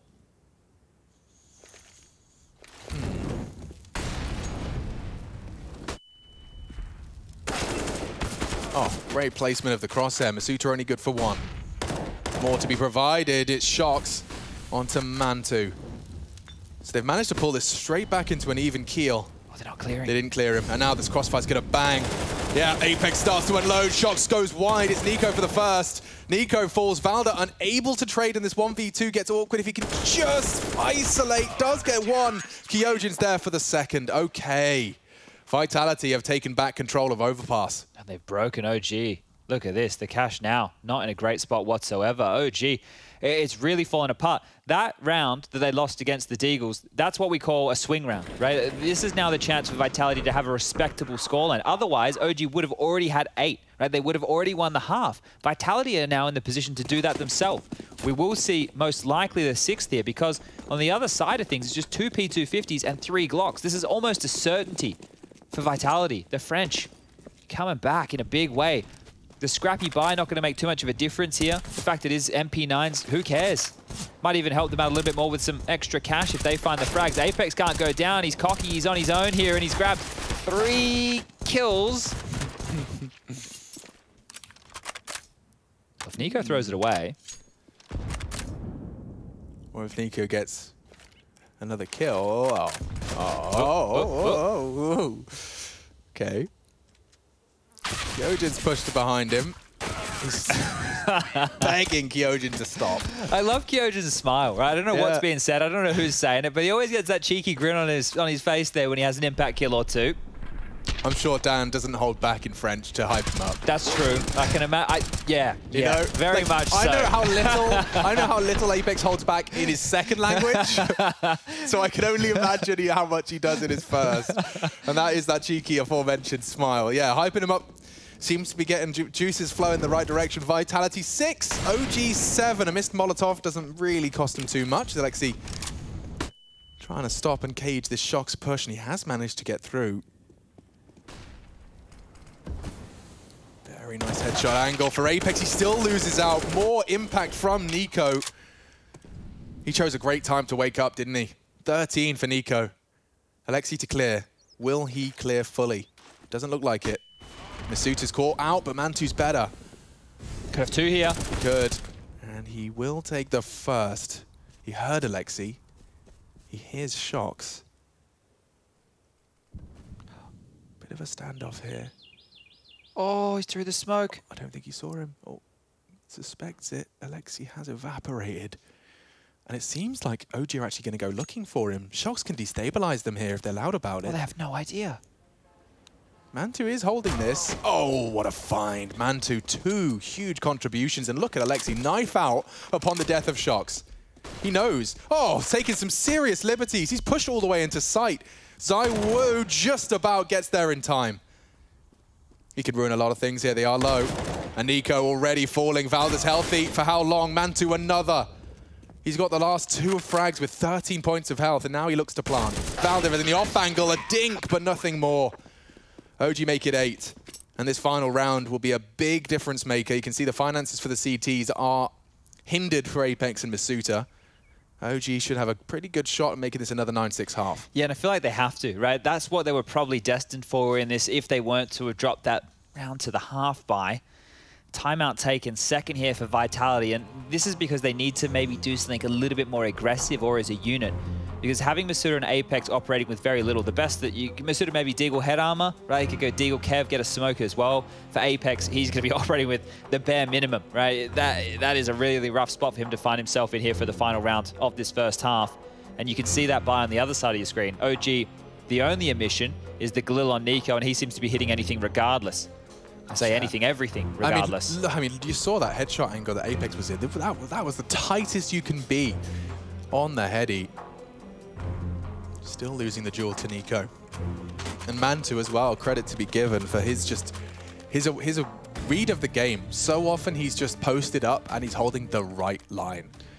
I think that shot he got while blind, you know, that's the one he gets away with, but it was the 2 after that which were fantastic, right? He's just like the catcher. He's the catcher in baseball. He's making sure no one's having to run down the back of the oval and pick that one up. Lovely bit of audio there from ZywOo. Goes shopping for information. Here's Nico drop into the underpass. They've given Shocks the orb. This is curious. It is. It's very curious. And if they run boost Mantu, that's the bomb. If Shocks hits this, that's info and style points. Bam! And Mantu's gone. A second chance. It rings off across long. Shocks will have to adapt and tuck in. Flames is dispatched to go hunting. Shocks and ZywOo look to really reshape their defense. OG don't want to let this one slip away as well, but it's already starting to. Don't forget, there is just that armored pistol for 2 members of this defense. This push out here from Misuta and Kyojin is huge. This is going to stop any rotations through connector back towards B in its tracks. You're right, that's a powerful setup. And I was just staring at his naughty corner.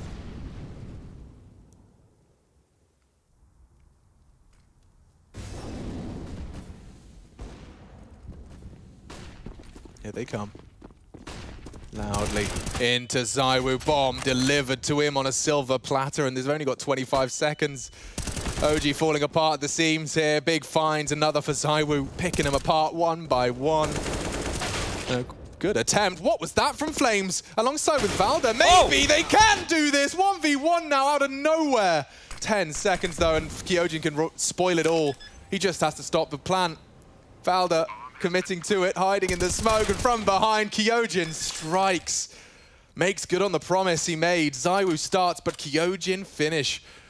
A valiant attempt, it seems, from Flames. He just popped off on the site there. 8-7, all right. We'll be finding out who will be locking in the first spot in the IEM Summer Grand Finals when we return from our break. The final half of play, just a minute.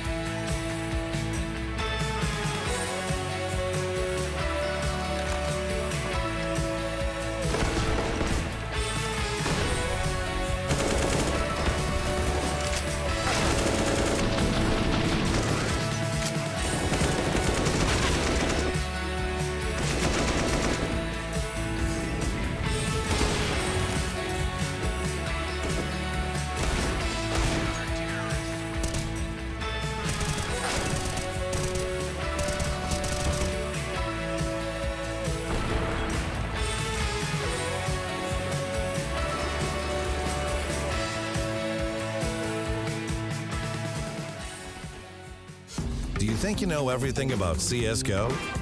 Then stay alert and look out for the DHL drop quiz on the ESL CSGO Twitch channel.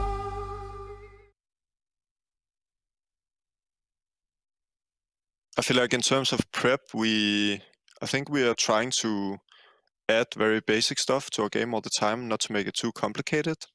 And apart from that, I feel like it's a lot about like listening to what Alexi is calling and then like sticking to the game plan we have and the rules we have.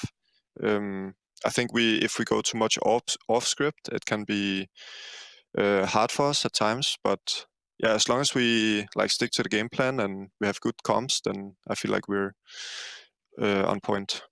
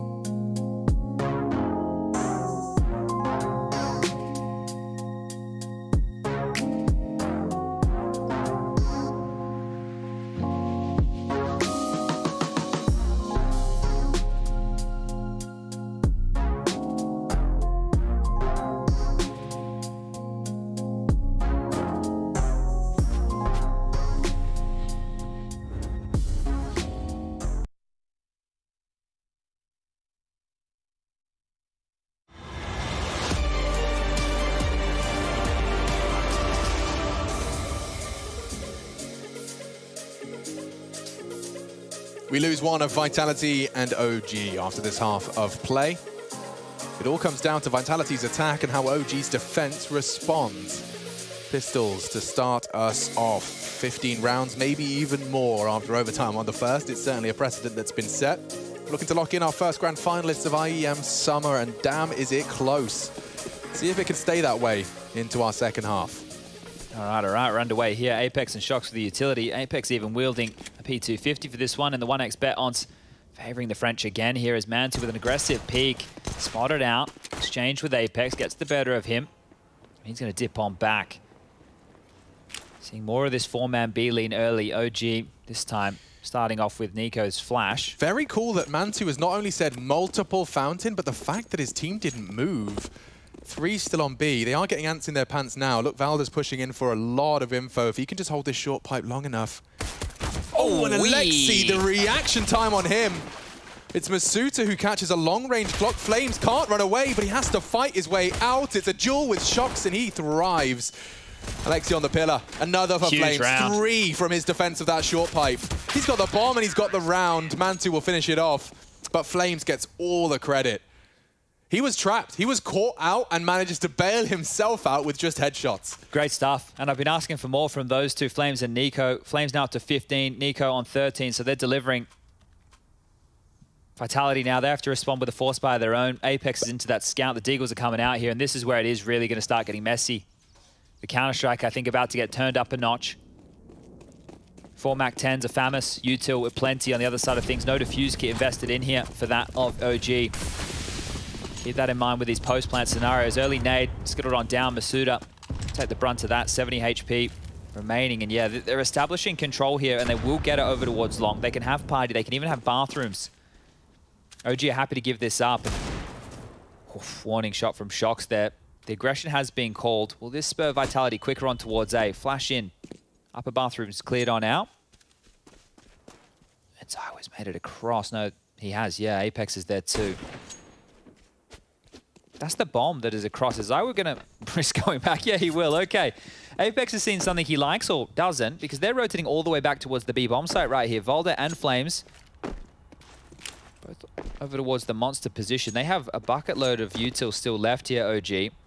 Should be able to slow this one down, no dramas. 55 seconds. Surely the conversation about them coming back to B has been had. We saw and something Flames, there. that's enough for him. Smoke time, smoke time. Oh, he's a bit late. Shocks gets a chance, it's denied. And Valda's there to back him up, holding down Mouse 1 straight into a 10th. Unloading a P250 and then some. Bomb right in front. Just Apex's scout, the last to fall. Valda will make it 4. No issues, despite OG do run 3 players towards A after hearing that scout on long, but well defended, and so now OG can start to extend their lead. Ooh-wee. Yeah, that timing almost again. We've had a couple of those moments in this series where it's been just a millisecond left or right. Both pistols have gone OG's way here on Overpass, right? Yes, indeed. And the conversion as well. So that right there is what we consider 6 rounds, right? Yeah. You convert the pistol, great. You win the force by still a very difficult round, fantastic. This is the freebie. So used to be back in the day, you'd get 2. Now you just get 1, but still have to fight for it. 4 P250s. 1 little Glock on Kyojin. Still get to carry through with these MP9, so a lot more cash can be farmed here for OG for future rounds. Dude, especially if Mantu, the AWP's getting a couple of these $600 investments or injections into his cash. Oh, Alexi completely caught out. He does nothing. Nico falls. They can't lose another one of these. Mantu does spring to life. He's trying to corral them into the site, confirms they're all up on A. They're pushing? And they are pushing. They want to contest, and there's multiple targets. Masuta has caught 1. He'll fall. Kyojin with the element of surprise. This is now a 1v1. Vitality on the eco. And he's playing mind games. He's heading heaven for the drop down. Will try and plant B. Mantu to contest. And Molly for that default spot. Kyojin takes the fight. Okay. Okay. Saved by the bell. Saved by Mantu. That could not have got closer. The conversation I'm having is, yeah, you know, they're going to get a bunch of extra cash, the MP9s, they're going to have these guns carried through. 1 surviving, and Mantu has to bail them out. That got out of control crazy quick. That is a wild one right there. That's an important one. Okay. All right, well, back to scheduled programming then. It's Vitality's first buy of the second half. No AWP here, so let's see how they can work with these AKs. They got so much control just then with the P250s. Maybe they'll try and do the same thing, play behind that bathroom smoke and get in the face quickly, because 1 man currently defends this A side. It is Nico over towards B. Flames is getting flashed on in. 17 for him, and some speculative shots through the smoke keep Shocks on his toes. But the creep towards A is coming, and Apex would love to facilitate Zywa with a kill or 2. Cheeky re-peek there. Interesting. Well, that info doesn't do a lot. OG, they learn that Shocks is home, but as the lurker, you're going to assume that the rest of the team is on the other side of the map. Alexi's about to confirm this.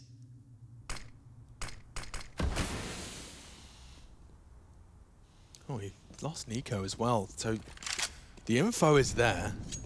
Distinct player advantage to Vitality. And Mantu, he's walking in to try and lock down this Apex. Oh, a chance just by the wayside. And they're saving. That's it. They can't go for this. What a weird round. OG giving up 3 separate one-on-one fights across the map. And it looked good for a moment there where Alexi was able to dip on under. They threw the monster smoke to make it look like they were just fortifying that B site. But again, just behind on the timing, a well handled from Vitality here. The shot from Apex onto Nico must have been a big one. And as soon as Mantu misses, that's it. There was nobody close enough to defend. They walk in for free. They keep 5 alive. And the ramifications of that P250 round that Kyojin almost won in the 1v1, they are going to be really felt now. The cash has been siphoned. There's not much money whatsoever for OG to operate with. We're looking at 1,400 as the loss bonus into the next round of play. That puts Flames in contention. Mantu just under enough to really get a full buy going. And Nico, he's going to have to hope that Volder's feeling generous. And that's if he doesn't get found out right here. Oh, Kyojin will just hang out at barrels. All right. There you have it. Pretty easy for Vitality to pick that one up. Here you go on the replay. This is the shot onto Nico. And yeah, just walking into the crosshair. That was how all the kills happened. Walking into the T's, taking the fights, losing them. And, well, here we go. It looks like it might even be just a partial investment for OG, Alex. Not this old silly business again. They'll have enough for everything next. I say that, Nico won't. Yeah. He's on that double eco number. It's not even that Nico won't. If Alexi loses everything he has right now, he only gets 1,900. That only puts him at 3,900. We've had this dilemma with OG before. Nades and frags. It could come back to haunt Vitality. That's 2 players within that Deagle range. A shot to the center of mass would take down both of them. Masuta and Zaiwu vulnerable to a close-up Deag. No current candidates for that. Nico's jump definitely working in full capacity now as he's using it for a safe, air quotes on that, safe information gathering. There it is, Kyojin spotted out. And actually Kyojin had the bomb, so there's a boatload of info. You can see that's an instigated Flames' soft rotation.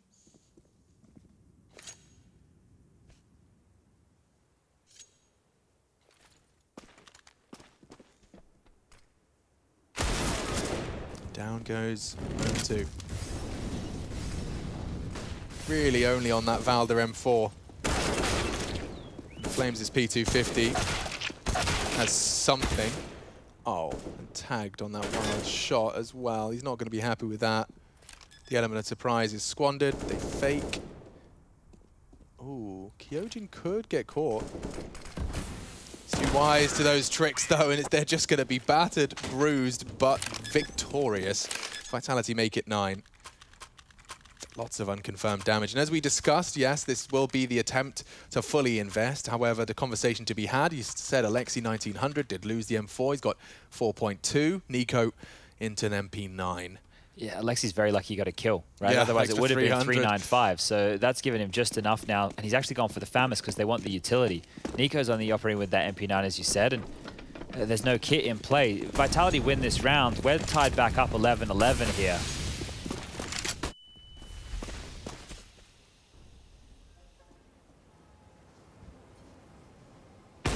Oh, Mantu rewarded for just holding a standard fountain line.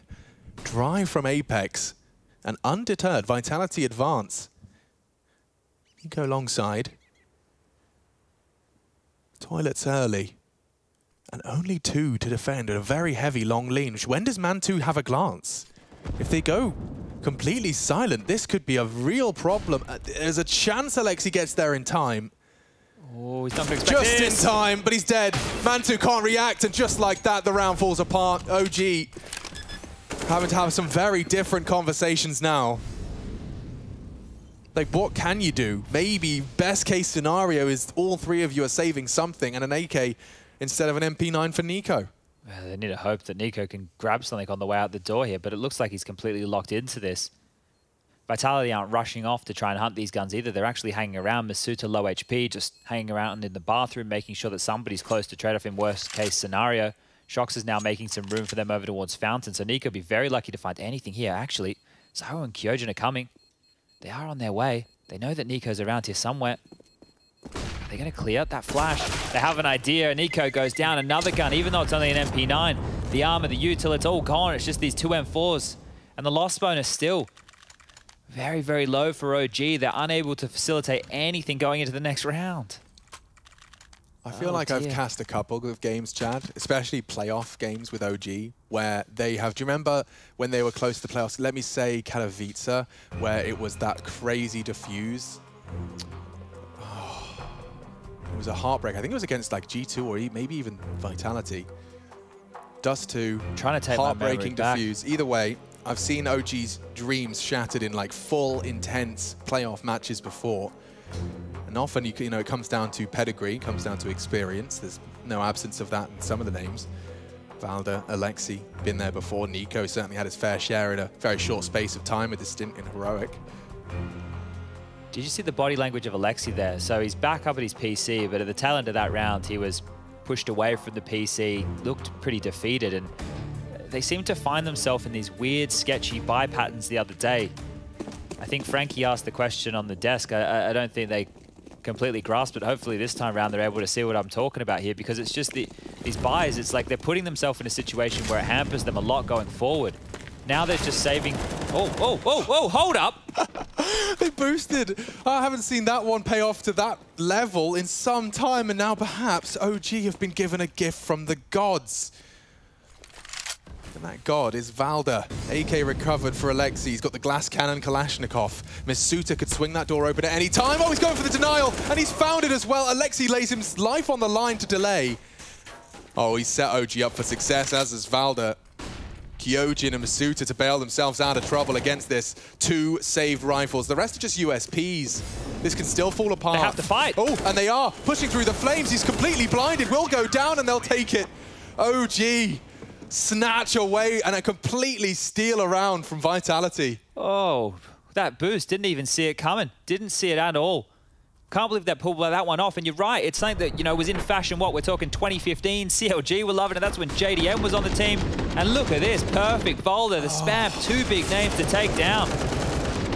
Oh, dearie me, how did that one happen? Their boot camp just got a whole lot louder. It went from like the most awkward silence to the loudest guffaws, I'm sure. All right, they're back in this now. Let's see if they're feeling themselves. Huge nade. Apex chipped on down, steps on out. Lucky to be alive. Yeah, he could have lost his fingerprints after that shot. Lives on. Flame's aggressive again. He lost this fight last time round to that Ashok, so same man, just around the pipe. Spammed on through. Flame steps out. This time he gets the better of him. Ooh, and they get another as well. That's another quick double frag for OG's defense. Vitality losing both Masuta and Shocks. Hard for OG to let these rounds slip away like this.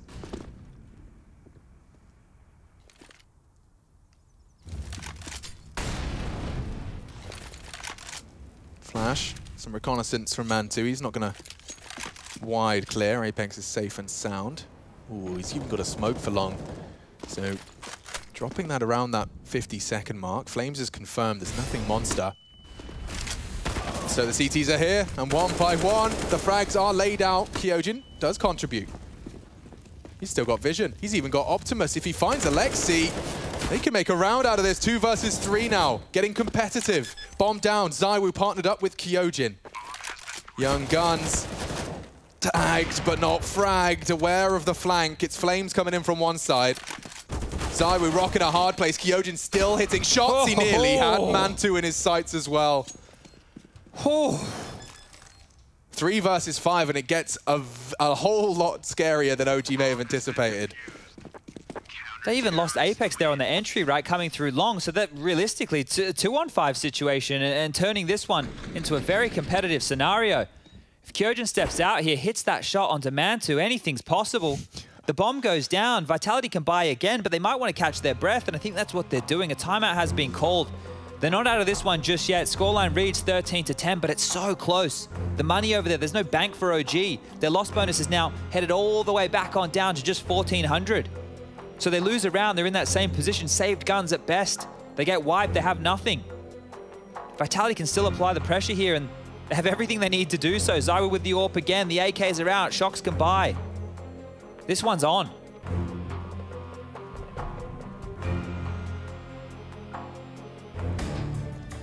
You worked very hard for this. You've been talking about this game. Well, now you're living it. You're 2.5 maps deep, and you're 3 rounds away from a grand final. An Intel Extreme Masters grand final, no less.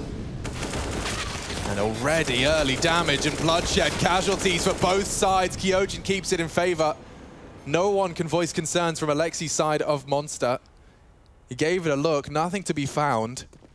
The gamble stacking. The rotations come in very, very heavy right now. Mantu's on his way. Same can be said for Nico, has just dipped on down towards spawn. Shox is waiting over towards the sewer position. He'll hear rotations if they are loud about things. And Zywoo, who got legged early on, he's down to 10 HP. So this one is going to stall out as everybody hits a bit of the pause, and Mantu being sent back up towards that A site to defend on his lonesome now. That time that they left means so many gaps. He can't push out, he can't take too many fights. He will have to be careful about every single swing he takes. And the fact he's thrown that smoke towards long gives so much info right now to Vitality. They know it's a passive hold. Yeah, Shox. Oh. And Alexi. He's caught him. And it's Shox. You know it's Shox. You've killed him. Surely Mantu's calling for help now. He has dropped the incendiary. Smoked off now. Masuta is ahead of the pack. A slight gap. May be able to catch one here. Oh, spot Zywoo returning to the toilets. The bomb to be planted toilet side. Masuta already burrowed into bank, but he cannot convert. Problems now. They're so low. 32 points of health between the 2 remaining members of Vitality, and they're swapping around weapons. OG, they can prepare to throw quite the uppercut here to Vitality and their finances. Only the one from Kyojin. Zywoo to come up clutch with health this low. Smoke on the bomb as well. Feels like a certainty. Oh, and a missed shot into Alexi's bottom. Oh. They'll lock it down. They'll make it 14. 2 away from sending Vitality out in the semis. Oh, that almost looked like the double lineup there on Zywoo's flick. The stars are almost aligning. Oh. There's the shot, the pivot from Alexi, save the diffuser, get the round done, and now the money situation for Vitality. We need to have a bit of a chat here. 3.4 for Zywoo, 3.3 for Shox. Masuta, Apex, Kyojin, they can all buy. And it looks like they're taking their last timeout here, the French. They are up against it. Shox getting vocal now. Ideas need to be flowing. They need to crack this nut. They've done some great work with the pacings, catching OG and their setups off guard. But it's only 3 rounds here on the T side that they can boast. It's been close. The last 3 rounds, only 2 players surviving, round after round for OG. They've kept them honest, but they can't break them. And they will be buying. Galil for Zywoo. Same probably for Shox here.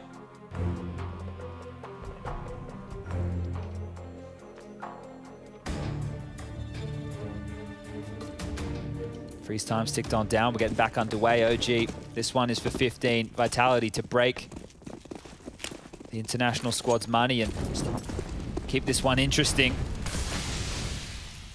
They fake that extinguish. This one's looking pretty quick on B. Valdez spotted at least one here. Yeah, good to drop his incendiary. The entire Vitality squad are gathered towards this side of the map, and it seems like they're going. Valda dinked out of position. They're flooding into the site. It's Alexi, Nico partnering up for frags. A double found by the Dane. Alexi gives them the site. Play the man advantage. They have to get that bomb down. Apex and Zywoo left to defend their honor. They're pushing through. Yeah, this could be cool. Very cool. Mantu's responsible for this side of the map. He's not currently considered it as an option. Oh, he could be in so much trouble. He is now. Okay, it's been too long. It's a suspicious amount of time. And Mantu has the rotate. Oh, a leg, a cheeky bit of thigh exposed. Now they are charging straight towards the wide open site. Alexi can react. He's gone through the underpass. Bomb down. And Apex in prime position as well. Oh, it's a horrible set of angles, and Zywoo's getting to work his Giga Brain. First, trade from Flames. Now Zywoo to clutch, and it's planted for him. So Flames falls, he doesn't. Great reactions from Flames.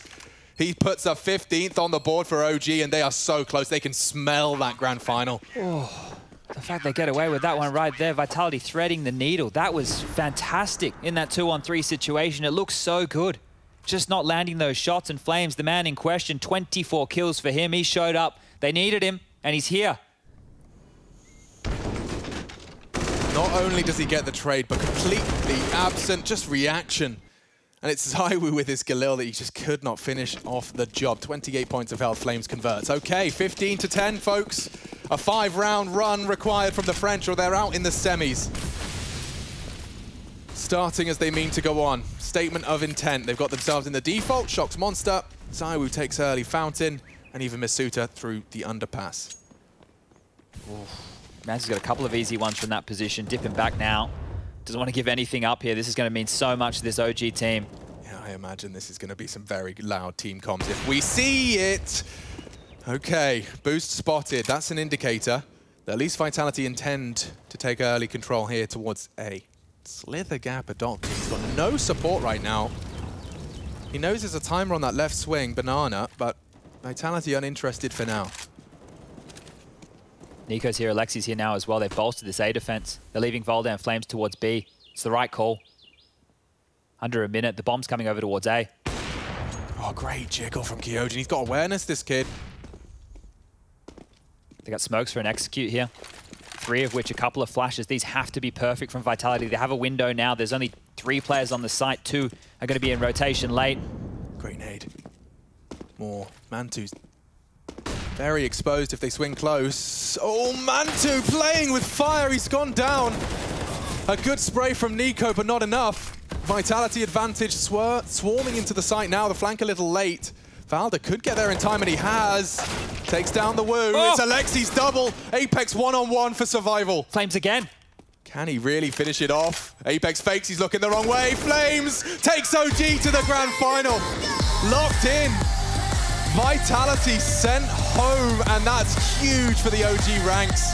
Boot camp and hard work seems to be paying off. And they'll have a shot at the trophy. We'll be breaking that one down to the desk. Winners interview on its way. GG's. That's just a...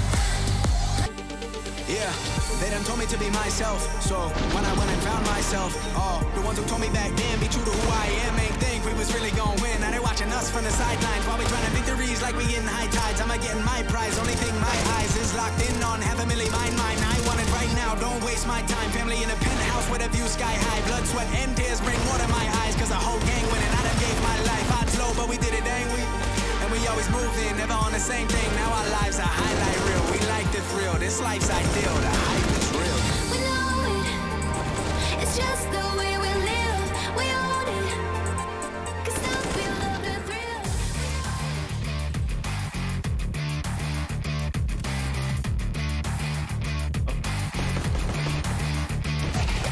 Ivy.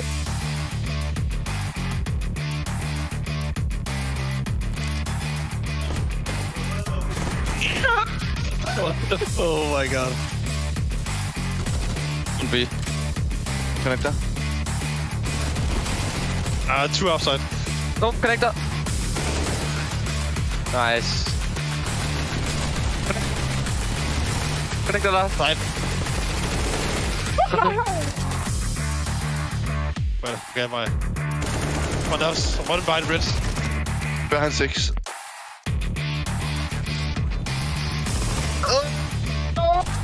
Nej!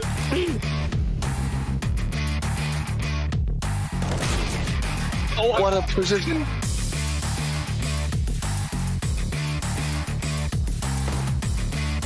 Connector. Oh! I couldn't. Pop. 40 HP.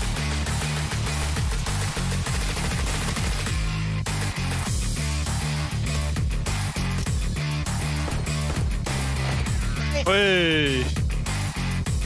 Outside, rushing. Outside. Last, behind red. Oh. Nice. Oh my god. Let B. No, connector. Nice. Oh.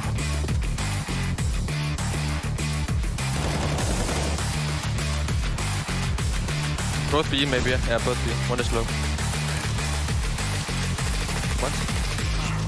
What? Nice.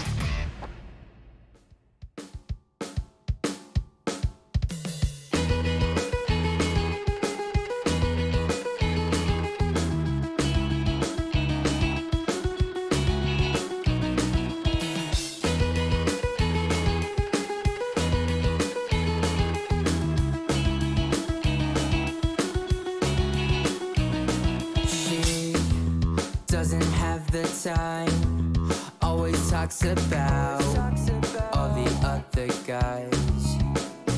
Will I ever understand? Without her, it's not fair, I need you back. No more crying at the end, I'll do it again.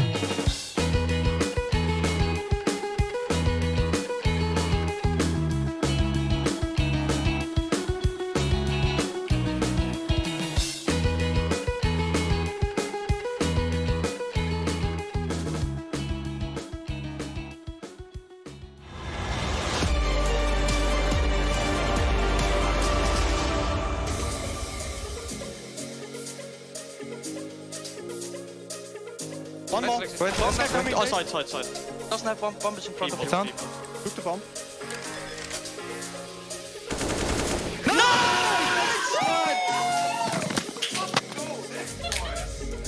Well, it was a tense 3-map series, but OGCT side was just too tight on overpass of Vitality to break through, and they find themselves in their first ever IEM Grand Final. Kassad, what was it about that second half that Vitality just couldn't break through? I feel like Vitality had a really good economy going for them after they almost won that Glock round. It was everything going well, and then all of a sudden that eco round, you know, that kind of turned the things around. I feel like that was one of more of those momentum rounds that kind of changed everything around in your comps, in your obviously team boot camp, and it kind of after that everything went well for them. Yeah, that's when they started playing much better as a unit, you know, getting more information, being more aggressive on the map as well, started getting some openings. And we talked about in the pregame, you know, Flames wasn't performing as well as he has so far in the tournament on the first 2 maps. Well, he picked a great time to show up and step it up for OG, leading the stats for his team. Definitely, agree. Yeah, it was quite the surprise to see all the members of OG turn up on the server, because historically that's been their biggest issue. It was clearly an issue for them on Mirage today. Looking at this roster now after that performance, do they have a chance against the likes of G2 or Gambit, Janko? I mean, there's always a chance. I said it even coming into the playoffs. I think they'll make the finals and then lose simply because you need more experience in those games, right? Like, as a unit as well, it's much more stressful than any other game that you can play up to that point. So that's why I think also, obviously, on the other side of the bracket, you have very good teams, whether it's G2 or Gambit. You know, that's a very difficult opponent. And Gambit, the #1 team in the world, and G2 has been on an upwards trajectory. So I think for OG, like, obviously they can make it happen. It would be an even bigger upset, but I think this is going to be the end of the line. I want to see them facing a team that's going to be more tactically kind of ready for them. This whole best of 3 was like a brawly kind of Counter-Strike. It was like you will not see too many strategical things in this best of 3 when you watch this demo. It's like a lot of opening battles, a lot of opening duels that will kind of transition into mid and late round calls, which is like 2v3, 3v3, and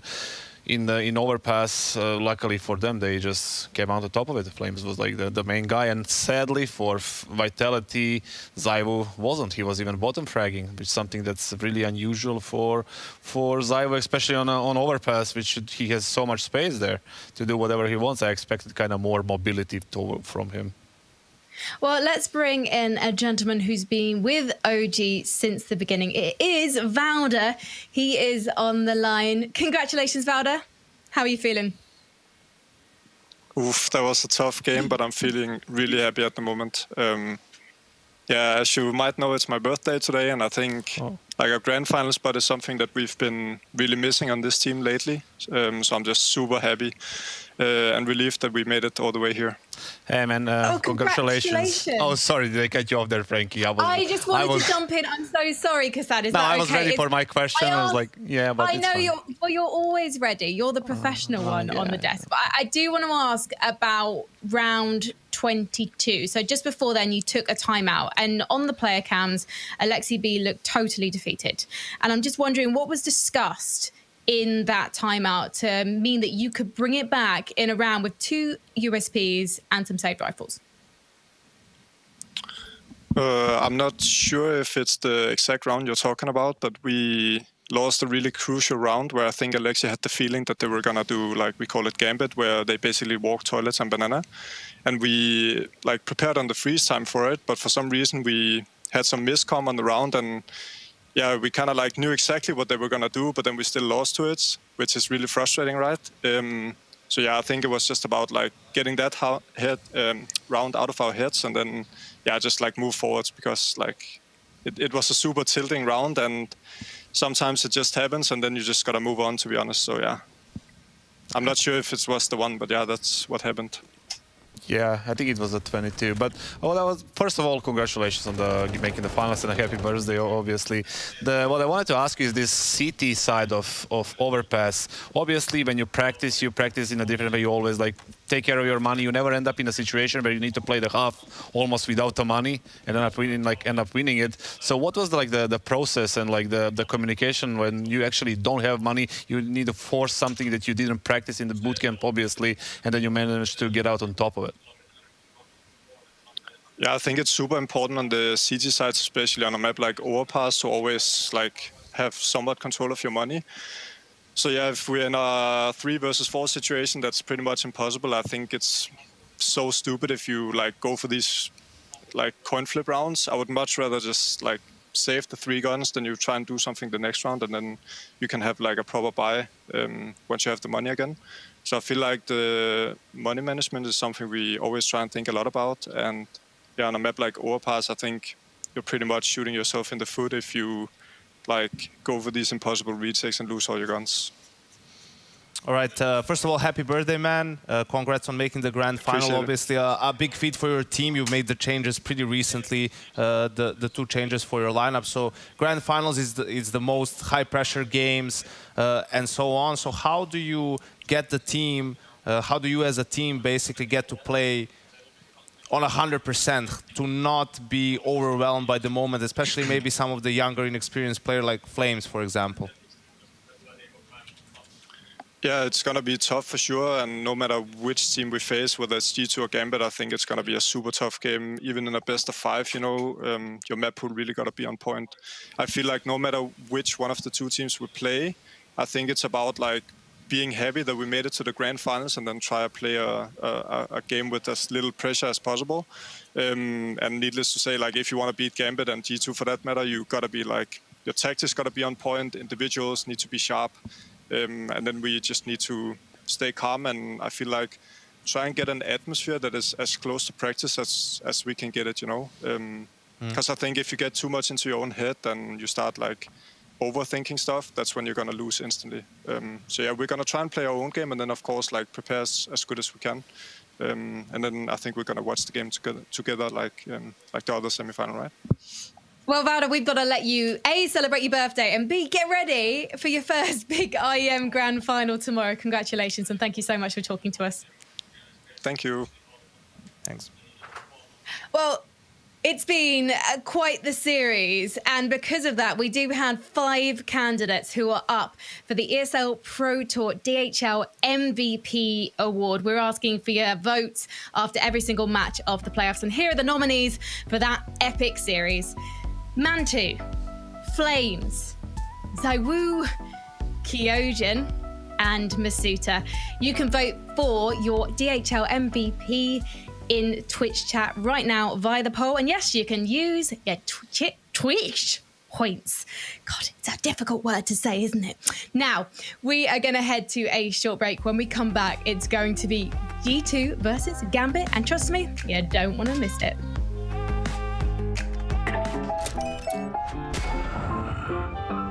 Yes, nice shot, my friend. Cheaters ruining your plays? I have eyes on the enemy.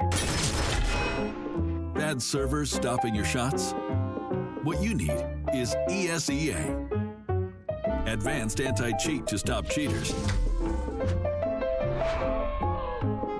And the best servers around, all with 128 tick rate.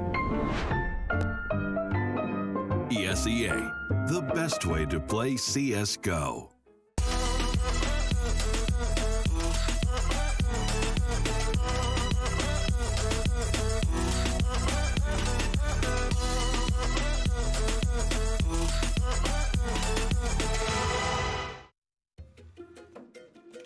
No, what the fuck? Wow, what a lucky Yama, man. Boah, scheiße, Flag geklüpft. Une patate, arrête de mettre des patates, frère. Ouais, mais ok, what is the monkey dit Luffy? What is this arm, bro? I'm far away, bro. Ok. Freestyle. Coupole. Hop. Esquive. Is the pit. Ama, we don't hear you, man. Ama is mute, I think. Oh yeah, I was muted. Yeah.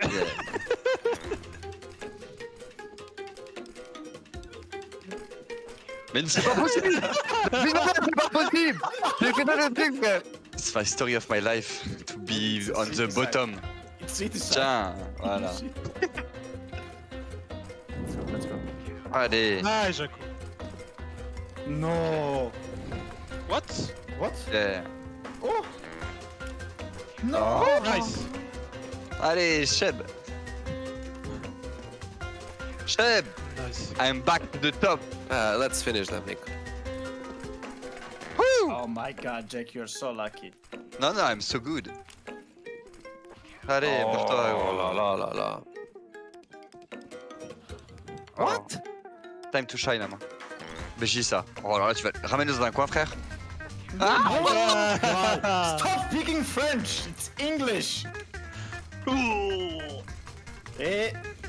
That to me. Allez. Jack, you're so lucky, man. Ah, gros. Oh, super mon pote, frère. Oh. Nice. We let them sing, they have a chance.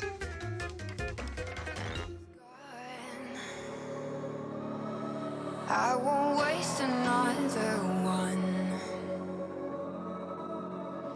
Oh, that darkness, it won't set me back again. Heads down, they will watch us shake the ground. Oh, it's like this, it will fill the air around. Days gone, I won't waste another one. Oh, that darkness, it won't set me back again.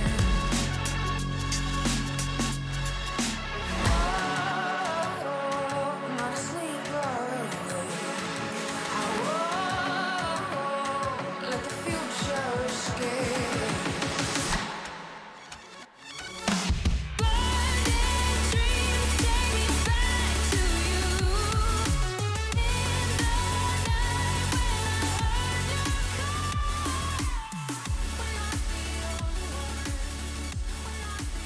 Intel Extreme Masters Summer is brought to you by Intel, Acer Predator, 1xBet, and DHL.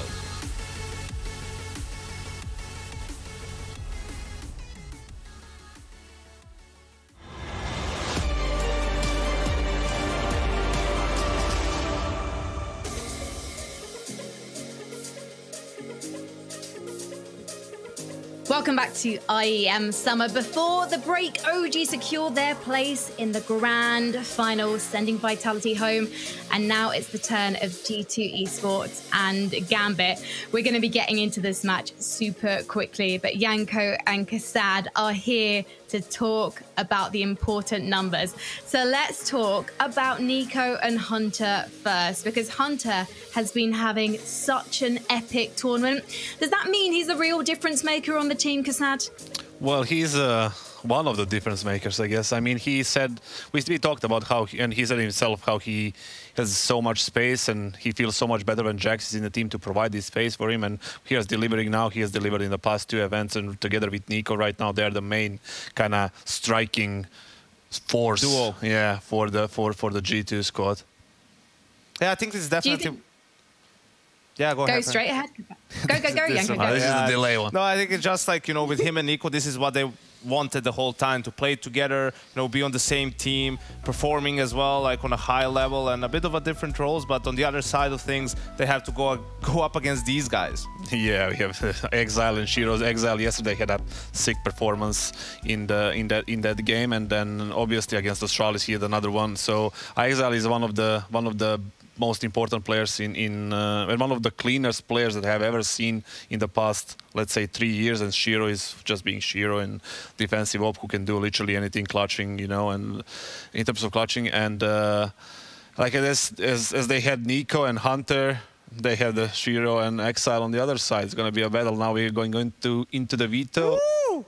That's ancient. Let's go. G2 goes for the ancient pick. I hate this. I hate this. Like it's a sign of weakness, right? I hate this because to me it shows a lack of confidence that you feel you need to go for a map like this that Gambit hasn't played yet. So you don't even know who's holding what, like who's playing where. You don't have any information. That's better. Maybe that's better to an extent. But I just wish like G2 was at a point where they can say, hey, we're actually confident in the map pool, in our maps that Gambit plays as well, that we can pick something else. What can also happen is that they were playing this for maybe if they win, we can ask them, like if they played the last 4 days, right? And they are feeling really good on that. That's happened sometimes right now. And maybe they feel like, okay, let's gonna go for it. I'm not a big fan, but I understand the reasoning behind it. I hope Gambit wins. Well, we did hear. Oh, that's a big statement. I honestly think, sorry, Frankie, I honestly think that G2 is gonna take Ancient from Gambit I'm almost 100% sure. Let's say it like that. Wow. Even though Hobbit said they've been practicing it yesterday, and no one's seen how they play Ancient yet. The thing is, like G2. Do you really want to state your reputation on this? Yes, G2 has a competitive experience on this map against FPX, so I'm gonna give them the edge. Yeah, they lost. Never mind. It's still an official game, something to learn from. All right, then, there's a lot on the line in this semi-final, not least of all because Yanko and Kassad are incredibly emotionally invested in it, as are our fantastic casters, Sponge and Machine. Oh, I'm absolutely emotionally invested. This Veto alone is our wet dream. We get Vertigo, Ancient, right out of the gate, semi-finals. It's Gambit debut on Ancient, never mind a G2 rehashing it. We start on Vertigo. Gambit picked Vertigo. And we're starting with them on the T side. This is going to be a treat, Chad. Let's get it started. Oh, straight up towards A here. There's a lot of conviction behind this. Nafny leading the charge and the rest of the team behind him. They've got space and they've got U2. Molly out to Sandy. 3B early. Like, they're going to be pushing for a fast 3-man flank. The smoke is up. I imagine the bomb to follow. What's Nico to do other than throw out a couple of glancing stray bullets? They don't find the mark. Bomb faked, I believe. Yeah, they're getting it down now, expecting stack nades, and this flank has gotten in position in time. The USPs up the ramp are going to be great. Just need to deal with Nafny. As soon as Nafny falls, Shiro's going to have a lot on his plate. Oh, that smoke is faking. They're playing retake. Here they come. 3 spotted. Hunter on his way. Exile deals with one at the front of the pack. It's Shiro with his first blood drawn. Looking good for Gambit. Amanek changes things. He's a very sharp tool in the G2 shed. Might need to defuse. The kid's too far away. Yes, a shot from Amanek has come through wildly. And now a one-on-one. Nexa has a chance. He has a chance that he seizes. There's no time. Wait, is there? No. Well, why would he be there? Oh. Yeah, no. Okay. Oh. I guess he realized he wasn't going to get anywhere further enough away. I think he could have probably made it away to save a USP. Didn't have armor, so no stress there. Well, okay, that at least keeps Gambit honest, but they will take the pistol, and look at that. Axel straight in with a full armored AK-47. I mean, something we have to say, Chad, and we should say it early, is tonight, this head-to-head is going to be the very best, like, server full of individuals. Yeah, I think with Axel's form so far in IEM Summer, the kid's sitting on a heater, and then you have the aim in, I wanted to say just Nico and Hunter, but Jax as well in terms of crispiness is absolutely wild. So right now, tonight, we are going to see some first bullet accuracy like never before. And the force buy out from G2. They've been getting better and better at Vertigo, adjusting their CT setup what feels like every couple of weeks with the roster changes. They finally settled on having Jax and Amanek over towards A.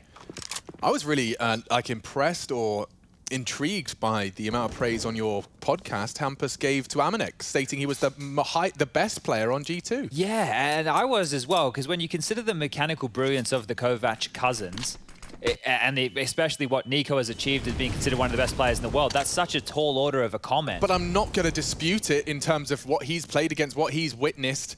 Amanek does a lot for G2, and there's a reason he's still on this roster. Definitely perhaps a little underrated in the grand scheme. Now, they are walking B, and it's wide open for the taking. What's Nexa got?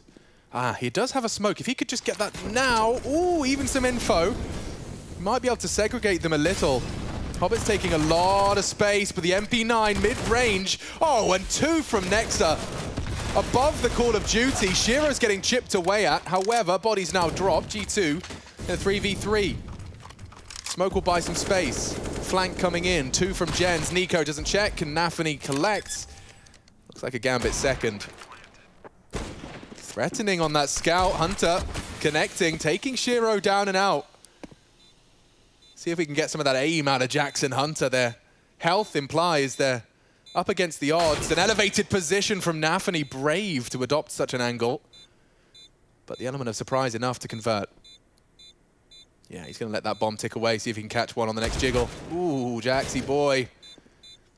Keeping them there. But Gambit make it too.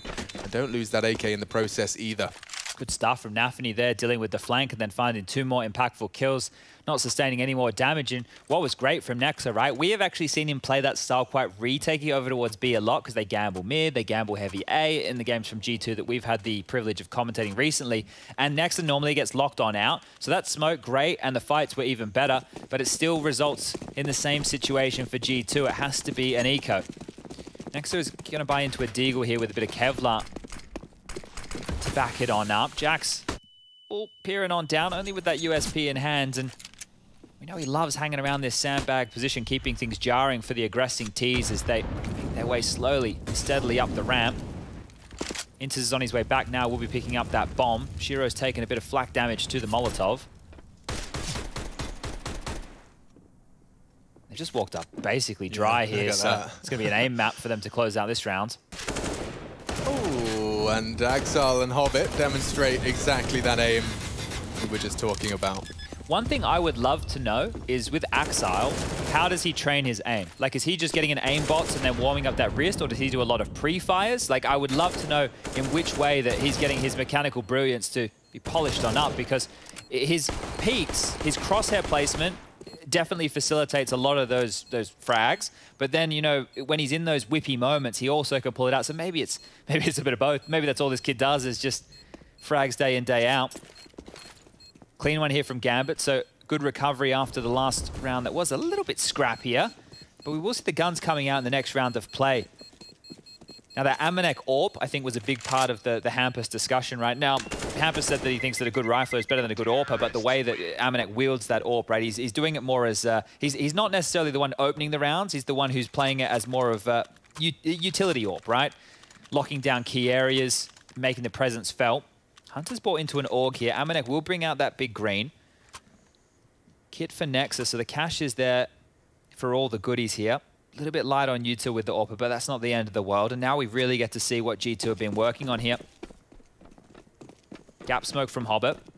Default spread. Enters to mid.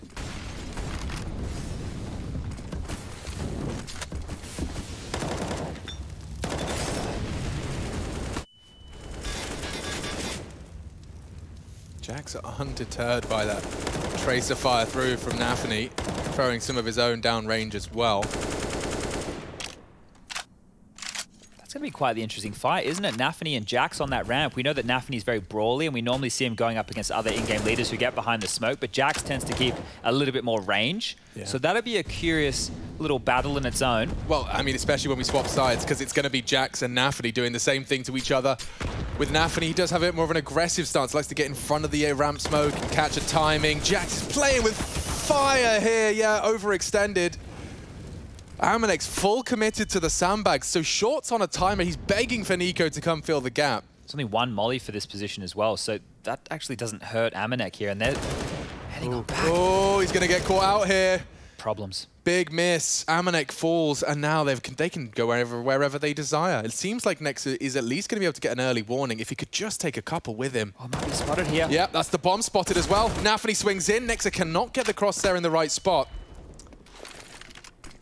Smoke might at least keep him at bay, but straight over the top of it is Nafany for info, peeking off the flash. Oh, Nafany still finds an angle over that smoke.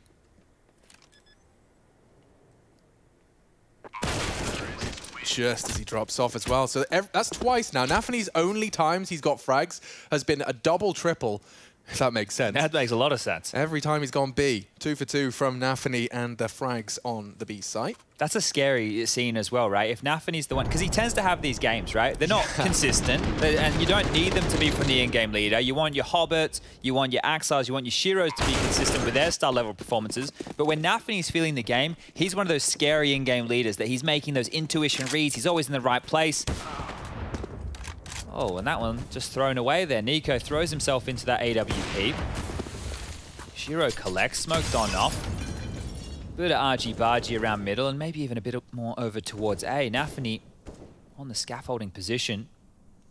Multiple targets to deal with here as the smokes do fade.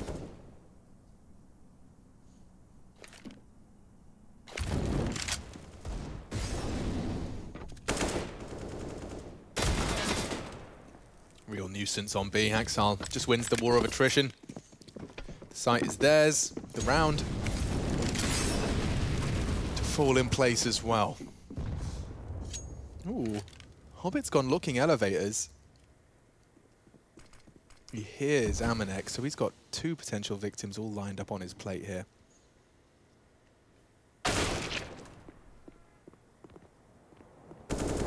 Oh, well, that was easy. Okay. Well, very diligent in the classic Gambit-esque way. Just next and now trying to hold on to this AK. And this is a clean start from Gambit here. Would be a scary force to see them just come and roll over this G2 roster who, I know the desk before the veto, were thinking this was their time to make it through to a grand final and potentially pick up that trophy. Before the veto, yeah. Yanko, after, I think Yanko did say, I hope they lose. It's amazing. He sees Ancient get big, and you can understand that, well, okay, right? so was that your knee-jerk reaction when you saw Ancient is due to a showing weakness? Because that was Kassan and YNK's. Yeah, I can understand that logic, right? In a very big way. It's like they're not confident in their map pool otherwise, so they're leaning on something that is untested, unknown, right? Yeah. They're thinking, oh, we need to pull out that the random card. Because that's what underdogs do. Yeah. Okay, I see what you're saying. So I'm definitely with them in that right there, but then Kassad also said, well, if they've been playing a lot in the last 4 days, imagine if they've just owned on it, right? The last 4 days they've come in, they've smashed everywhere. They think, well, hey, we haven't been able to beat Gambit on anything else. We may as well try Ancient. That factors in as well here.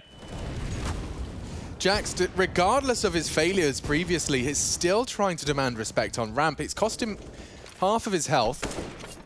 Axel's going in. He's going in thick and fast, trying to catch the blind spot. Hunter's there to babysit, but Inter's to catch Nexa on the default, and it looks like Gambit want to go B again. I just did this with 2 players. You can see Axel's flight path. It's pretty good for the blind spot on default if no one's there on construction. Oh no! Amanek's in a spot of bother, saved by the bell, bomb delivered, bridge smoked, Nafany's on A. Real hijinks now. I need Chad to help screw my head on tight, because Shiro's pushing for ramp control. The bomb's loose now on A. Shiro's just taken some space back. Nafany's flanking onto Amanek. It's all backwards. They have time to do whatever they want now. The bomb's been picked up. And can go all the way back to B, where Inters are still locking down this rotation. So Hunter is low HP. He's going to be the first responder. Shiro needs to get that, and now Inters collects. Oh, dear. The smoke to deny even more time. The bomb should go down on B here. No dramas. It's just Nico now. Same fate for Nico if he starts his crawl.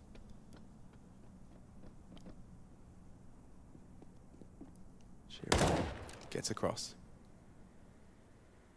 If he's not close right, process of elimination dictates he might be close left. Amanek falling in. Oh, Shiro brings the fight to Nico.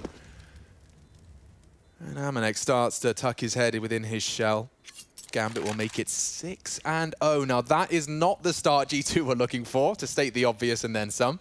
Speedrunning this one, aren't they? They are. I mean, look at the casualties of the last, what, 4 rounds Gambit have picked up. They've kept 5 alive in some, 3 in others, 4 in others. They're building a lovely, nurturing a lovely bank account.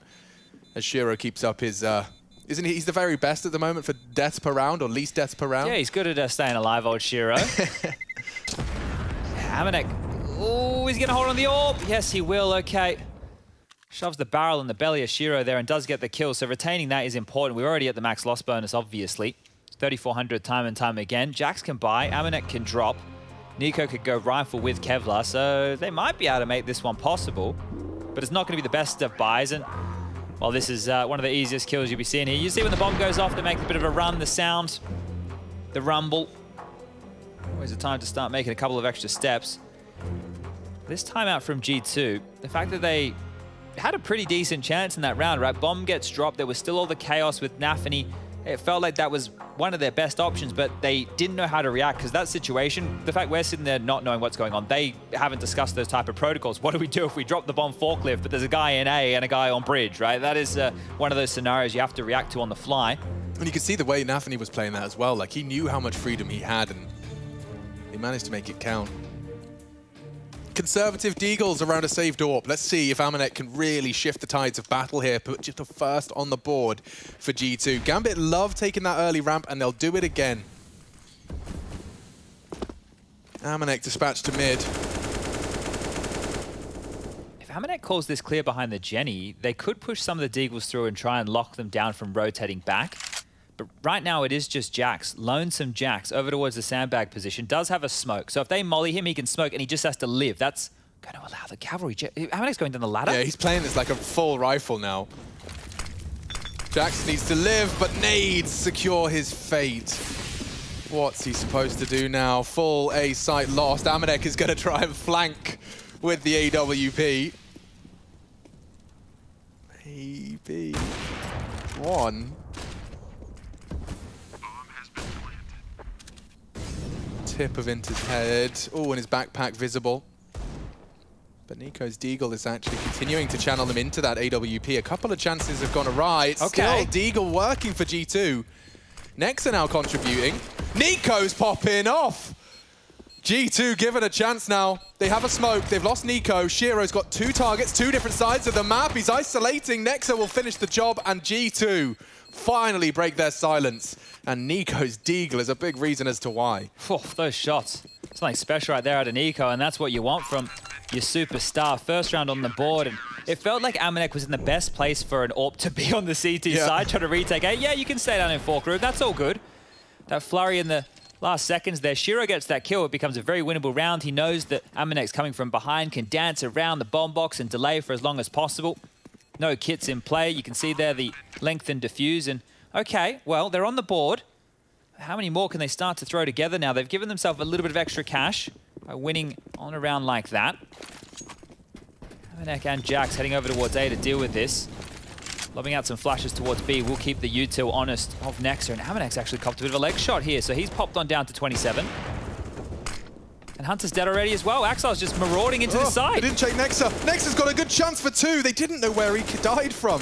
Axile could not give a call. It's fading, and Nexa's committing. The wild spray from Nafany regains control of the stairs, or at least he assumed. Nico fills the gap in time. What now? Says Hobbit with his Glock out in T-spawn. Bomb lost, bodies have dropped, and we have to piece this one back together again.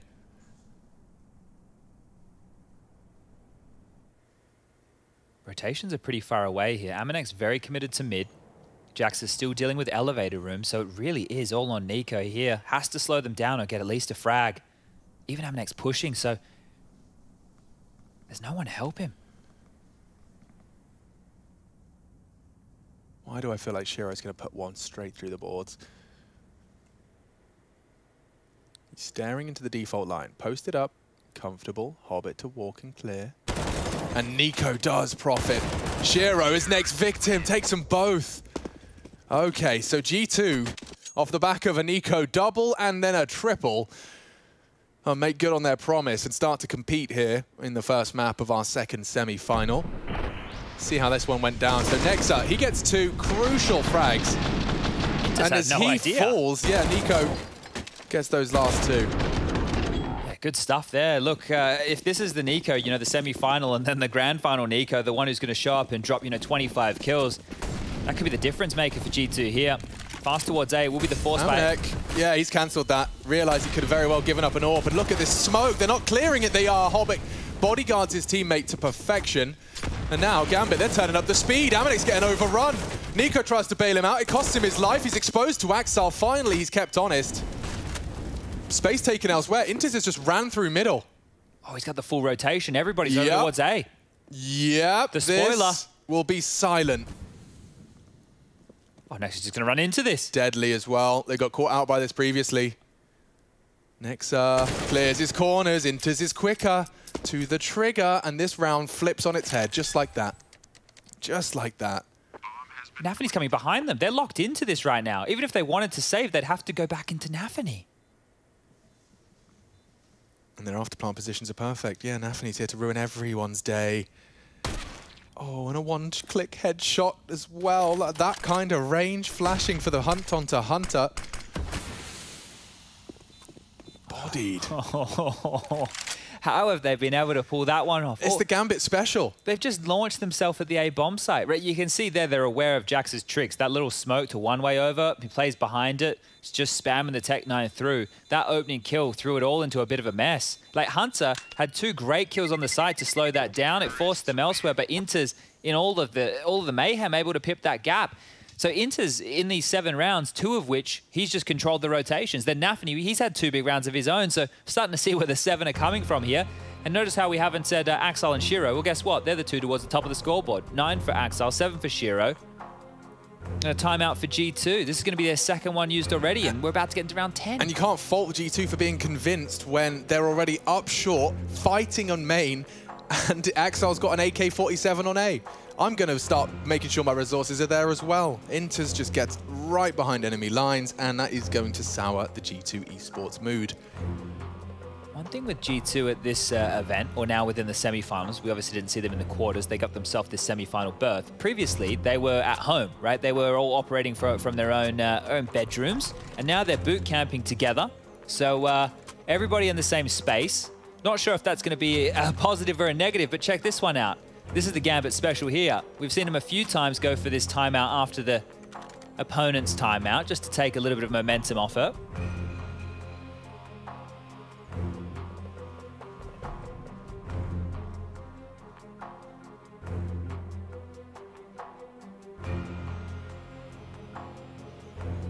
Got a feel for Amanek as well. God, that number's not wrong. He spent $10,000 into this one.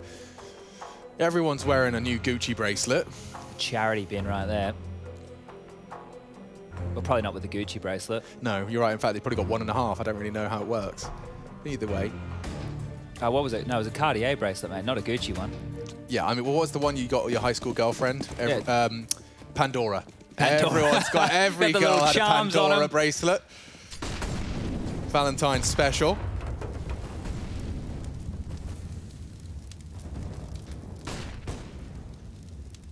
Opted for a MAC-10 here. He could have been dropped an AK from Inters, so interesting decision making. Is Axel taking space? They didn't clear him. They haven't seen him. They didn't. Oh, and Axel strikes for his 10th. Nexa feeling a bit silly after that one, and Jax could be added to the list. It's Nafany this time that falls. And what are you up to? Jax was not expecting company. Went for the AK, spots out Shiro, and lives to tell the tale. It's not Jack and the Beanstalk. It's Jackson the overextension. Could have done more with that. Ooh, you could have. The less catchy sequel, perhaps. They're stuck in limbo here. This is a difficult position to be. The smoke's going to fade. Amanek's bounding his way out of there. Yeah, he's happy to have gotten that freedom. He will tuck in from the swing. They've got smokes, 3 for Gambit as one's deployed. Actually, just more Molotovs. There's the popped smoke. They all rotated again. He's flashing for their fight. Here we go.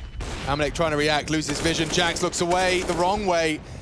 And now G2 are losing their sight. This was a 4 versus 3, but Gambit are making it so threatening. Smoke fades. Axel looks for reload. Will find it. Don't want to put your head in that vice. Axel's all too familiar with those duels. Elevated position for Inters. Strikes onto Nico. Running out of opportunities. Hunter gives them a way in. It's Amanek to try and shift the tide of battle. Oh, a missed shot over the shoulder. Inters to wrap it up. And it's another Inters round. Complete even kill distribution. Inters with 3. G2 cannot compete when everyone seems to be hitting their shots on Gambit. Looking very sharp, aren't they? Gambit are very, very hot right now. 8-2, the half has been won. Now it's just how many more can they get? Just pivoting out and destroying the Minters. Lighten things up, and Hobbit, he's enjoying himself there. Deagles again for G2. Now, look, they had success with these before. They're hard to replicate. Nexa got booked in his last B defense. It's such a tough bomb site, I think. I think the B bomb site on Vertigo, especially because you're left there to be an anchor, unless you have support early to really take control of that lobby, it's just a bloody nightmare. We've seen this boost a few times now. You catch them on the walk up, not expecting anybody to have that little lip covered. And it's 2 totem poles, so there is a bit of a gap here. They can walk up short and just pick them. Now, G2 are awares of this, but it's more off angles for the boost, right? You don't normally see this one where Jax is on top right now. It's just a slither gap right there, and maybe one that won't be cleared as they pivot up sandbag. But Nafny's always switched on in his pushes. Oh, come on. He's crazy good. Come on. He's crazy. When he booked Furia, I think it was Furia, when they did that boost, like through the, I was like, this kid's mental. Like his clears. He did a little barrel jump bait. I don't know. Nafny's just a whole different beast on this map. And just he the way still he takes peeks info. in. Yeah. I assumed he'd finish Jax off. It does lead to his demise. He takes 2 though. Oh, Nexa, what are you up to?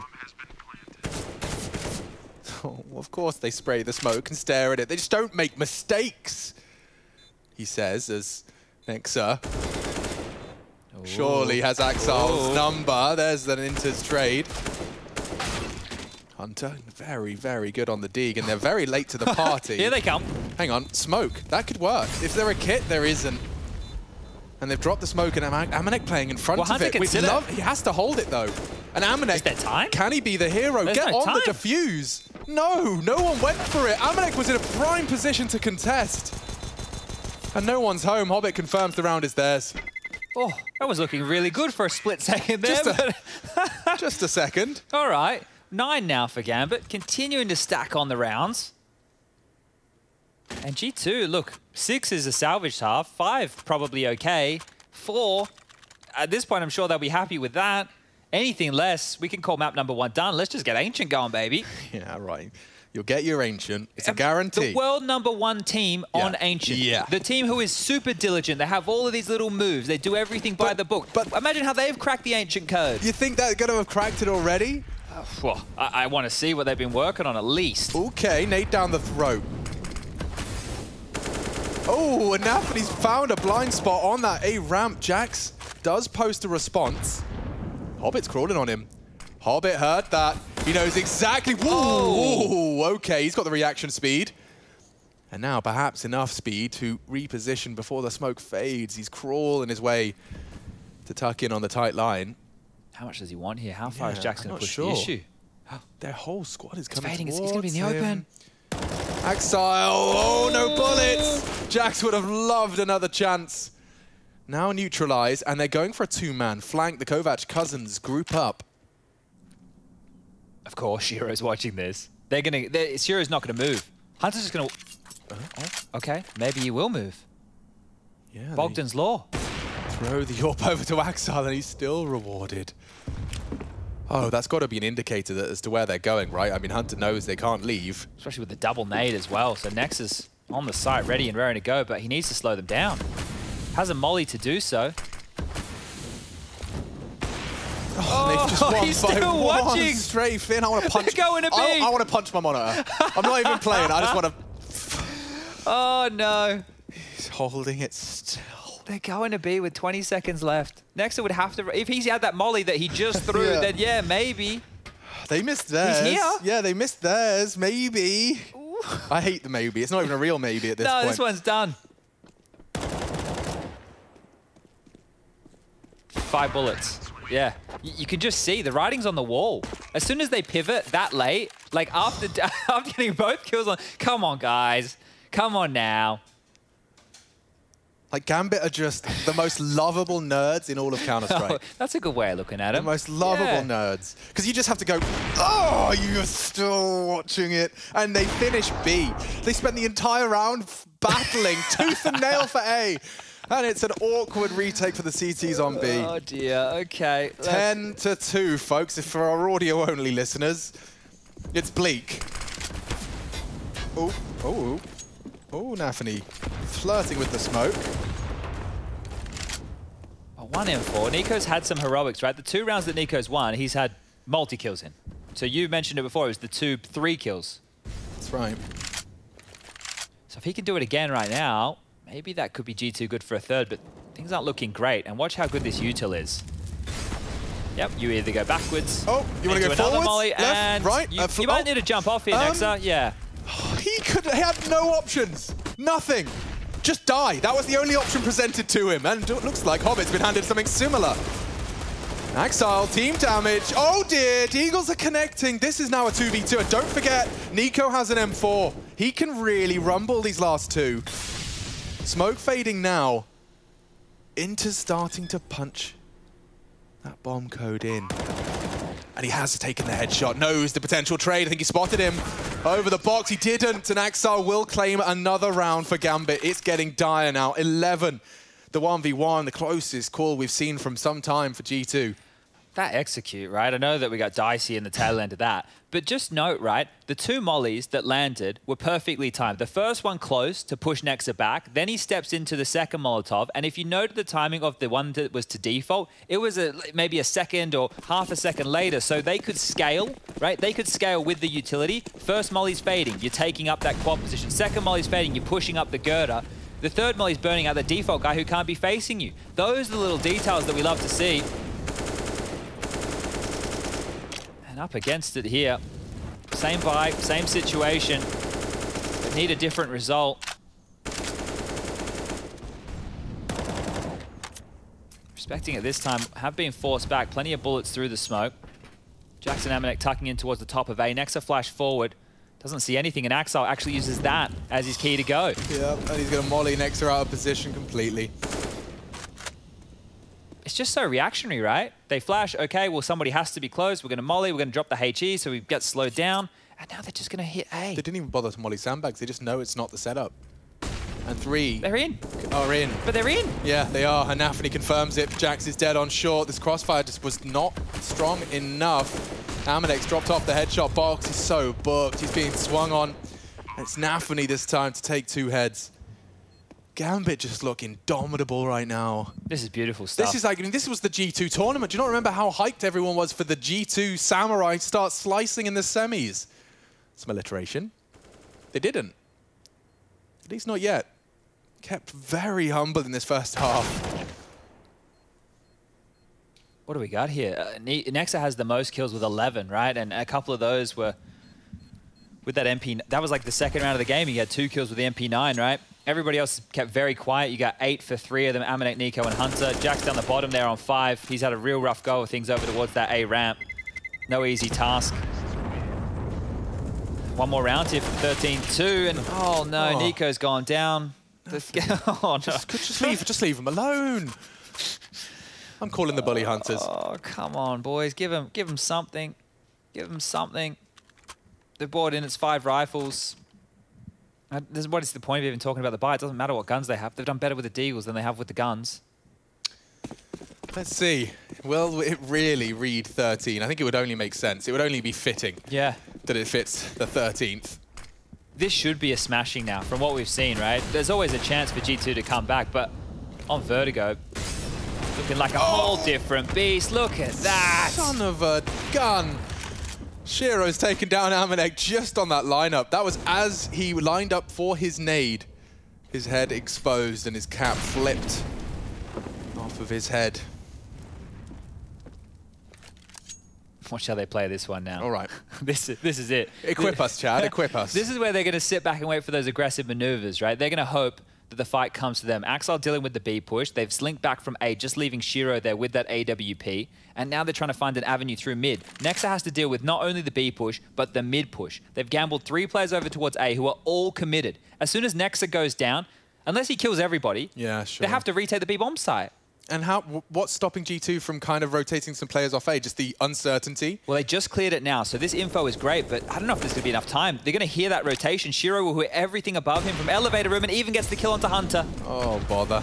Nexa to be tested. They may not even commit to this. They've got full mid control, don't forget, so they might just kill the rotate and go A. Here's Albert. Oh, there's the rotate. Oh, fortunately, Nico gets himself out of trouble. It's Nexa with a big delivery. Make it 3, go on. Can't finish the job. And now the round falls once again in favor of Gambit.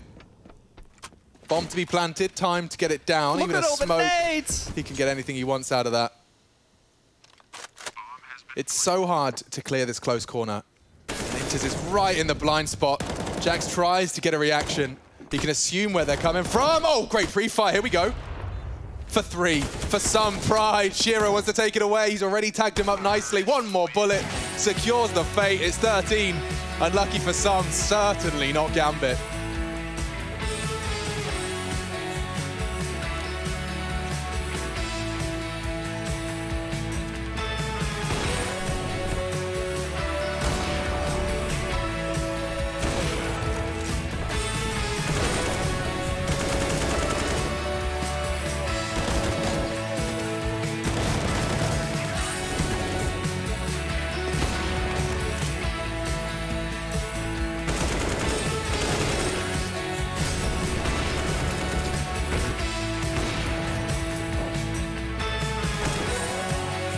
I think that the team that is going to win IEM Summer is going to be G2.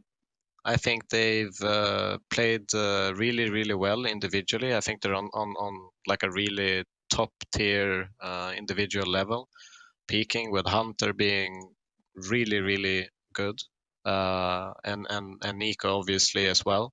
But if both of them can perform like they are, you know, we see 2 players who can completely turn a game that maybe is even strategically, you know, they're getting outplayed, but they can bring it back, make it close, and even win those types of games because of Hunter and Nico being both performing on the server, which is what was the worry before Nico came, was if Hunter would go down or if Nico would fit, because they had similar roles, but in this chaos, they've made it work, and I think that's what's gonna push them through.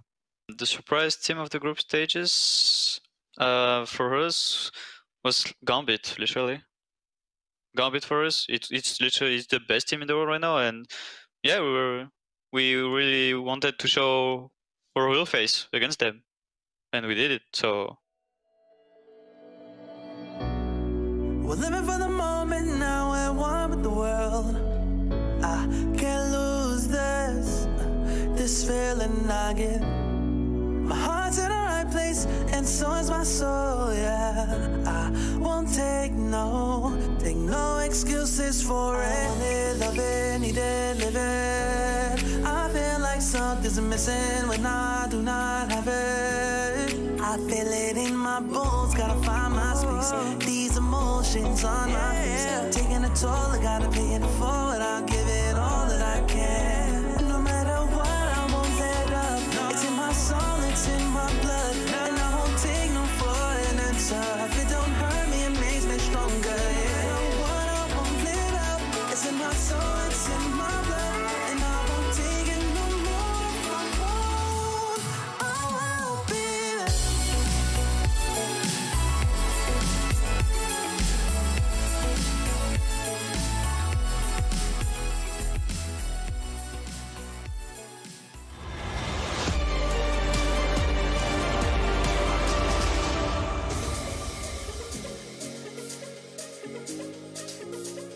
G2's woes continue against Gambit Esports in 2021 with a 13-2 first half for Gambit on the T side of Vertigo. Yeah, it's probably one of their best maps, but G2 are getting absolutely destroyed right now, and there should be no way back in map number 1. Yeah, it's a dire situation for G2. They just haven't been able to beat Gambit this year. They haven't. The best they've done is take a map off of them in a DreamHack Masters Spring Best of 3. Wanting to change the dialogue a little bit, and Vertigo was supposed to be the playground to do so. Gambit picked, of course. G2, though, trying to voice some concerns on their pistol. Nice find.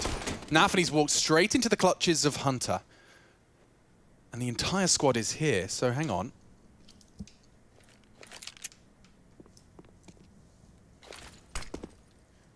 They have so many Yeah, Gambit are actually not going to be falling into an early rotate, but that's going to cost them. Hobbit just cleared middle, so I think they were expecting this all to be a ruse right now, but they had 3 players with Smoke, Flash, and a HE, and they were I think so Gambit are confused. Wait, hold up, there's an A bomb site? Yeah. You guys get to go over there? I'm not sure how, okay.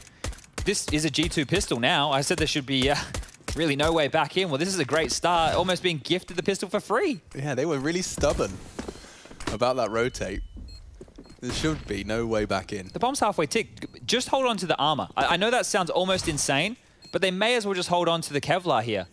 Yeah, certainly. Especially when that second round is so important for G2. Oh, Giro has stuck around and now he will be hunted down. Oh, he'll take a couple of bonus frags. Amanek, so lucky to be alive. He was underneath the bomb. He goes down to 4, but he'll keep hold of what little he had. Okay, G2 3. They take the pistol. Now they are going to have to do the impossible every single round. This is going to be a Gambit force, so we'll get to see how the very best do it. What does Shiro equip himself with? Does he play it more conservative for that CT AWP, or will we get a scout out of him? No, just going to keep it light. The CZ, okay, making a bit of a return here, and he went with head armor. So sure, he saved 850, but still a pretty decent investment, all things considered. Let's see if they can shake G2 up even more so. That pistol round is one to forget, really, isn't it? Yeah. Just, yeah, a bit of a misread. Okay, out middle they go. 4 players looking hungry for some frags. Smoke's being lined up. We've seen this, the G2 smoke. It's just a little extra special now. And they're ahead of it. Doesn't really cover off the cross. Oh, big gap for the Hobbit Deeg to thrive. And now it's Axel to throw a finishing blow, a finishing touch. The CZ connects, the bomb's delivered. And G2 starting to crumble in just the second round of play. Good find from Nico. Nexa long range on the MAC-10, saving them both a whole lot of stress. They can keep their hair follicles on. No stress right now. They'll even have an eco to chill. Oof, that one almost got out of control, didn't it? Okay, great first shot here from Hobbit. And then you can just see, like, there's 3 directions that you're having to worry about while crossing that window position. Up, down, the axis is not easy for anyone whatsoever. But yeah, you're right, it will be the eco. So now G2 will certainly be up to their 5th. Amanek with his signature gun, looking for space over towards this B bomb site. Nexa and Hunter working on A. And Hunter's fantastic at this short position, at least when he's given the room. Hobbit with the flash ready and raring to go. He's not actually going to use it towards A. Throwing bodies at the problem. Nafany's hearing this, and he's going to be segregated from his teammates. So the moonwalk. So Michael Jackson special right there.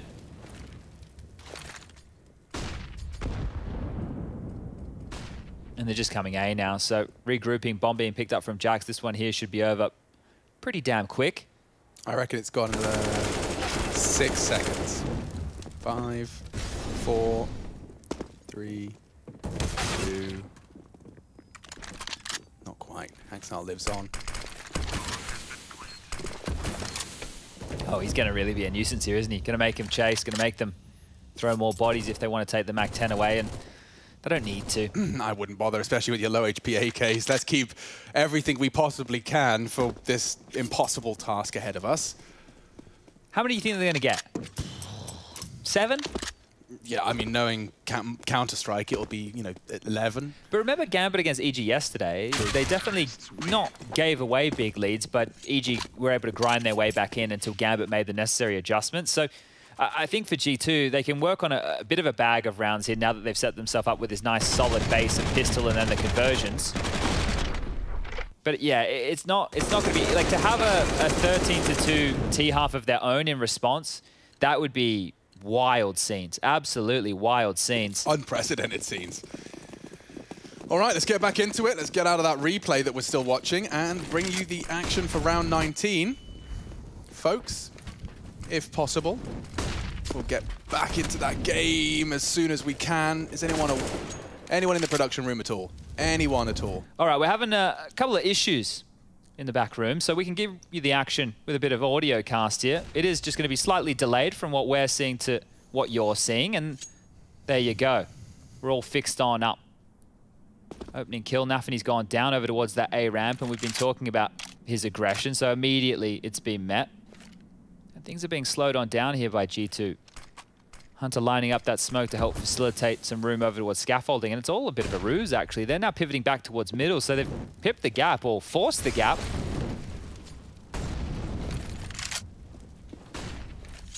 Nobody towards B, just Axile towards middle here, and this is looking very good for G2. It really is. Not only with the early absence of Nafany, but the same smoke, and they do cross through it. Up they go, and a wide open B site. That's business as expected. And another round. So, yeah, okay, this is now starting to get a bit more interesting. They've quickly found themselves what will be the 6th round. The 7th shouldn't be too far away. We're talking about max loss bonus on the other side, so Gambit will be able to do the classic drop guns across, but that's if they're allowed to save. You can see they've already been cut off. They cannot push past this bridge position without going into the Cousins crossfire.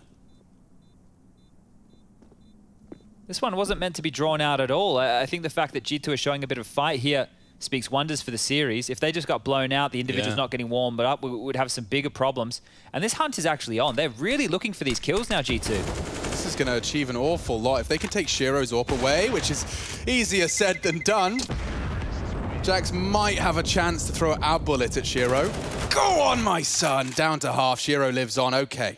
Okay. Gambit will have their AWPing presence into the next. And I'll actually take a timeout just to discuss probably the same things we've just been discussing. Don't want to let this one slip away. It's been a 13-2 half that we've witnessed G2 come out of the gates here swinging, finding 4 consecutive to start off their T campaign. The thing is, this is only going to be what, their second real, actually no, this isn't even really going to be a real gun round, right? So they haven't even been able to put up that much of a fight just due to the economic situation. And with the money, the discussion is what are we going to drop and who's going to make the sacrifice. Now, Inters can drop a rifle, Shiro can drop a rifle.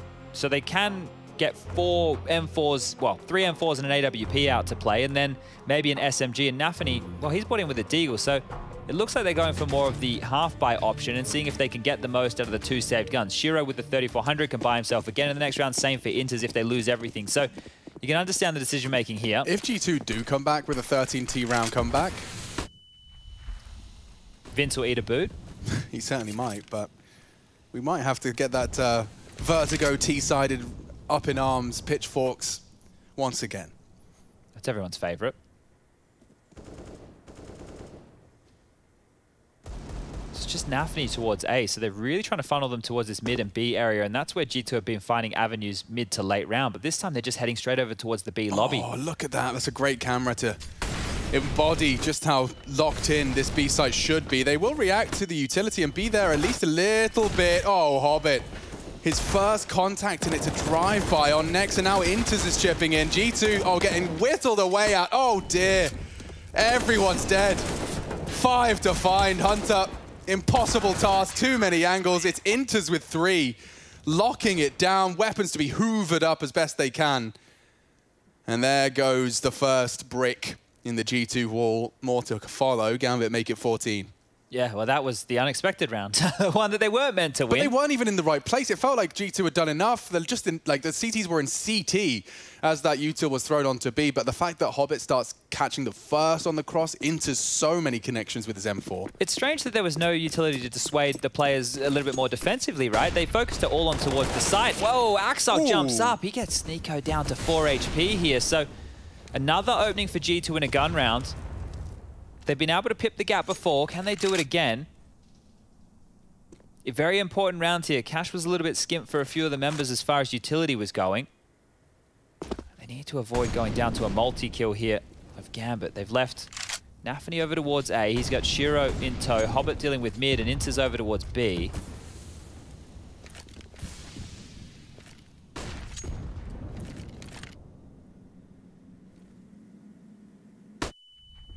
Oh, Vision, Stitz, holding the line. Shiro does lose his life. Nafany had a choice. Sandbags or back to sight. He opts for sight. And this is powerful. It can basically hold both sides of it. With Hobbit getting a frag, if Hunter didn't take that head off, we were talking. But now, two-man advantage. G2 not going to try and throw this away. They are light on smokes. Flashes will have to suffice.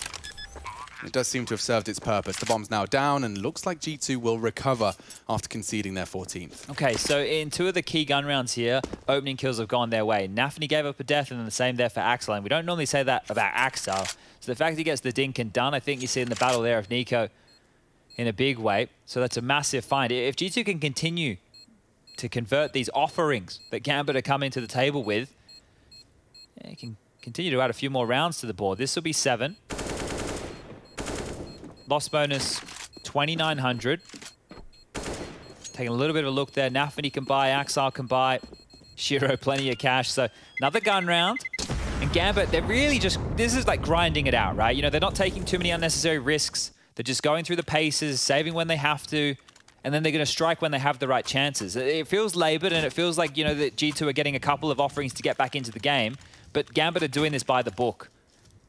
And if they get another eco win in the future like they did just before with those 2 saved guns, well, that could be all they need. There you see that replay position, and it's interesting that Shiro hangs around, right? We know how powerful that one-way smoke is. We see Art use it, we've seen Nafany using it on the T side, Hunter's using it to great success as well here.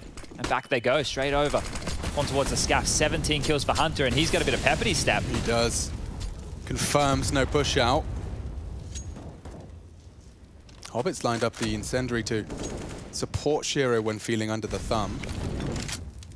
Great molly to push Shiro away from that short line. If Hunter does peek, though, he may not be expecting the AWP to still be posted up.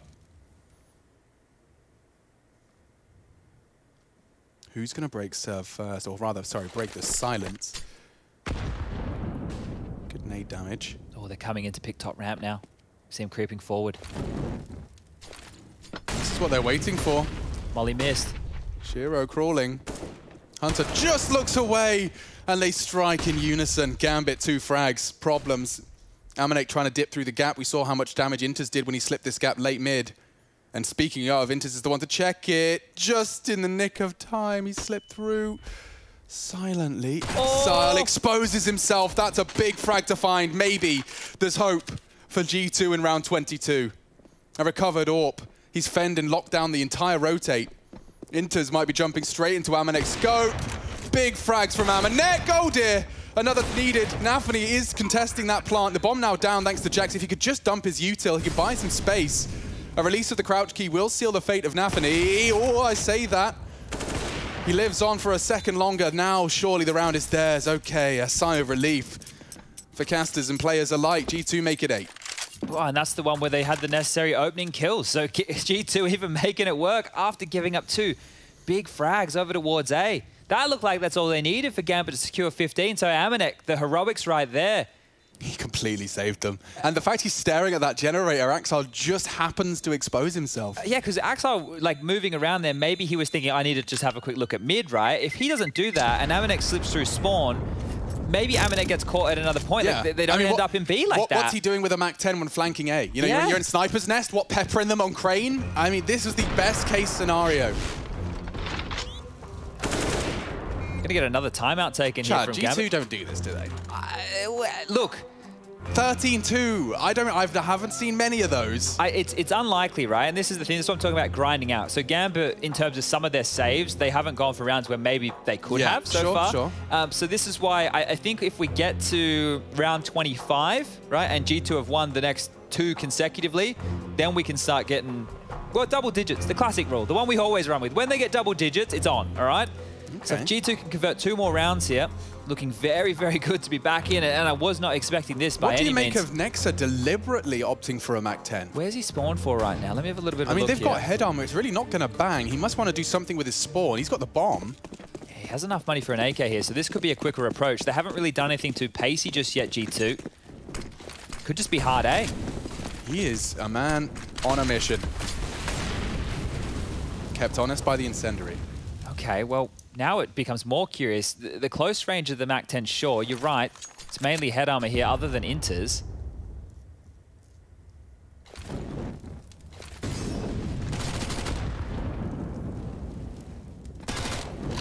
jumping accuracy, I suppose, to help open up some angles, help open up some corners where they don't want to use that util. It feels very loud on A. Like, there's no secret about this. Nico on the AWP this time. Smoke and Molotov buys a lot of space. Next up, sweeping in, and there's the MAC-10 combined with the AK. 2 frags. Shiro over the smoke on that headshot box. Amanek trying to evade, and it looks like Gambit are opting to save. Yeah, this is just going to keep happening, right? The one round where they had the opportunity, they still lost the round. So when this happens, when the site's taken, they lose the opening kills, they will just continue to do this. G2, if they want, they can start chasing now, right? They can start hunting because Jax is dead. He has 6.6. You've got 8K on Nico, right? They can definitely throw a body or two at trying to take away some of these rifles here. Conservative stuff from G2, and well, I didn't think it was possible at all. I can't believe they've kept Gambit just on 1 CT round so far. 13-2 to 14-9. Maybe because they have such a lead, right? Well, not maybe, definitely, because there's. It feels like there's no rush. If the scoreline ends 16-14, doesn't matter. They still win the game, right? So that's the thing. Gambit are just playing the fact that they have this huge buffer. But I feel like it's doing wonders for G2's confidence, maybe on a map that they weren't feeling too confident on in the first place. Yeah, well, this is definitely doing wonders for them, regardless of the final result. A different G2 will be stepping into Ancient now. Ouch! That's going to hurt a nade right between the cousins. Exile, he's got very well-drilled rituals here, and he does spot out Amanek on that Sandbags boost. It looks like they want to commit to this. Counter flash has forced him away. Exile gets away.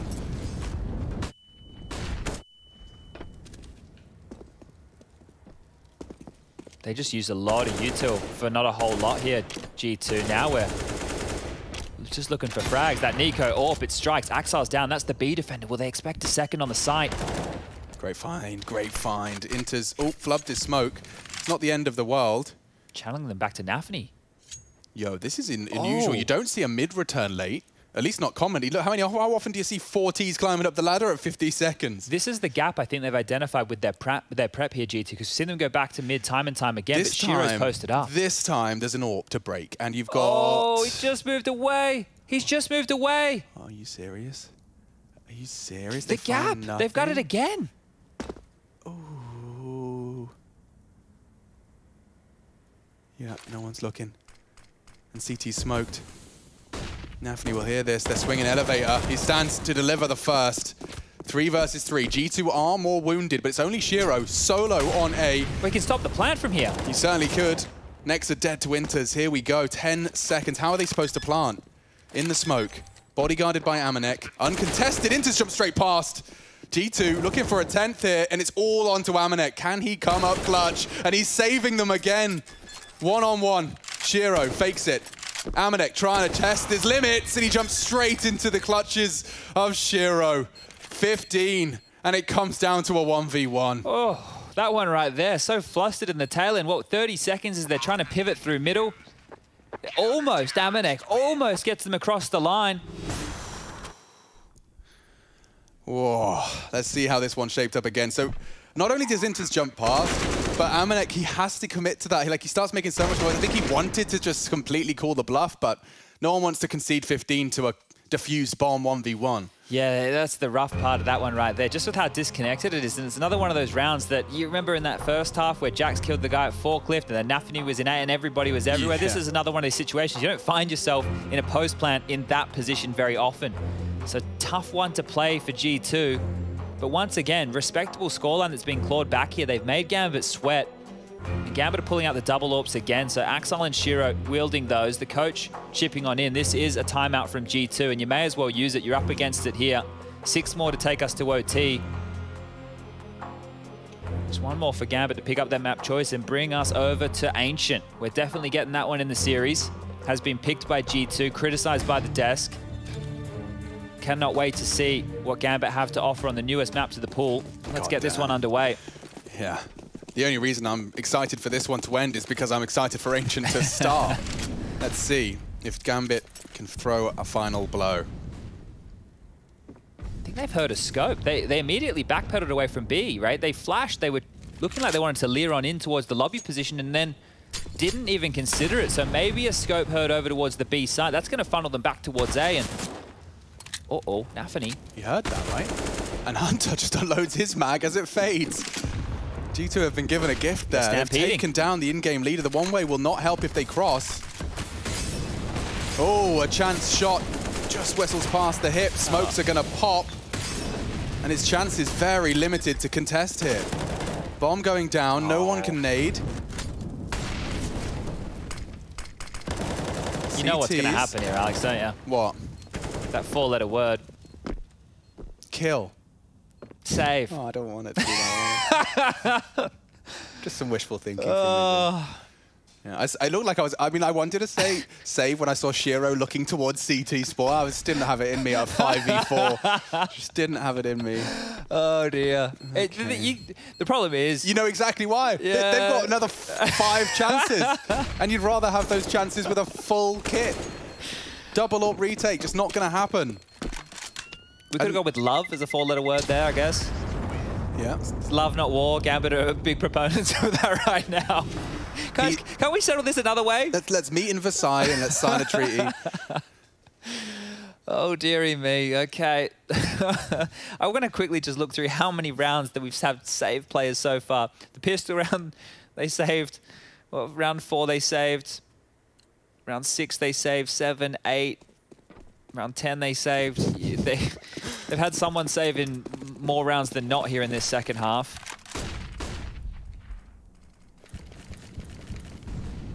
Going back to the round they wanted to do last time. Yeah, Axel didn't scope up this time, but it's still in play. Well, Inters is filling that gap, and now that the second molly has been dropped, that's a lot of information. There at least were 2 players on that site. It looks like they're setting up for one of these B finishes again. 3 players over towards A. Axel passive AWPing middle, and Inters this time with all of it to do on the B side. Here we go. He loves this spot because it's never mollied. He can just stand there, have conviction in that first fight. Oh, straight through! Amanek tries to sprint through the flames. Inters is ruining their day. Jax claws 1 back for G2, but it looks like Axel is here to finish Vertigo. Hunter partners up with Jax, a 2 versus 4. Oh, the elevated position of Nafany on the smoke could be a problem, and the smoke fades. Axel can connect. Now the smoke is the least of their troubles. Hunter to try and save G2's Vertigo. This is Gambit's pick, and they have demonstrated as to why. A 13-2 half, and it ends with a nade. There it is. Gambit take their map pick. The world #1 puts it 1-0. We'll be heading over to Ancient, the new addition to the map pool, baby, and it's coming to your screens right after the break before Frankie Ward, Kassad, and Yanko get you fully equipped.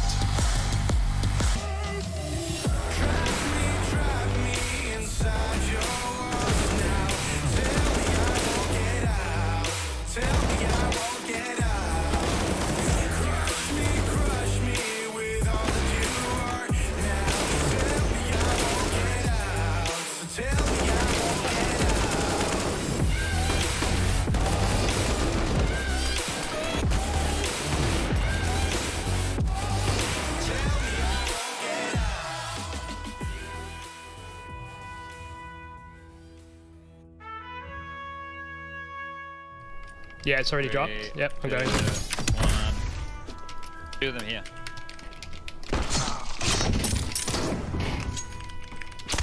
I'll go plant the bomb.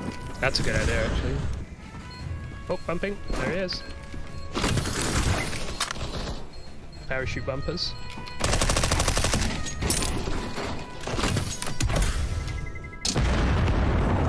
Oh, you killed one! Oh, and I surfed. What a victory. I'm getting shot next to the silo with a shield on the right side. He's in between this.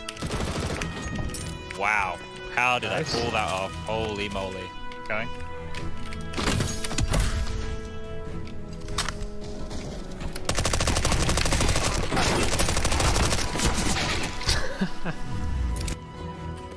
Bumps here. Over here, I'm going. I'm getting shot at from behind, but I'm going for this guy. 2 guys down here where I'm landing. Coming, Rush. coming. Yeah, I'm on the other. Oh, two guys on the team. I'm going. I see him. Going for the back guy.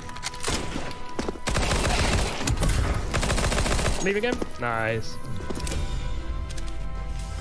Casbah through the front door. Oh, I see one fella. Another one that can run away. I'll go for that fresh shoot.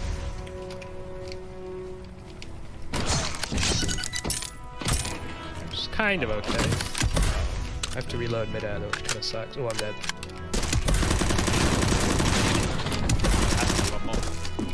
Have medis. Nice.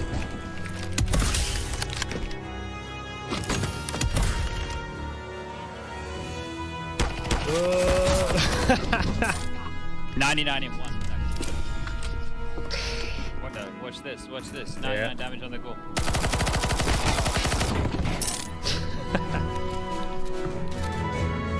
Do you think you know everything about CSGO? Then stay alert and look out for the DHL drop quiz on the ESL CSGO Twitch channel. Because as soon as the question is asked during the stream, the clock starts ticking. You will have 60 seconds to type your answer in the chat using this format. And keep in mind, speed is important at DHL. So the faster you answer correctly, the more points you get. Keep track of how well you are performing on the leaderboard. Will you manage to make it to the top and win one of these amazing prizes?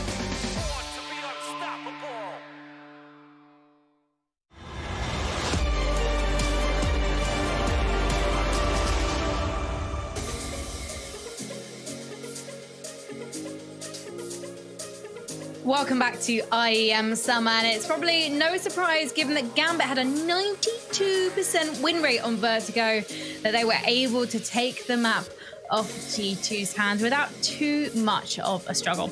Now, we're going to be talking about this one shortly, but right now, Twitch chat, it is over to you because it is time for the penultimate DHL drop of the event. So I hope you're ready for the question, which is, FaZe have been the runner-up how many times in a row at IEM tournaments? Is it A2, B3, C4, or D5? So to enter, exclamation mark, DHL drop, space, and then your answer A, B, C, or D. And remember, if you're fast, you get more points, and those points rack up across the playoffs. So good luck, my friends. Now to introduce you to two other friends, I hope I can call them that, Kassad and Yanko. Oh, thank you. All right then. Well, let's talk then about the... Let's talk. I'm just going to ignore that you said that. Let's talk about the first half. Let's talk about that CT side from Gambit. Sorry, the T side from Gambit. Was there anything, do you think, that G2 could have done to kind of shut things down a little bit more? Yeah. Yanko?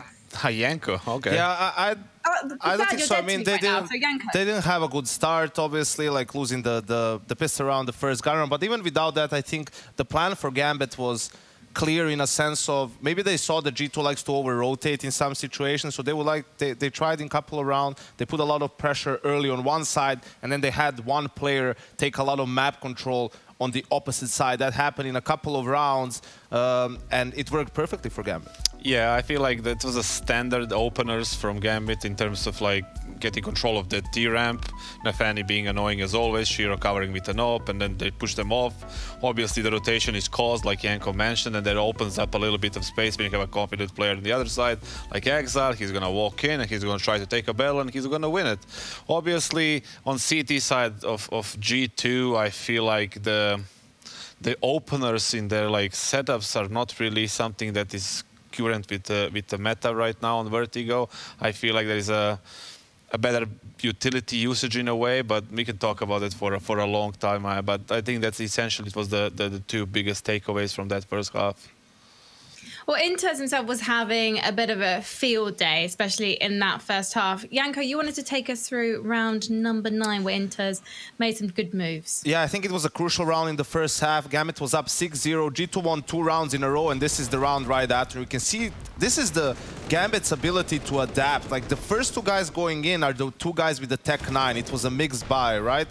Inters was the one with the AK, and you can see here, while everything was happening on A, he sneaks all the way into middle, takes a lot of map control, caused the rotation from his teammates, and despite Nexa probably expecting it a bit, like he still has the upper hand, and that frag basically enables Gambit to close out the round. They spent all their money for this round. If G2 won it, then they would have had to play against a Nico, so they could get some momentum and probably have, well, definitely a better half than 13-2. Yeah, keep in mind that one of those 2 rounds they won was on Nico, with Nico getting the triple deagle kill, and they had an AWP with Amanek because he was on the flank. But other than that, 1 gun round, and you can see like how confident and why Vertigo is the best map for Gambit, and it's an obvious and clear but pick. it's the second best map for G2 as well. This should not have been a stomp. Maybe by statistics, but I don't think it's I don't think they think it's a second best map for them.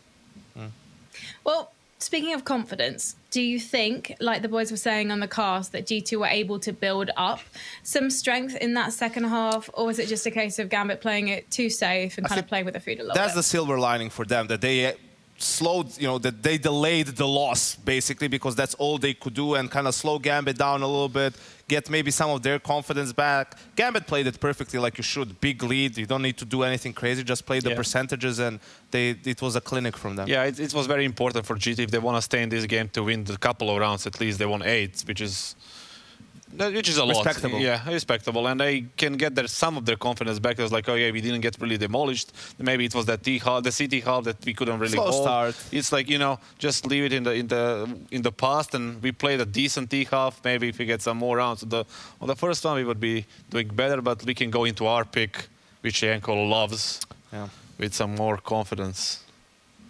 Well, poor Jax was getting absolutely bullied on the A side, and he didn't have much of a better time on the T side for G2 either. So hopefully he'll be able to pick things up, because the rest of the team, they're not looking too bad. Amanek had some hero moments with the AWP, but Gambit, every single member is firing on all cylinders right now, and going into Ancient, given that we don't know what to expect from them in terms of a game plan, they could still be pretty deadly, Kassad.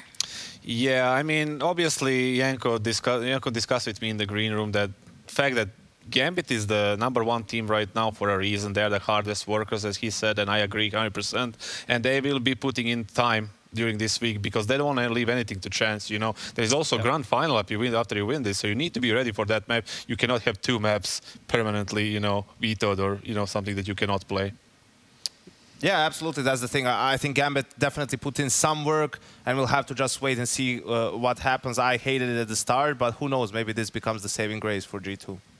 Yeah, you sound really confident there. What's what? Yeah, I just want to know what's on your shirt before I do the DHL drop answer. I'm not going to do that, Frank. You're not going to catch me live on air, like falling for that. I don't know what's on your shirt. I was just asking. Anyway. Why, you wanted to look down? Drop. No. I don't know what it is. That wasn't a trick. That was just me asking about the details. I don't trust anyone, Frankie. But back to the DHL drop. I will help you out, Frankie, but you're dead to me. Back to the DHL drop answer. Hopefully you guys got it right. It was C4.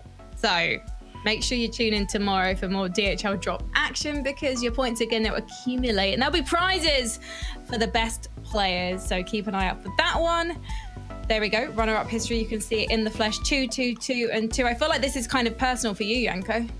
I wasn't part of the team then. We only got #1s or last place when I was there. Mostly last place. There were no #2. Mostly last place. During IEMs when you were there. Okay, moving swiftly onwards, we're gonna head to a break. When we come back, can G2 pull out the stops on Ancient and stop Gambit from stopping them from going home? Machine and Sponge will be here with some much better wordplay than that, so don't you worry. We'll see you in a bit.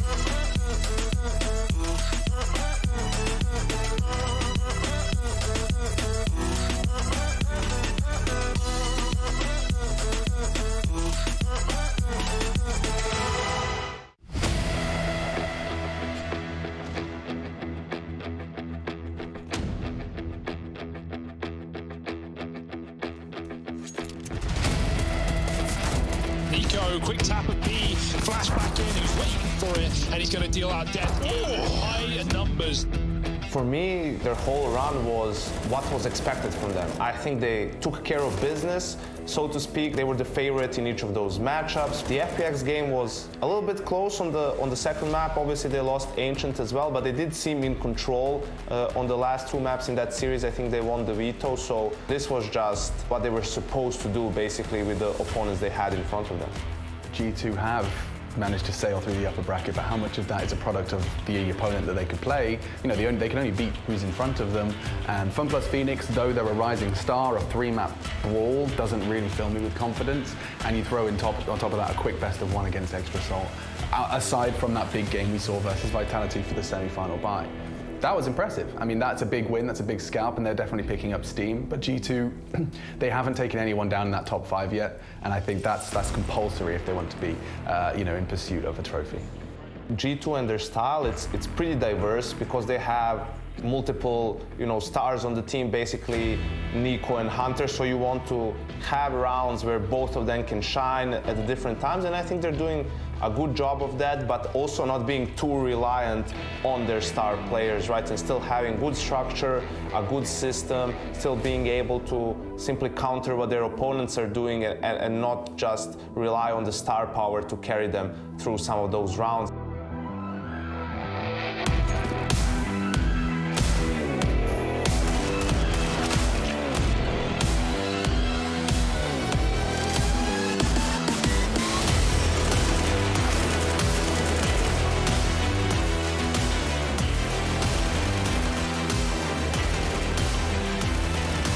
This is definitely just a product of the G2 system having time. I mean, they've been, you know, stuck with Amanek or Jax. They decide on both. Amanek's completely transitioning to a new role. I think this is something that would take time. You're still replacing Kenny S, remember. This is a legendary name. You can't replace Kenny S overnight. And I think that a tournament run like this now would be the perfect time for them and for the organization to feel like they're on the right path. I do think there's a part of them, there's a bit of pressure behind the players, where they have to justify the fact that they made one of the largest signings in Counter-Strike player history. You know, like that contract for Nico was so big, they are in hot pursuit of trophies to justify a decision like that and to justify a signing like that. For me, actually, G2 is the favorite, and it also seems like everything is falling into place. Here they also have the confidence now, and they've been through some of those situations, some of those tough losses where they now know how to approach those games. I feel that they are going to win IEM Summer.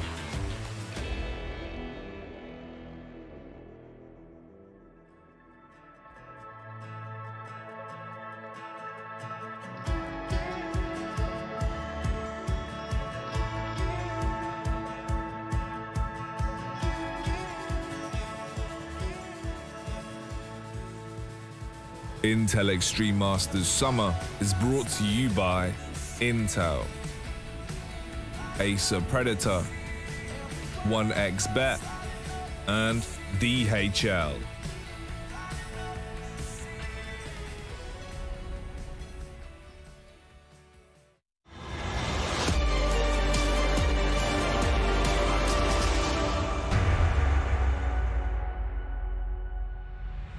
Gambit 1-0 up in our second semi. IEM Summer, very good evening to all of you watching from around the world. G2 Esports are on the back foot, and this, as discussed at the desk, is a surprise to some. G2 picked the newest map in the pool, and I am absolutely joyous that it's a gift that we get to cast for you guys. Ancient, the new map to the pool, and our first look at world #1 on Ancient. So actually, let me say a quick hello to all of the Counter-Strike teams watching this VOD. So hello to the coaches and stats men. Enjoy the show. I'm sure a lot of people are going to be tuning in to check out how Gambit have taken to the new map. Yeah, if anyone's going to define the meta on the newest map, it very well might be the best team in the world. The odds heavily favoring Gambit Esports so far. We've seen G2 on this one. They didn't pick up the map out the group stage, but well, FPX did seem like the most well-trained Ancient so far in IEM Summer. Very, very true. Now, look at all this util right now from G2 over in towards A main. They've dropped out a bit of a lurk smoke, and they're lining up some deeper smokes towards Temple and Spawn. They've got a molly to deal with the back bomb site box as well. They're boosting up and over. Shiro's ready for this. Yeah, not much he can do about it other than calm. Oh, he can take 2 heads from the unchecked Cubby. Another chance onto Amanek. He is under a lot of scrutiny, and they're going to take the fight from Temple. Inters does not go down. The crossfire and that smoke on Cube won't last for forever. It's only Nico now in those A-halls. He had util, and a couple of taps from his Glock will eventually lose out to Hobbit. Okay, well, the bomb doesn't go down, and that's a bit of a problem. Now, there's been discussions, if you've been paying attention to those about the meta on Ancient, and A bomb site is very open when you go to plant. You got that cube position where they're able to spam you through the smoke, CT spawn as well, and Temple. So bear with us with the calls, guys. It's new to everybody. We'll try and keep things as uniform as humanly possible. Yeah, absolutely. We are desperately trying to find some sort of uniformity. So I apologize if it doesn't quite sync up with the calls you're using in your PUG games. Maybe we'll get there a little later into this map's existence. Nico's lining up something interesting. Yeah, just a bit of a pop flash there for them to team on out of middle, and Hobbit over towards the top red has to deal with this. Good weapon for the job with a famous bomb called. Hobbit with 2. Oh, it's lovely work. You can see just that extra air of confidence in the A, the angle, and B, the repeats when he knows he's up against those Glocks. He just stands and delivers all 3 necessary to lock down mid, but it's time for the AKs, and that was, of course, a product of the absent plant in the first. I'm really curious to see the way that Gambit play themselves on the CT side. There's been so much discussion over towards this B side of the map. The CIS teams, however, when we did see Spirit versus Virtus Pro, they're a bit more A-heavy with their set pieces. Now, I think we'll be expecting an anchor over towards A, 1 to 2 players mid, and then the rest over towards the B bomb site to lock things down. Early util exchange from both teams. Nexus in front of it. Ooh, interesting. So the contest for middle, a bit of a CT wall like crisscross of smokes. smokes. Yeah, what? A very odd lay of the land now for Jax to stare at and try and push through. They could be Cubby. Have they walked through? Are they stairs as it fades? They stand, they hold. And it's bought time, at the very least. Don't forget, this is a very big bonus round from Gambit. They got 3 SMGs, 2 Famous. And Jax is wanting to take some space here on mid-red. Shiro flashed off. It's a hard line to force the fight.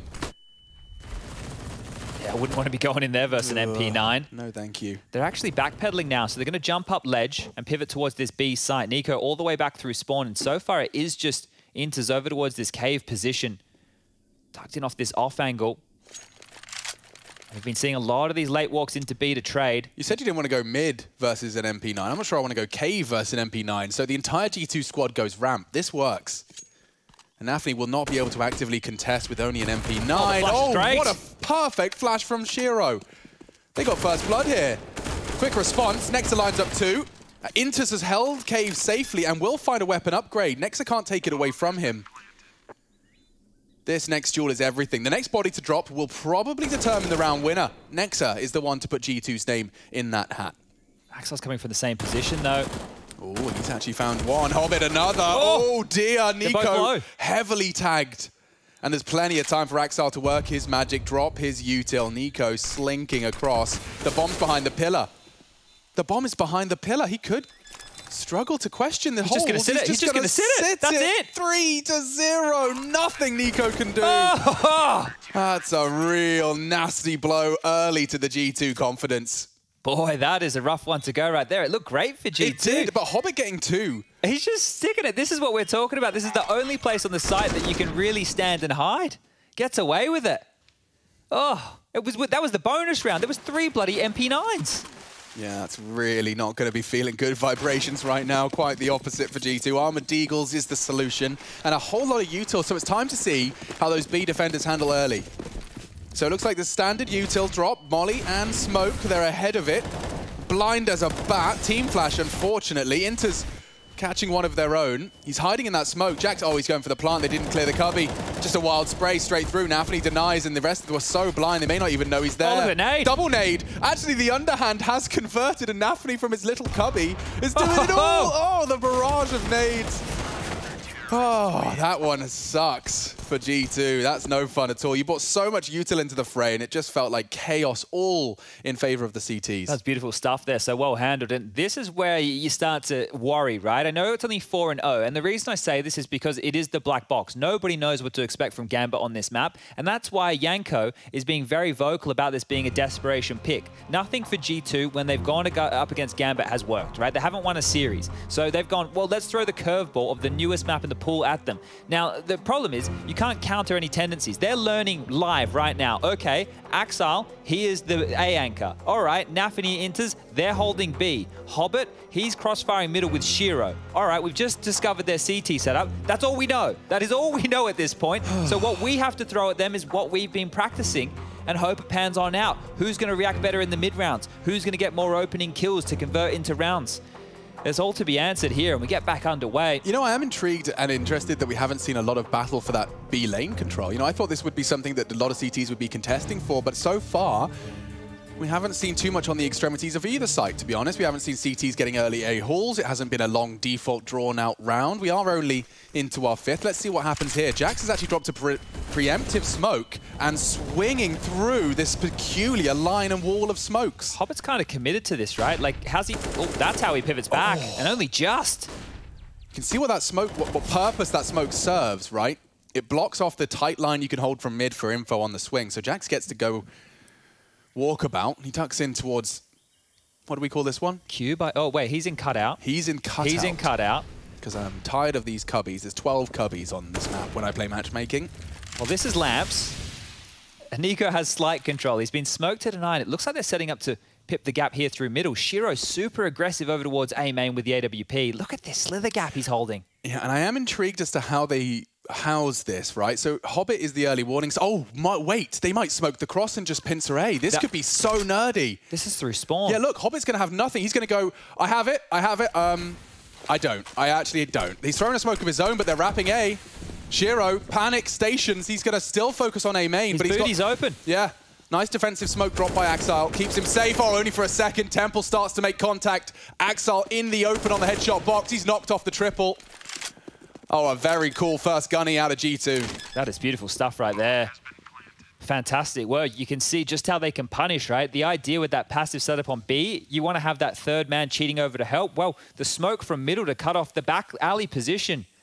Great work from G2, and now that's something the Gambit have to consider with their rotation. So, seeing the map evolve. Now that is hot. That was something we've talked about, and it seems Nico's smoke gives us an answer. So now what that will have to do is that middle player will have to play closer, either contesting a little bit more so, or he'll have to be in one of those nooks and crannies. Now, they won't get smoked off if he is, but it's going to be hard to get more than maybe 1.5, 2 kills, and that also makes the B bomb site more susceptible, right? So that is where you talking about a bit more aggression towards that B lane may have to come in here, because if Gambit aren't going to do that, G2 can play with these rotations in rounds to come.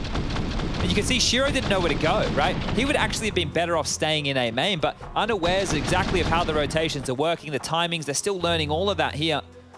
Guns can be dropped across and a timeout taken, so probably just to discuss what happened, right? Trying to plug these holes on the fly. The buy's coming on through, and surprisingly, I was going to say, Nafany, you know, not dropping an AWP, he does. They're getting out the guns that they're looking for here. Shiro's signature weapon, the util, pretty good. Axile can buy himself a boatload. Nafany won't have anything. There are kits in play, and maybe they won't let themselves get bullied off mid so much here in the future Gambit. Yeah, you took the words right out of my mouth. I want to keep a really close eye this time on how the T utility is reacted to in middle. Previously, it's just been Hobbit, right? He just calls for help when he loses vision. Jax tagged him up previously, and there is the aforementioned util drop. This is not the same top mid smoke as we normally see. This just covers that cross, the one I'm talking about there that was being jiggled by Hobbit. And it is, as he discussed, a bit more presence on lane. Nade for Nico. Oof. Pops on the head there. Only chips him down a little bit. Playing in pocket is Nico. And he's got support. They could just go for a bit of a B-exec here. They very well might. Flashes are good. Pillar needs to be cleared. Jax is the blunt object. He can't do anything. Oh, a complete CT lockdown. That's the other side of the coin. When you do throw the bodies up that choke point, you can see what the remnants of G2 Nexa starting his project towards Inters next, and oh, a swing and a miss. Here we go. Nexa starting to make things interesting. My God, the fights, his crosshair was there for every single one. Keeps them on their toes. Gambit 5, G2 1. All right. Jeez, that right there was a lockdown and a half, though. The fact that both of them played behind that pillar in the site and pivoted, that was wild to see here. Nafni from the right, Shiro from the left. There's no real cover, right? And they're still able to lock out 4 and keep it relatively honest. Hobbit coming on through. He's only died 1 time. And G2 will be buying again. Ooh, Shiro action in middle. Now we've got a bit of a change-up. It's the second component of it. You're only going to dip into Lara as that smoking. Oh, it does serve multiple purposes. Stops that post up on the lane fight as well. It's forced Hobbit close to the mid box. Yeah, they're contesting right now. Is he going to jump up? Oh, the shadow advantage here is deadly. Flash, flash, flash. Nico is going to have to be turning. He did successfully avoid that, and loud from Hobbit as he re-smokes mid. I think they might think there's a lot more presence towards A. Sure, the bomb's there, but is this going to be like a late pincer off for the top? They're backing off now, and actually, Shiro's pushing closer as well, so they are being very aggressive on middle here, Gambit. I like what they're doing, at least from G2's perspective here. Lurk smoke, last time we saw that, it was the commit. Oh, they've siphoned out a middle now. Just that one smoke alone has drawn a full rotation. Nafany's giving up B, Inters as well. Okay, they're selling a lot here with a little. Yeah, Jack's bringing the bomb back B. This is great. Amanek to fully sell this. Shiro pressured. And the bomb is open for business. Oh, as I say that, Hunter's gone down. He would have loved to have taken one with him, because now, regardless, you've got a 5v3 after plan. That's if the bomb goes down. Nexa battered by Nafany's rifle. He lives on for a little longer. Gambit might go for this one. Certainly see what they can find from Inters and Shiro's perspective. Hobbit working on a late cave flank. Oh, big find. They'll go now. Jax, multiple targets. Can't seem to get the bullets down range. And Nexa, the 4 HP is just insignificant. He'd have to be tapping away the heads ahead of the molly. Shiro denies. Gambit 6. And that's after they got pulled around the map like G2's puppet. That was great work. The fact that they just deny that. They have all the info, right? Because of that Axile position, I didn't think it would get any play behind that box. But he's happy to wait for them to make contact out A main before he swings. Because you could see how passive he was. Shiro was actually rotating over. He killed Amanek first, and then Axile pivoted. I really thought that that box would just be, oh, okay, we know we can molly it. If you get stuck there, it's a bit rough. But now thinking about it a bit more, they can kind of use it like a sandbag position that we just saw on Vertigo. So interesting to see how Gambit are playing their trade. And a timeout taken, Malik will be contributing. This is the second timeout in the first 8, well, I guess first 7 rounds of play. There is enough money to buy. G2 did get that plant. The loss bonus is sitting pretty. But are they going to start running out of ideas here? Because the playbook can only be so deep on a new map like this. And here's a very curious question. Go on. Right? One that I would love to know from Nafany or maybe even the coach over there at Gambit. When a new map comes into the pool, other than Shiro being the AWPer, how have you decided your CT positions? Right? How have you decided who you want to put where? I would love to know how teams go about doing that. I wonder how, I'd imagine, a lot of personal preference comes into it, especially when it's a brand new map. Shiro comfortable as he meets Hunter. Hobbit's ahead of this unusual lay of the land over the double smoke. Nico takes lamps early. What is Axile up to? That's super aggressive through the A halls. Nexa, just with some housekeeping, has managed to claw back a 4v4. Okay, this is getting interesting now. It's going to be Hobbit tasked with holding middle from Cube as well as A. They've lent 3 towards B, and Inters is actually pushing forward. Not an easy fight once they're established. I know it's too late now, but I would have loved Nexa to just get a couple of footsteps into A halls. Instead, Nafany's aggression that's met by Amanek's first frag, and he might want to go on that. The flash indicates something of that ilk. Here they come. Shiro flashed off. Inters not checked. This can't be criminally underchecked. It's such a naughty crossfire. Now Nico feels the feed. Oh, a chance onto Shiro, and he keeps getting these peaks. Solid defense. Gambit will make good on 7, and another G2 catastrophe on that B site. No plant this time means Amanek and Hunter are just shy of that 4K mark. We could see them go for Galils in lieu of the AK-47s, but starting to feel an awful lot like Vertigo here, just being blanked. And it's not that these rounds aren't closer than some of the ones that we did have in that first half of Vertigo. It's just, like I mentioned before, if you're Gambit, you could have looked into where did G2 play and at least what was their general approach to the map. They've played it once, so at least you have a little bit of information. For Gambit, like, I don't know. What are you meant to? Nobody knew anything until we started this game. So this is why Yanko was so critical. I want to keep ramming this point home. If G2 came out the gates and they were looking hot to trot, they were hitting every shot, then yeah, it could be justified. But now we're 7-1 in the hole. They need to win. Well, we don't even really know. Let's say 5, maybe 6. Let's go with 5. Let's set the bar as low as possible. Let's just go with 5. And another timeout. Yeah, just really chunking through them now. And they are going to buy again. Amanek into a Mac 10. Hunter with the Galil. AK's out. So fast smoke from the fast spawn. That T-smoke to contest. And he's flashing Hunter's cross, so we are going to be seeing a bit more of an aggressive stance towards that ledge position. And they abandon middle. Nexa will start to work through that with his rifle.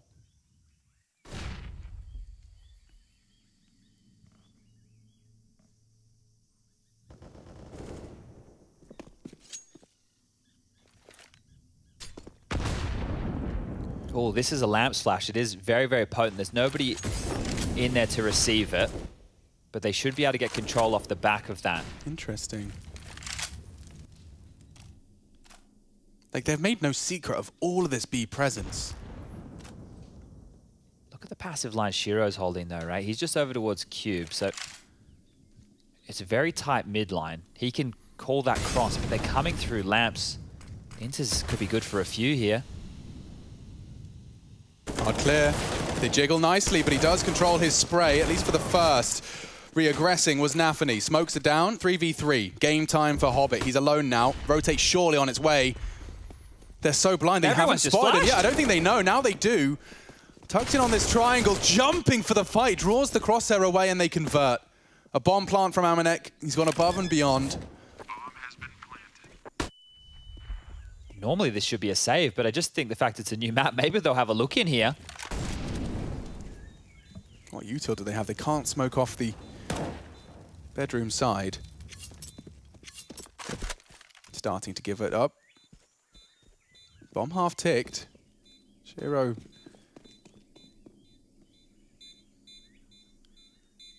Seems to just try and keep and house the G2 boys towards the site. Doesn't look like anyone's going to go down. Okay, there you go. Second round. Has to be the save, of course. It is Gambit, and their money has been getting whittled away. Ooh, here's some good info for you. Okay, so if you've got over 59 points of health, you'll be absolutely fine in the back of that. Well, not Q, but on back of long. On B. Okay, yep. B long, B short. Get it in my brain. It's just, there's so many spots that, like, everything's a new name. It's just crazy. Ooh. Hadn't noticed the sketchbook before. And a very sharp pencil. Hard to keep the pencil sharp. As soon as my pencil looks like that, the first second you push it on the paper, it's gone. When was the last time you used a pencil? Good question. Ooh, Nico, this time he uses Molotov's out of position. They respond with a smoke to extinguish. Nafany, does he fancy a walk up here?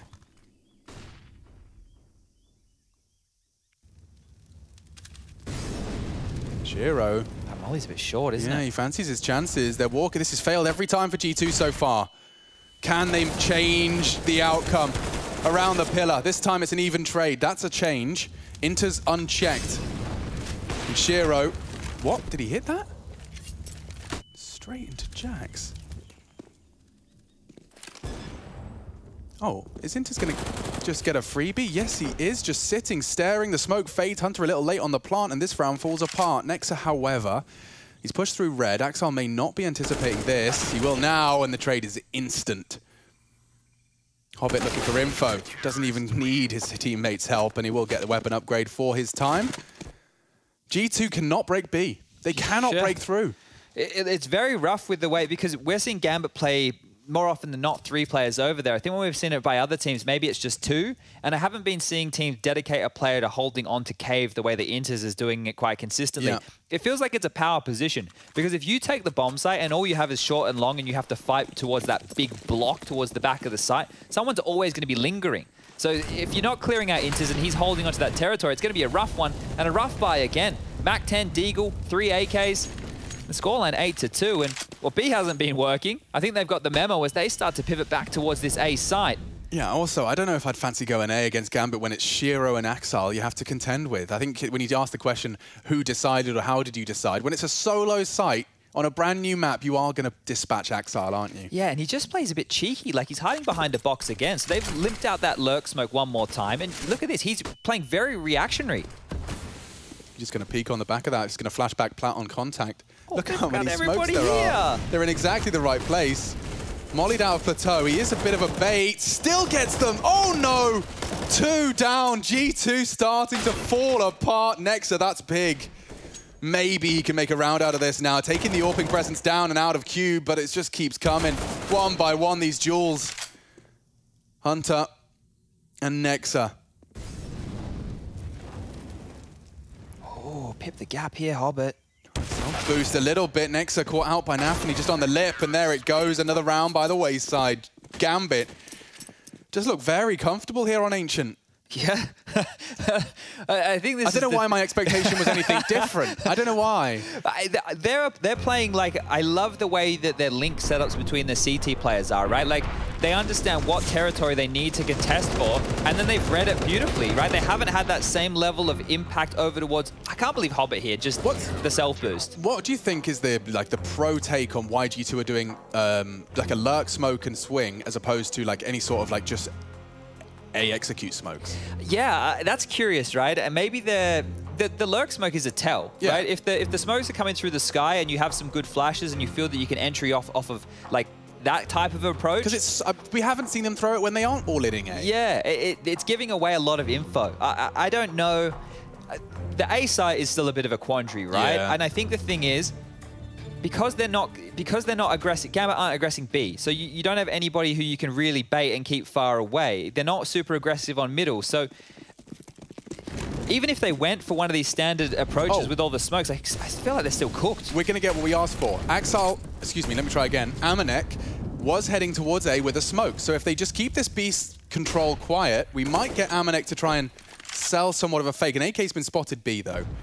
And damage has been dealt. Nexa, in fact, cut down to 45. So if Amanek could somehow sell this, he's cleared out the A halls. Axal is lingering around his own smoke. Inters has been forced to drop his util early. And Nafany might even push down B ramp here. Yes. Oh, into Nico's Deagle, though, and he is just about getting around the corner. Red Nexa like a book. And now Hunter with the bomb in lamps. He wants to proceed forward. Inters has dropped back towards triangle in a passive position, and they're doubling Cubby, where they currently can't be spammed. Okay, he has done the lurk smoke. Surely, surely, Amanek is going to get nothing out of this. Axal's in the perfect little dead spot.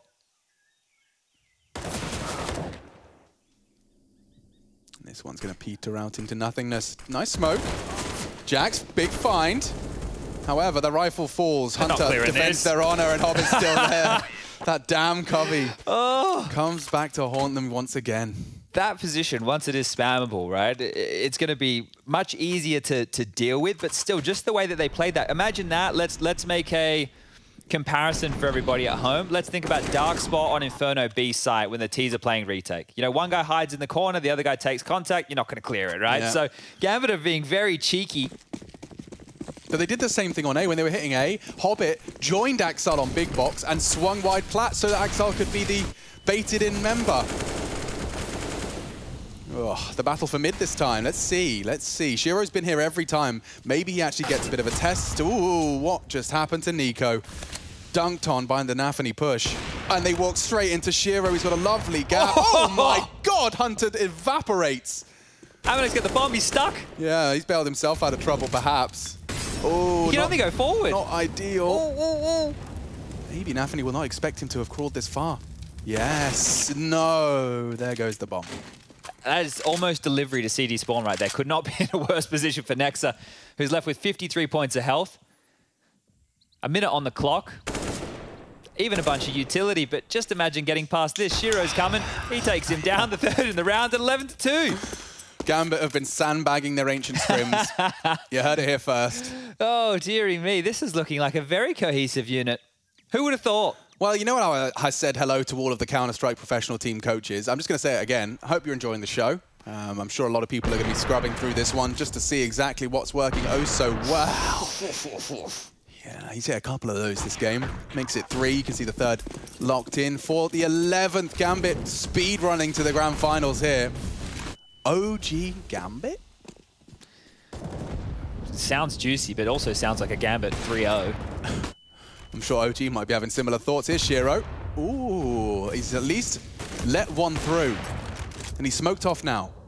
God, it does seem on the fly, doesn't it? This worked for them before, but look where Hobbit's positioned now. He's actually in the back of CT spawn, and Nafny spamming through the smoke. So this is the play that got them around. Yeah, pushing A-halls. Haxal's aggressive this time. Oh, no. Just pushing in for the bomb and everything. It's all falling apart. G2 2, Gambit 12. Oh, they adjusted so beautifully. Hobbit is in one of the deepest angles in spawn. So what happens is you round that spawn corner, if you get past, right? You're looking towards the temple line, and Hobbit is in an off angle from that temple line, just mowing him down. So they've adjusted. Gambit lost that one round. They took a timeout. They adjusted. And this is just looking beautiful. Absolutely beautiful. Everybody contributing. 15 is the high end on Hobbit, and the low end is 11 with Axel. Like, everybody is just getting it done. That's a perfect embodiment of Nico's mental state there, as the Molly he tried to extinguish still burns him for 50. Brave to take fights like that. Shiro is posted up, but Hunter lives to tell the tale. Is Nafny going to push again? Looks like he's leering down that B ramp as they're pushing B lane to top mid, so he's going to have all the info. Red smoked off. Hobbit's pushed back. He will now have to dip over towards A to deal with Cube. He'll get there in time. Perfectly in time. Smoked off, on the fly, back to B. Yeah, and they didn't move. Look where Nafny is. He's still pushed up.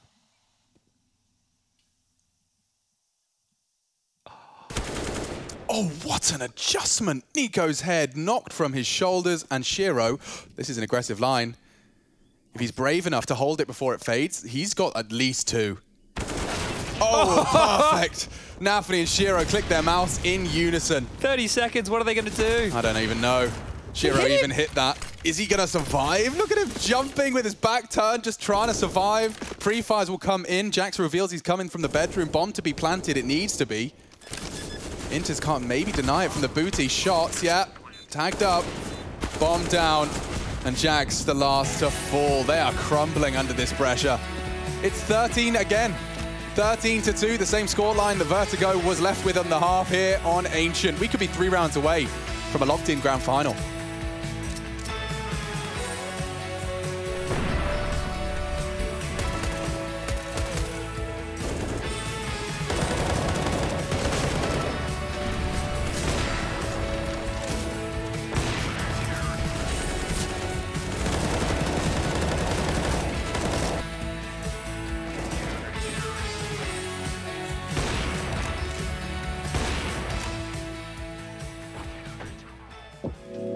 We name it numerous things and we just call it seamlessly numerous things. We So can we say call it donut, we say ring, we say, I don't know. We say dot as well, as a shorten for donut, because dot is a callout from another map that we have. So we just call it as a dot, as it appears one giant dot on a radar, right? But Number 3, we call it connector. This is dildo. What dildo is using? This is square fucking rock, bro.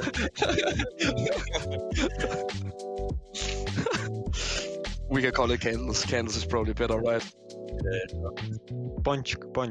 It's like, let me translate. Donut. Ponchik. oh, The donut.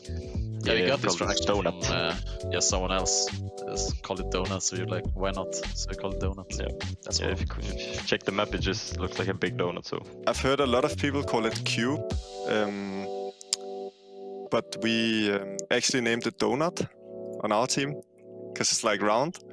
So that's the call out we went with.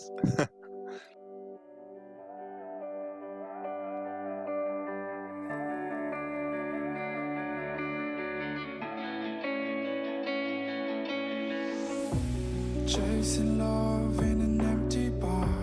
Pour a drink till I make it past. The midnight hour seems to come and go, but I know.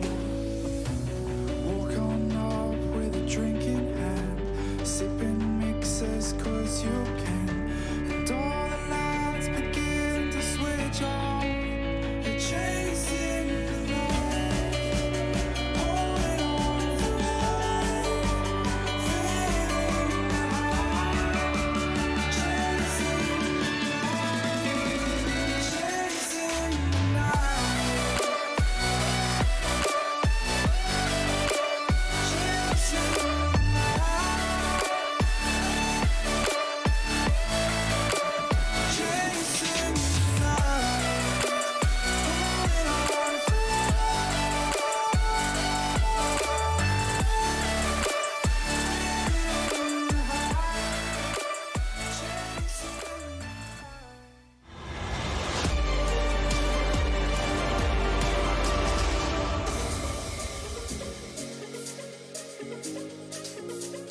Ancient, baby. Semi-finals of IEM Summer, and it is our second map, likely our last after this case has been made by Gambit. G2 are in their boot camp, and it looks like the majority of Gambit are as well, just Hobbit playing from home on the road to recovery himself. And so we've returned to the fray, and G2 are going to be feeling pretty hard done by with only 2 rounds posted on their attack. Nico has the audacity to ask them, you guys like Ancient, question mark, as we get into the second half. Oh, those odds as well. Look at that, it's blown out completely here. And actually, straight over towards A. So keeping with the CIS tradition we got from VP versus Spirit. That's my smoke, I throw that one. That's going CT, I can say that. And I'm not wrong. Okay, phew. Jax, a couple to deal with. 3, in fact, crossing in. Holding from Temple, but they've lost the site completely, and the rotate seems so slow. Oh, the bomb can go down with ease. Yeah, and this is supposed to be the hard part. No one to contest. The CT smoke is pretty solid, at least to enable them to set up. Hunter catching one with that CZ on the pistol. Okay. Okay, Nexa and Hunter, at least individually, keeping up. No kit for this. Intis wants to push the smoke as well. They're going to take back Temple control. Shiro from main. He's going to be swung on. If he could just take down Nico. Too hard. Too many targets. Oh, the back of the head. Notoriously difficult, but G2 will at least promise a little bit more of the second half. We get to see a bit more out of Gambit's T side, bare minimum. I'm happy for this one to go 15-15 and then overtime. Just give me some more Ancient. I really want to sink my teeth into this one as much as possible, but I think that Gambit, after what happened on Vertigo, letting him come back a little bit, probably going to hope to close this one out lickety-split, and I think that's indicated in the buy. 2 MAC-10s. Make that 3 MAC-10s, a Tech-9, a CZ, and some utility, and they look like they're heading over towards the B bomb site here. Nico's lobbed out a smoke from spawn to get to those doors very quickly, but they can disrespect that. They know that they have the better of position, and they're already lining up site smokes. Oh, yeah, here they come. Oh, and Nexa says no. Capitals on this node. N. And there comes the last. Straight through. Shiro makes it a little more costly than they'd have liked, but the primary weapons are maintained. Okay, well, that was a quick one. Got to respect Gambit for getting it done quickly. Just throwing their entire squad into that B meat grinder. Nexa converting off of his util. Very banana-esque, isn't it? It's going to be such a battle from both teams with util as we see that side of the map continue to evolve. We'd love to see what changes Valve are going to bring as well. We do expect Ancient to change a little bit as we continue to learn more about it. But can you remember what A site looked like before Temple? Yeah, just no Temple. Just no Temple. Yeah, and you couldn't self-boost. Ooh, ooh, ooh. Jax, he's locked one in there with him. I don't think he's going to clear. He's lost. Hobbit can just slink on through. Oh, oh, oh.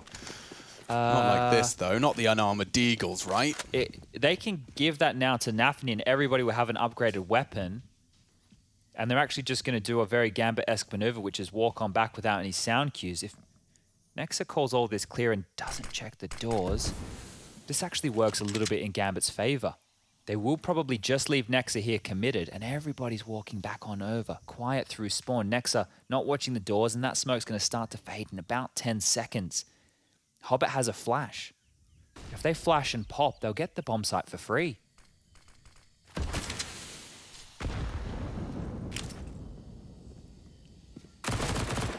Here comes the test for Nexa. Oh, lovely finds. Lovely from Nexa. Stops them in their tracks. He was the only one here, and it's all he needs. He takes the ace. Anti-eco or not. It's a morale booster. 5 put on the board for G2, and the AKs are coming back out. Okay, now this is where we get to see what a default from Gambit looks like. We didn't see a huge amount of successful B lane presence into site takes from G2 in their first half. Let's see what Gambit have been cooking up here. You love that. Nex is up to 21 kills. Lovely little... Wait, Nex is on 21. The closest on his team is 7. Didn't spot that one, but that smoke there is covering off the lane. Not the doors. Could be missed. Hobbit. He's actually got a chance there, at least for 2. He didn't spot Nico, though, and so enables a trade. Advancing through the smoke. Nafany walking into Nico and bests him again. Oh, Nafany is so deadly today. Round winning from him on the T side. He's got the whole B site. Bombs on its way back, and it's only Amanek. A FAMAS and a dream and a flash to the face. Nicely turned. If he could somehow catch Shiro prior to Inter's arrival in the site, they are crossing their T's, dotting their I's, a deep flash for the cross. Can you deny from here? That is the question. The answer is no. We'll tag up one, looking for the swing, and the pre-fire was there, but it's all fallen apart now. Just Jax. He's not been having a lot of fun here on Ancient. And the pain continues. Gambit, here we go. First look at it, and it doesn't look like we're going to get to see much of their T-side. This was a great second find. First bullet out of his AK onto Hunter. Agile stuff as well. Just keeping moving. Nafany, love to see it. G2 have gone all in with this, and yeah, we're running out of rounds, so they have to. Amanek's been gifted the AWP. Thank you very much, Nexa. Jax with the Deagle, MP9 for Hunter. The rest have rifles and util. No defuse kits if we get into another post-plant scenario here, so keep that in the back of your mind.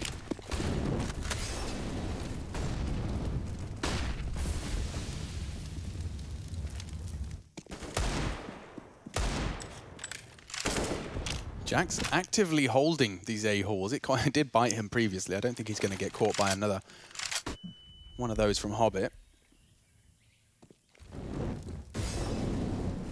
Mid control is theirs. They confirm it with the Molotov. So full B lane, full middle. No info A-halls. Oh, nice little nade from downtown there. Shiro going to be dropping back out of mid after that one, and it does look like they want to pivot for a B finish here. So Axel's just been dealing with this A push the entire time. Amanek might not see any action at all from Cube. And Axel, by pushing back that aggression, means that, well, Hunter needs to stay put towards this mid position. It will just be Nexa and Nico over towards the B bomb site, both with rifles. So there's the biggest positive I've got for G2 in a round like this.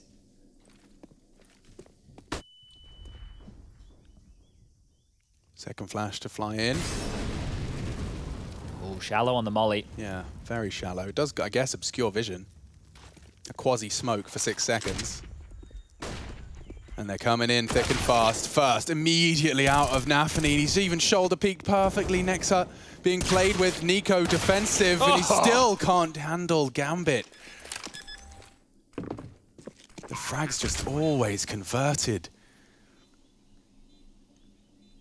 And no fun for Amanek. I mean, he's holding on to this AWP, and he's kind of just hoping Jax could pull him into a convincing retake. I don't think he's interested, though. You can see he's already maneuvered away.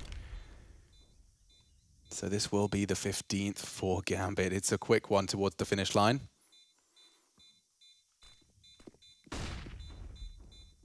But definitely seeing the confirmation. Nice shot. He will manage to scavenge a weapon. But confirmation of what the analyst's worst fears were. You know, Yanko, he, as soon as he saw it, was waving a red flag for G2 fans, and we're starting to see that manifest here in the server. Starting to, he says. With one round remaining. We've witnessed it in the server. And there's no money left for G2 to buy either. Yeah, with that first half, this was another one of these that was just a matter of time, right? We've had 2 maps back-to-back, which have been the complete case. G2 haven't been here. They haven't even really been in contention for this. This is a semi-final that is Gambit just showing us what they've got, scaring the old boys of OG who are waiting for them in that grand final. This is how much it means to Gambit. They want to grab another title here this year.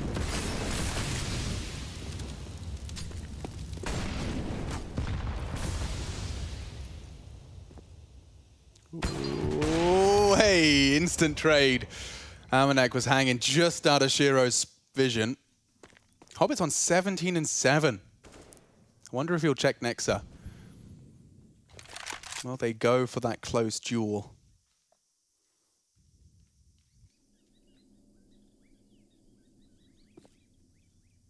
Ooh, sound cue. A very wide swing does bait the AWP shot. They're going A. It's the right call. Jax. First test for him. We'll see how he handles it. That's info as well. The fact Hunter spotted that B presence trying to get mid. Jax especially stomaching a lot of util, a lot of sound. Swings out. Can't get a second. He's going to be miffed about that. And the 4 HP long-range MP9 hinging on G2's hopes and dreams. Nexa does finish off Hobbit. Now he's got a weapon to play with for the clutch. Shiro plants for Cubeside. He's just choosing to stick around, and Nico's ready. We go again. Saved by that AWP. And we'll save it as well with that AK. Nexa and Nico a frag apiece. It's 22 on Nexa. Everyone else barely making it to the double digits so far. Not the even kill distribution. It seems like the in-game lead is definitely comfortable on it. Oof. Great shot. Yeah, Shiro felt good for that, and it would be a nice way to Gambit to finish things off here, but they will be able to buy again. There's not any dramas. I'm sure they have a whole bunch of different looks. They haven't even had to pull out a lot on their T side in terms of strategies or showing too much of their hand in the approach. But the coach, keeping them honest here, will be another timeout called, just to make sure they can close this one down as quickly as possible. Double AWPs out for G2. Jax has actually got one equipped, so not bad to lock down that A site. We saw VP, I think Kickit was doing some secondary AWPing for them. I think that A bomb site to pivot between Cube if you lose mid control to AWP into the A holes. It's definitely very, very viable. Inters will be into a Galil. Shiro's been gifted an AWP, and the buy, well, it's all come together for Gambit. How are they going to finish this one off, or at least attempt to? 5 seconds left. Conversations completed. Now it's time to put the plan to action.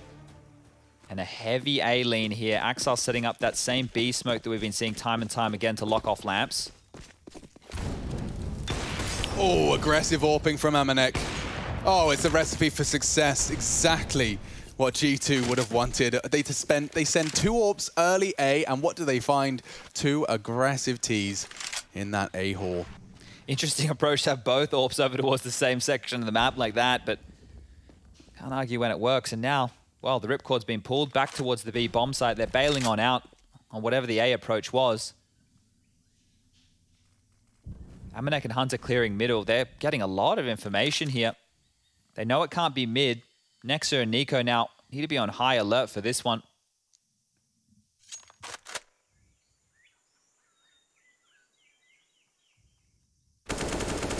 Oh, it comes too easy to him. Just a gap in the fading smoke, and Nico's head is found. Amanek's right behind them. And he does strike. Shiro gone. Quick flank. Nexa unchecked. Bombs being delivered now by Inters. Hobbit has to clear this cubby hole. He will. 2 versus 3. Hunter can deny it all, and he will. G2 extend play once more. Okay, well now we're starting to get cooking. This is one of those situations where we say double digits, 3 more required for G2 to get there, but they're going to have a little bit of an easier round in round number 23. And the proactive maneuvers on the CT side, get 2 opening kills, continue to move around, stay in a pack. It can be risky. Most times you do see CT teams just dropping back and resting with that number advantage. G2 took the fight to Gambit, and why not? You're up against the ropes. You drop 1 round, it's done. You may as well be the ones dictating the play as opposed to just losing to that aggression. Amanek, tricky little flash. And if I'm Gambit right now, we're probably going to see this percentage play where they try and milk out the util. They keep it as costly as possible. Amanek has just slinked on in to cover off this top ledge position. Hunter's his bodyguard who's dropped on back over towards A now. And a bit of map control established early here from Gambit. Hobbit's in lamps. Shiro just passively lingering around in case there is a long push. And yeah, this just looks like, okay, we'll wait out all that early CT util and then we'll regroup and see if we can snowball with the pistols and get ourselves a plant, maybe a bit of sight control. Nico's going over towards that cubby now. Nexa in that triangle position, and they are set up in a pretty good formation to defend B. Seems like our standard crossfire, right? Yeah, this seems like one of the... When you run up these angles, from long, there's so many positions to clear, and it's a 180 to deal with both positions at the same time. Perfectly timed smoke. They should go through it. Clearing on the flash. Axel gone. They can focus their attention now almost exclusively on towards lights and towards that cave. They're still there. Nexa just ready to strike, and they will. No bomb plant today.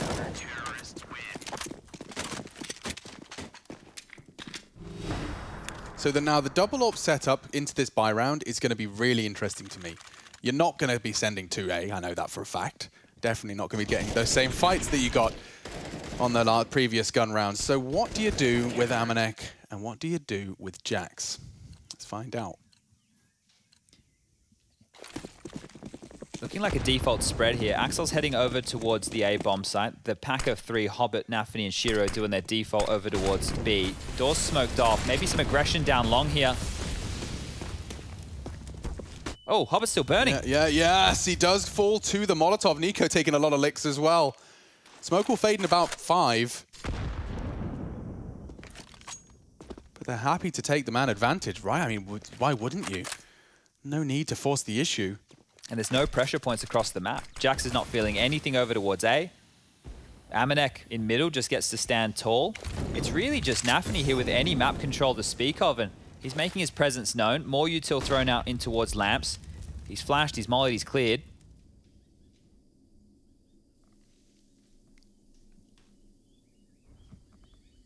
Bomb's going back through T-spawn. Axel's taking control of A main. Inters is here as well, and I think the biggest problem is they just have this one smoke on Shiro. He could opt to smoke out towards CT spawn again, but Jax from Temple will be open with a line of sight. Hunter can pivot from behind that bomb box on the lip. They're really hoping that Nafany can maybe sell something on B here. Yeah, with his HE grenade. So this one is looking a bit rough for Gambit now. Jax has got a lot to prove now. Oh, and a missed shot. Axel's in. Nice find from Hunter. And now Amanek can spring to life as well. It's Shiro Zorp that's still managing to hold this line. If he peeks in again, Jax will greet him. Only Nafany remaining. He was supposed to be the one to sell B. Arrives nicely with the first and straight through the smoke onto Nico. No, no, no. No time for this, surely. No, no, no. All right, G2, they're staying alive. They're staying alive. Look, this is exactly like Vertigo. It's so hard to get excited about this. If they can bring it back and we're in double digits, so it's one more round necessary and another round that they probably should convert, then we can really start having the conversation. But this is smelling almost exactly like Vertigo. Gambit have such a dominant first half. They make G2 look silly. Then, you know, they're playing a bunch of rounds. They're grinding it out. They're going for some saves. They're trying a couple of different approaches. Ooh, so that's the smoke we discussed and have shown. Cover off towards lights. They're going for a full exec onto A, okay? They've got 3 smokes for this. Okay, so one needs to go Temple, 1 Cube, and 1 on that CT L bend. Jax is on his own. He might get overrun here. Takes the line, does find the bomb, and immediately confirms Nafany has slipped the net. He will be smoked off. From Cube, they arrive. The cavalry smoked off as well, though. Great molly to stop any planting, and Jax has lost his duel to Nafany. Straight through their own smoke, they push. They can't lose this one, though, Chad. They can't afford to lose this one. For pride alone, they can't. And Gambit have got themselves the bomb down before the smokes do fade. Even an AWP now in play. Shiro's desperate for it, but Nafany's the one to hit the shots. He might even peek into Nexa. Go on, my son. He's ready to finish the game right here. Peeking in. This feels like a guarantee. Nico spot him spanked. And G2 depending on Nexa to somehow get 29 frags. No time really on the clock for this one. He'd have to fake it and they'd have to line up. He still can't find them. It's a nightmare. He's swapping weapons with them in the middle of a clutch. Oh, and Gambit will take it. Shiro confirms he's not on the bomb. All you have to do is survive, and the bomb will take it. There you have it. Ancient concludes Gambit to the grand finals. OG quaking in their boots. And Ancient to finish. G2 definitely back to the drawing board on that one. And now we'll be breaking it down. Winners and losers interviews all coming up after the break as our semi-finals are wrapped up and another day in the office for IEM Summer.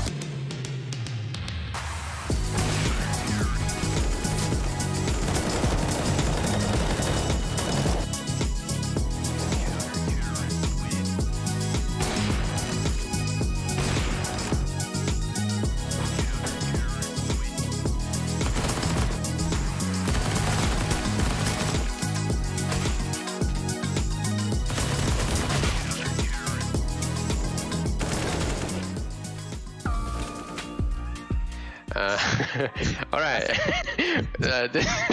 I don't think we should. What do you mean? It's called Africa. All right, we call this Africa. It's like a big cubby. Usually, is Africa for us. We have it on Overpass. We have it on like behind main on Nuke. It's called Africa.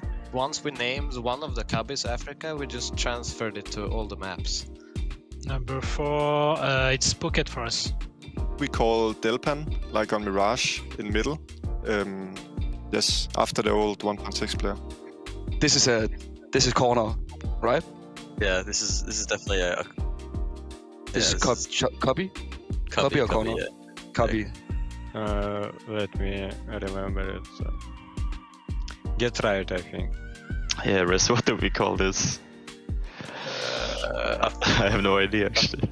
I don't know actually. I don't know. We have to talk to the team after this.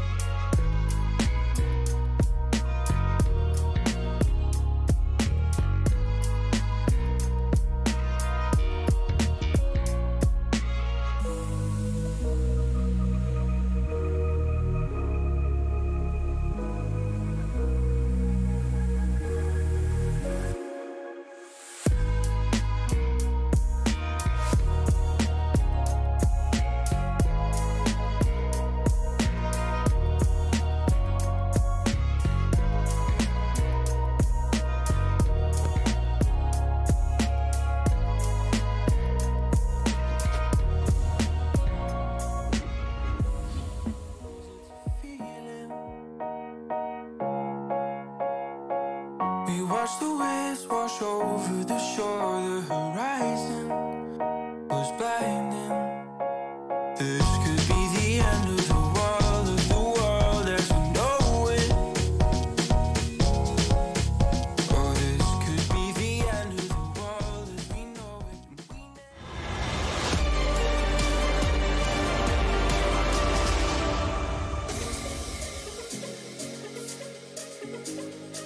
Well, Gambit might have looked a bit tired last week in the group stage, but they clearly come into the playoffs completely revitalized.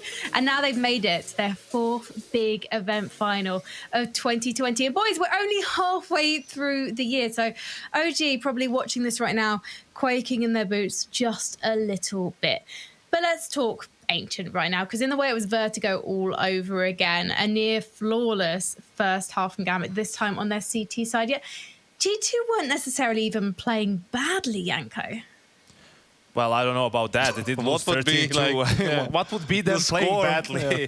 I think for that it's just can't do anything against Gambit playing like that. I mean, no one can in the world right now. I think the problem is this. Like, you don't know how Gambit plays. Like, what Gambit did a bit more than other teams is they were giving middle a lot. Like, giving it substantially and always focusing on the B bomb side. Mid-round, late round, whatever, they were almost always like 3B. And you could see G2 was trying to do, after a while, some of these B pops or this or that, take mid, go back to B, right? Probably from their scrims, they maybe saw, you know, that worked for them the best. And Gambit probably saw, well, all the teams are just going B. So let's just, like, go for that stack. Just terrible. Anyway, the Gambit just went for a lot of, like a 2-2-1, you know, or 2-1-2, one middle, 2A, 2B, just a classic kind of setup that teams are running right now. What I saw from G2 is multiple things, right? And it's like a fast mid take, a couple of strats that even they've wrapped around the CT and everything. That's all fine. What they lacked of is like a closing protocols. You know, when we're walking into B, we need to have like at least 2 protocols. Like, we're gonna smoke right side or left side, and we're gonna molly deep right or smoke cave, some kind of a, you know, combination of nades. Ending, yeah, just combination of nades, and we need to know. They were just all over the place on that B side.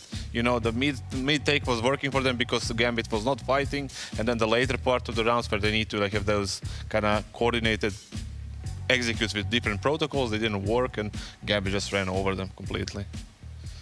So Yanko, essentially your fears about G2 picking Ancient as a desperate pick kind of came true. G2 were dead in the water after that veto in a way. The worst thing is, you know, it's not to me as much about the map itself. They could have been amazing on Ancient, right? For me, it's about the state of mind of the team or whoever made that decision, right? Like, you're on an upwards trend. We say that all week. Couple of top 4 finishes. You've been looking good in this tournament. How are you not confident enough to go for an Inferno or even a Dust, right? Like, I mean, it's hard against Gambit. You look at their stats, every map is good for them. Dust 2 is the worst one, but they've been picking it themselves in some games, right? So, but you have to, at this point, as a team, if you're not feeling confident enough to pick a normal map in a semi-final, if it was like an upper bracket game in the groups or anything, okay, I understand. But you're in the semi-final and you're going for this, like, I don't know how they're not more confident at this point in time as a team. Like I said, I feel like maybe they thought in the previous week they had something like going on good for them on that map. They felt pretty confident. You know, it doesn't have to be the insecurity in the other maps. Like, maybe it was just they were super confident on Asia. They just picked it, backfire completely. I don't think they're going to be doing that again, you know, in the future. But overall, when you look at their performance, you have to say they're still very, very much better than they used to be in the beginning of the year. Well, hopefully we might get a chance to talk to Malik, the coach from G2, in a bit. But right now we need to talk to Hobbit, who is a grand finalist here at IEM Summer. Hobbit, we've got to get your opinions, congratulations, by the way, on Ancient. How did you find playing your first official match on it versus G2 tonight? Yeah, first of all, hello again. Thank you. Yeah, that was a kind of funny game, to be honest, because the information was hard. I mean, in my opinion, the map wasn't ready for competition. I don't know, a lot of mistakes there, in my opinion. So I wasn't bluffing yesterday. Nobody thought you were bluffing. Yeah. I'm just saying, yeah. So we were practicing this map. It's kind of interesting map, to be honest. It's all about information and banana fight, right? It's near B side somewhere. Yeah. It's hard to fight there because it's hard to hide there. There is no place to stay without any damage, you know? Yeah, if you lose this fight, you lose the map control. So that's why I think it's not this map is not ready for the competitive. Yeah, definitely, I do agree with you. And the banana fight, there is nowhere to hide. It's simply like on Inferno, where you have a cubby, and the other side where you can avoid nades and go up half wall. This map doesn't provide that. But I was going to ask you, first of all, congratulations, and I hope you're feeling better health-wise than the past few days. You sound a little bit more, more cheerful than yesterday. What I want to ask you is, did you expect at any point, or to what percentage did you expect G2 to go for this Ancient pick? The first of all, big respect and thanks to our analyst and coach. They expected it for like 80%. And they said us like, it's okay if they're gonna pick this map, we are ready. And we felt confident about this map because we were practicing and we understood some things to play easier. So yeah, that's it. Yeah, I have a question. Yeah, again, congrats. And I hope you're going to feel even better for tomorrow. But my question is similar to that one. So how much this game, the win on Ancient, was, how much were you just doing the things that you saw worked for you in practice? And how much was it preparation or anti-strat for what you saw from that one G2 game? I would say 60% of anti-strat and 40% of our game. Cool. That's it. Short, clear. Hobbit, one final question then. You're going to be facing OG in tomorrow's grand final. They haven't been to an IEM grand final before. You're quite experienced yourself. So what are you expecting from tomorrow's matchup? I think it's going to be a really great game. The AlexCB SIGL, he's very good. And there are a lot of talented players. So it's going to be hard for sure. I think it's really 50-50 game, 50-50% game, yeah. So both teams deserve to win. Thank you so much for talking to us, Hobbit. We will let you go, get ready, prepare with your team, and we'll see you tomorrow for the grand final. Thank you. There Bye, we go. guys. I want to just dive straight into talking to Malik right now because he has been waiting patiently for us. And I know you boys have got some burning questions about the Ancient map pick. That seems to be the hot topic tonight. Malik, are you with us? Hello, guys. Yeah, I'm here. How are you guys? Hi, Malik. We're very good. Thank you so much for talking to us. So talk to us about that Ancient map pick. You didn't have any demos from Gambit to work from. You went in blind. Why take such a big risk in the semi-finals of IEM? It's another game online, and I was listening what you were saying. So this is definitely not out of confidence at all. It's about building the season. We are playing way better now. We need to have a strong map pool. We have a major coming in. We have other events also that we care a lot about that we have been pinpointing in the calendar. And we knew it was a risk for us because the way we play and we didn't understand the map really everything, and the players are not confident on Ancient yet. It went bad with this 213, but obviously in practice we could see that it could go better as well.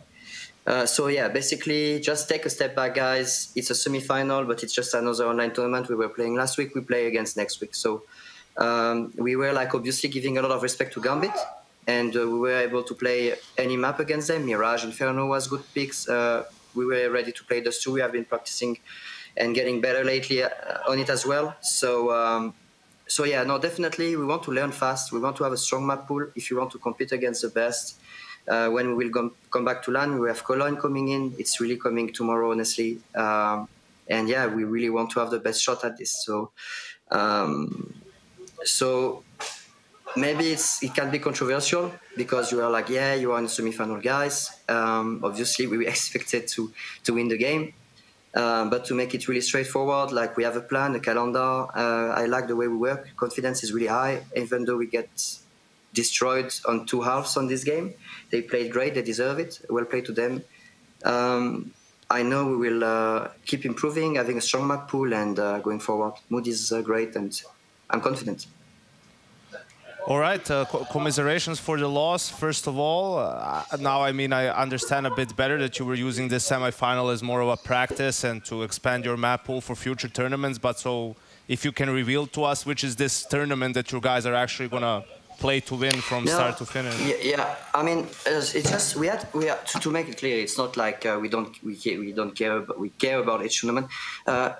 We came to this bootcamp for the playoffs of IEM Summer or to bootcamp for Blast. That is next week or something like that. And we were like, okay, we will have a specific approach for the group stage in IEM Summer. So we have been focusing different topics. It was going really well. And when we were at the bootcamp, even before playing the game, even before speaking of Vitos, we were like, okay, guys, there is two options. First option, we just stick to the plan, what we said about how we play this tournament, or we just play it like it's the final of the major and we veto and we go on our comfort pick to just, I don't know, it's the last game of our life and we go for it. And we were like, so either we learn, either we try to play this game like it's the last one. So we were like practicing a lot Ancient the last days here. Obviously, as you know now, we decided to keep practicing because we don't have time to practice otherwise. No regrets. We will review. The players, I guess, were not comfortable tonight. I think they will learn a lot. And I think we will be even more ready with our map pool for Blast and for Cologne, which are the two aim tournaments for us before the break.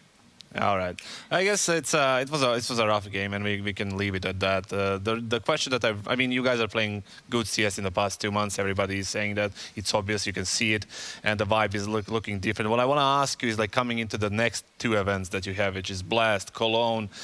You as a coach, that's why I was kind of hoping to get you as an interview. What is the thing that you think you're going to be focusing, practicing the most? Let's say two things coming out of this tournament, going into the next two. What are the two things that are you going to be focusing mostly on that bootcamp that you're in now?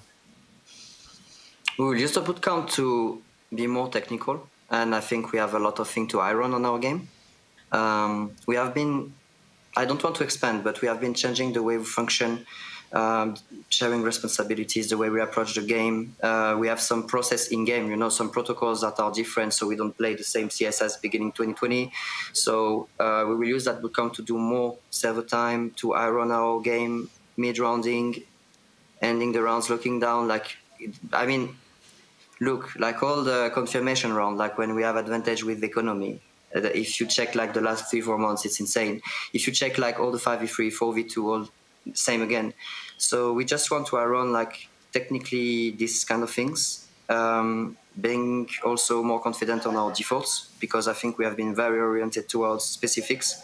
Even though you guys don't see it, sometimes we have a slow approach. We still take short on those two, but in fact, this is kind of robotic things. And some players in the team are not such a huge fan with this play style, so we need to open up a bit more, give more responsibilities to Nicola mid-round, for example, on his areas. So yeah, so game-wise is that. And mood-wise, we are just together. Like Jax and Nicola met for the first time as a teammate in this bootcamp. So, for example, so we will also keep building the synergy, communication, being really chill, composed when we play, because honestly, if you're on our team speak, it's very hectic. The last year online has been very hectic. So we try to have more composure, understand each other better. So server time to iron and composure. All right. Dealing with our experience better, if it's enough to understand. Yep. Malik, thank you so much for spending this time with us. We can hear the team laughing and joking in the background. So it sounds like the boot camp is already a bit of a success despite tonight's result. Thank you so much for joining us. We'll see you in Cologne. Yeah, see you there, guys. It will be a pleasure. Henri, thank see you guys. See ya. See you soon. It sounds like they went into tonight's series going, we can't win this, so let's play Ancient. That's what it sounded like to me from that interview, Kassad. I don't know. It's a very specific approach to the semi-finals of an event that can get you a Grand Slam point. You know, it's get you a lot of things. Honestly, I mean, I obviously, if they won the Ancient and then like, won the game, it would be a different conversation. But myself, I don't think you, Janko, would take the same approaches as they did. Dude, they got stomped. Like it wasn't a close game. I understand you're trying to practice some things. You're in the semi-final of a tournament. You didn't make it past top 4 last 2 tournaments. You know, like I get it. Like Blast is a big tournament. Cologne is obviously the biggest one in this first half of the season. You want this. Yeah. So it's what you're gonna do next time you meet Gambit.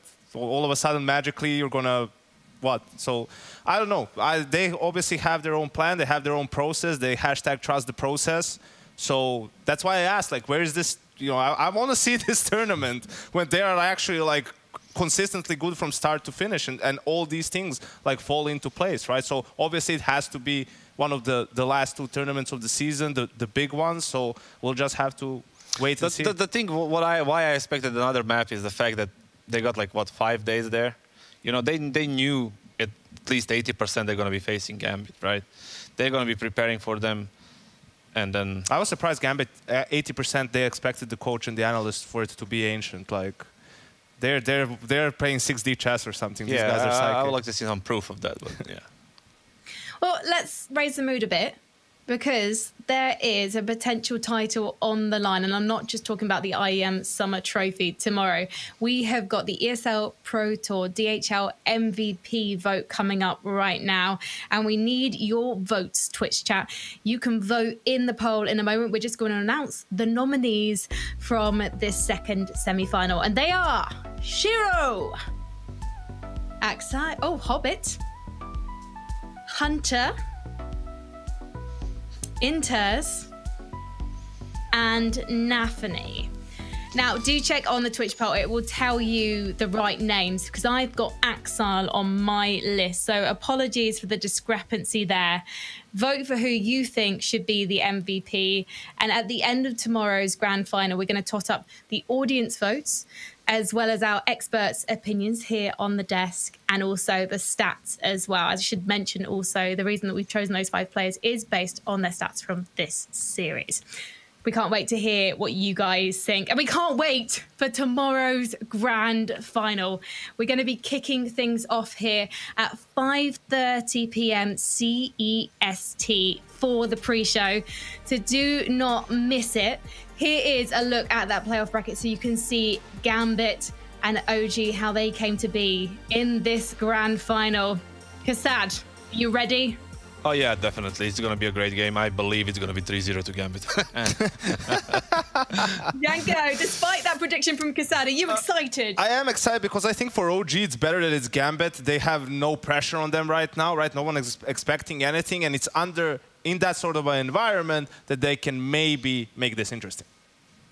All right, well, I cannot bloomin' wait, so I'm going to go straight to bed. So I wake up tomorrow sooner rather than later. Child logic, I've always kept it with me, and I think you guys should do the same. We will see you 3:30 p.m. European time tomorrow as we kick off the final day of Intel Extreme Masters.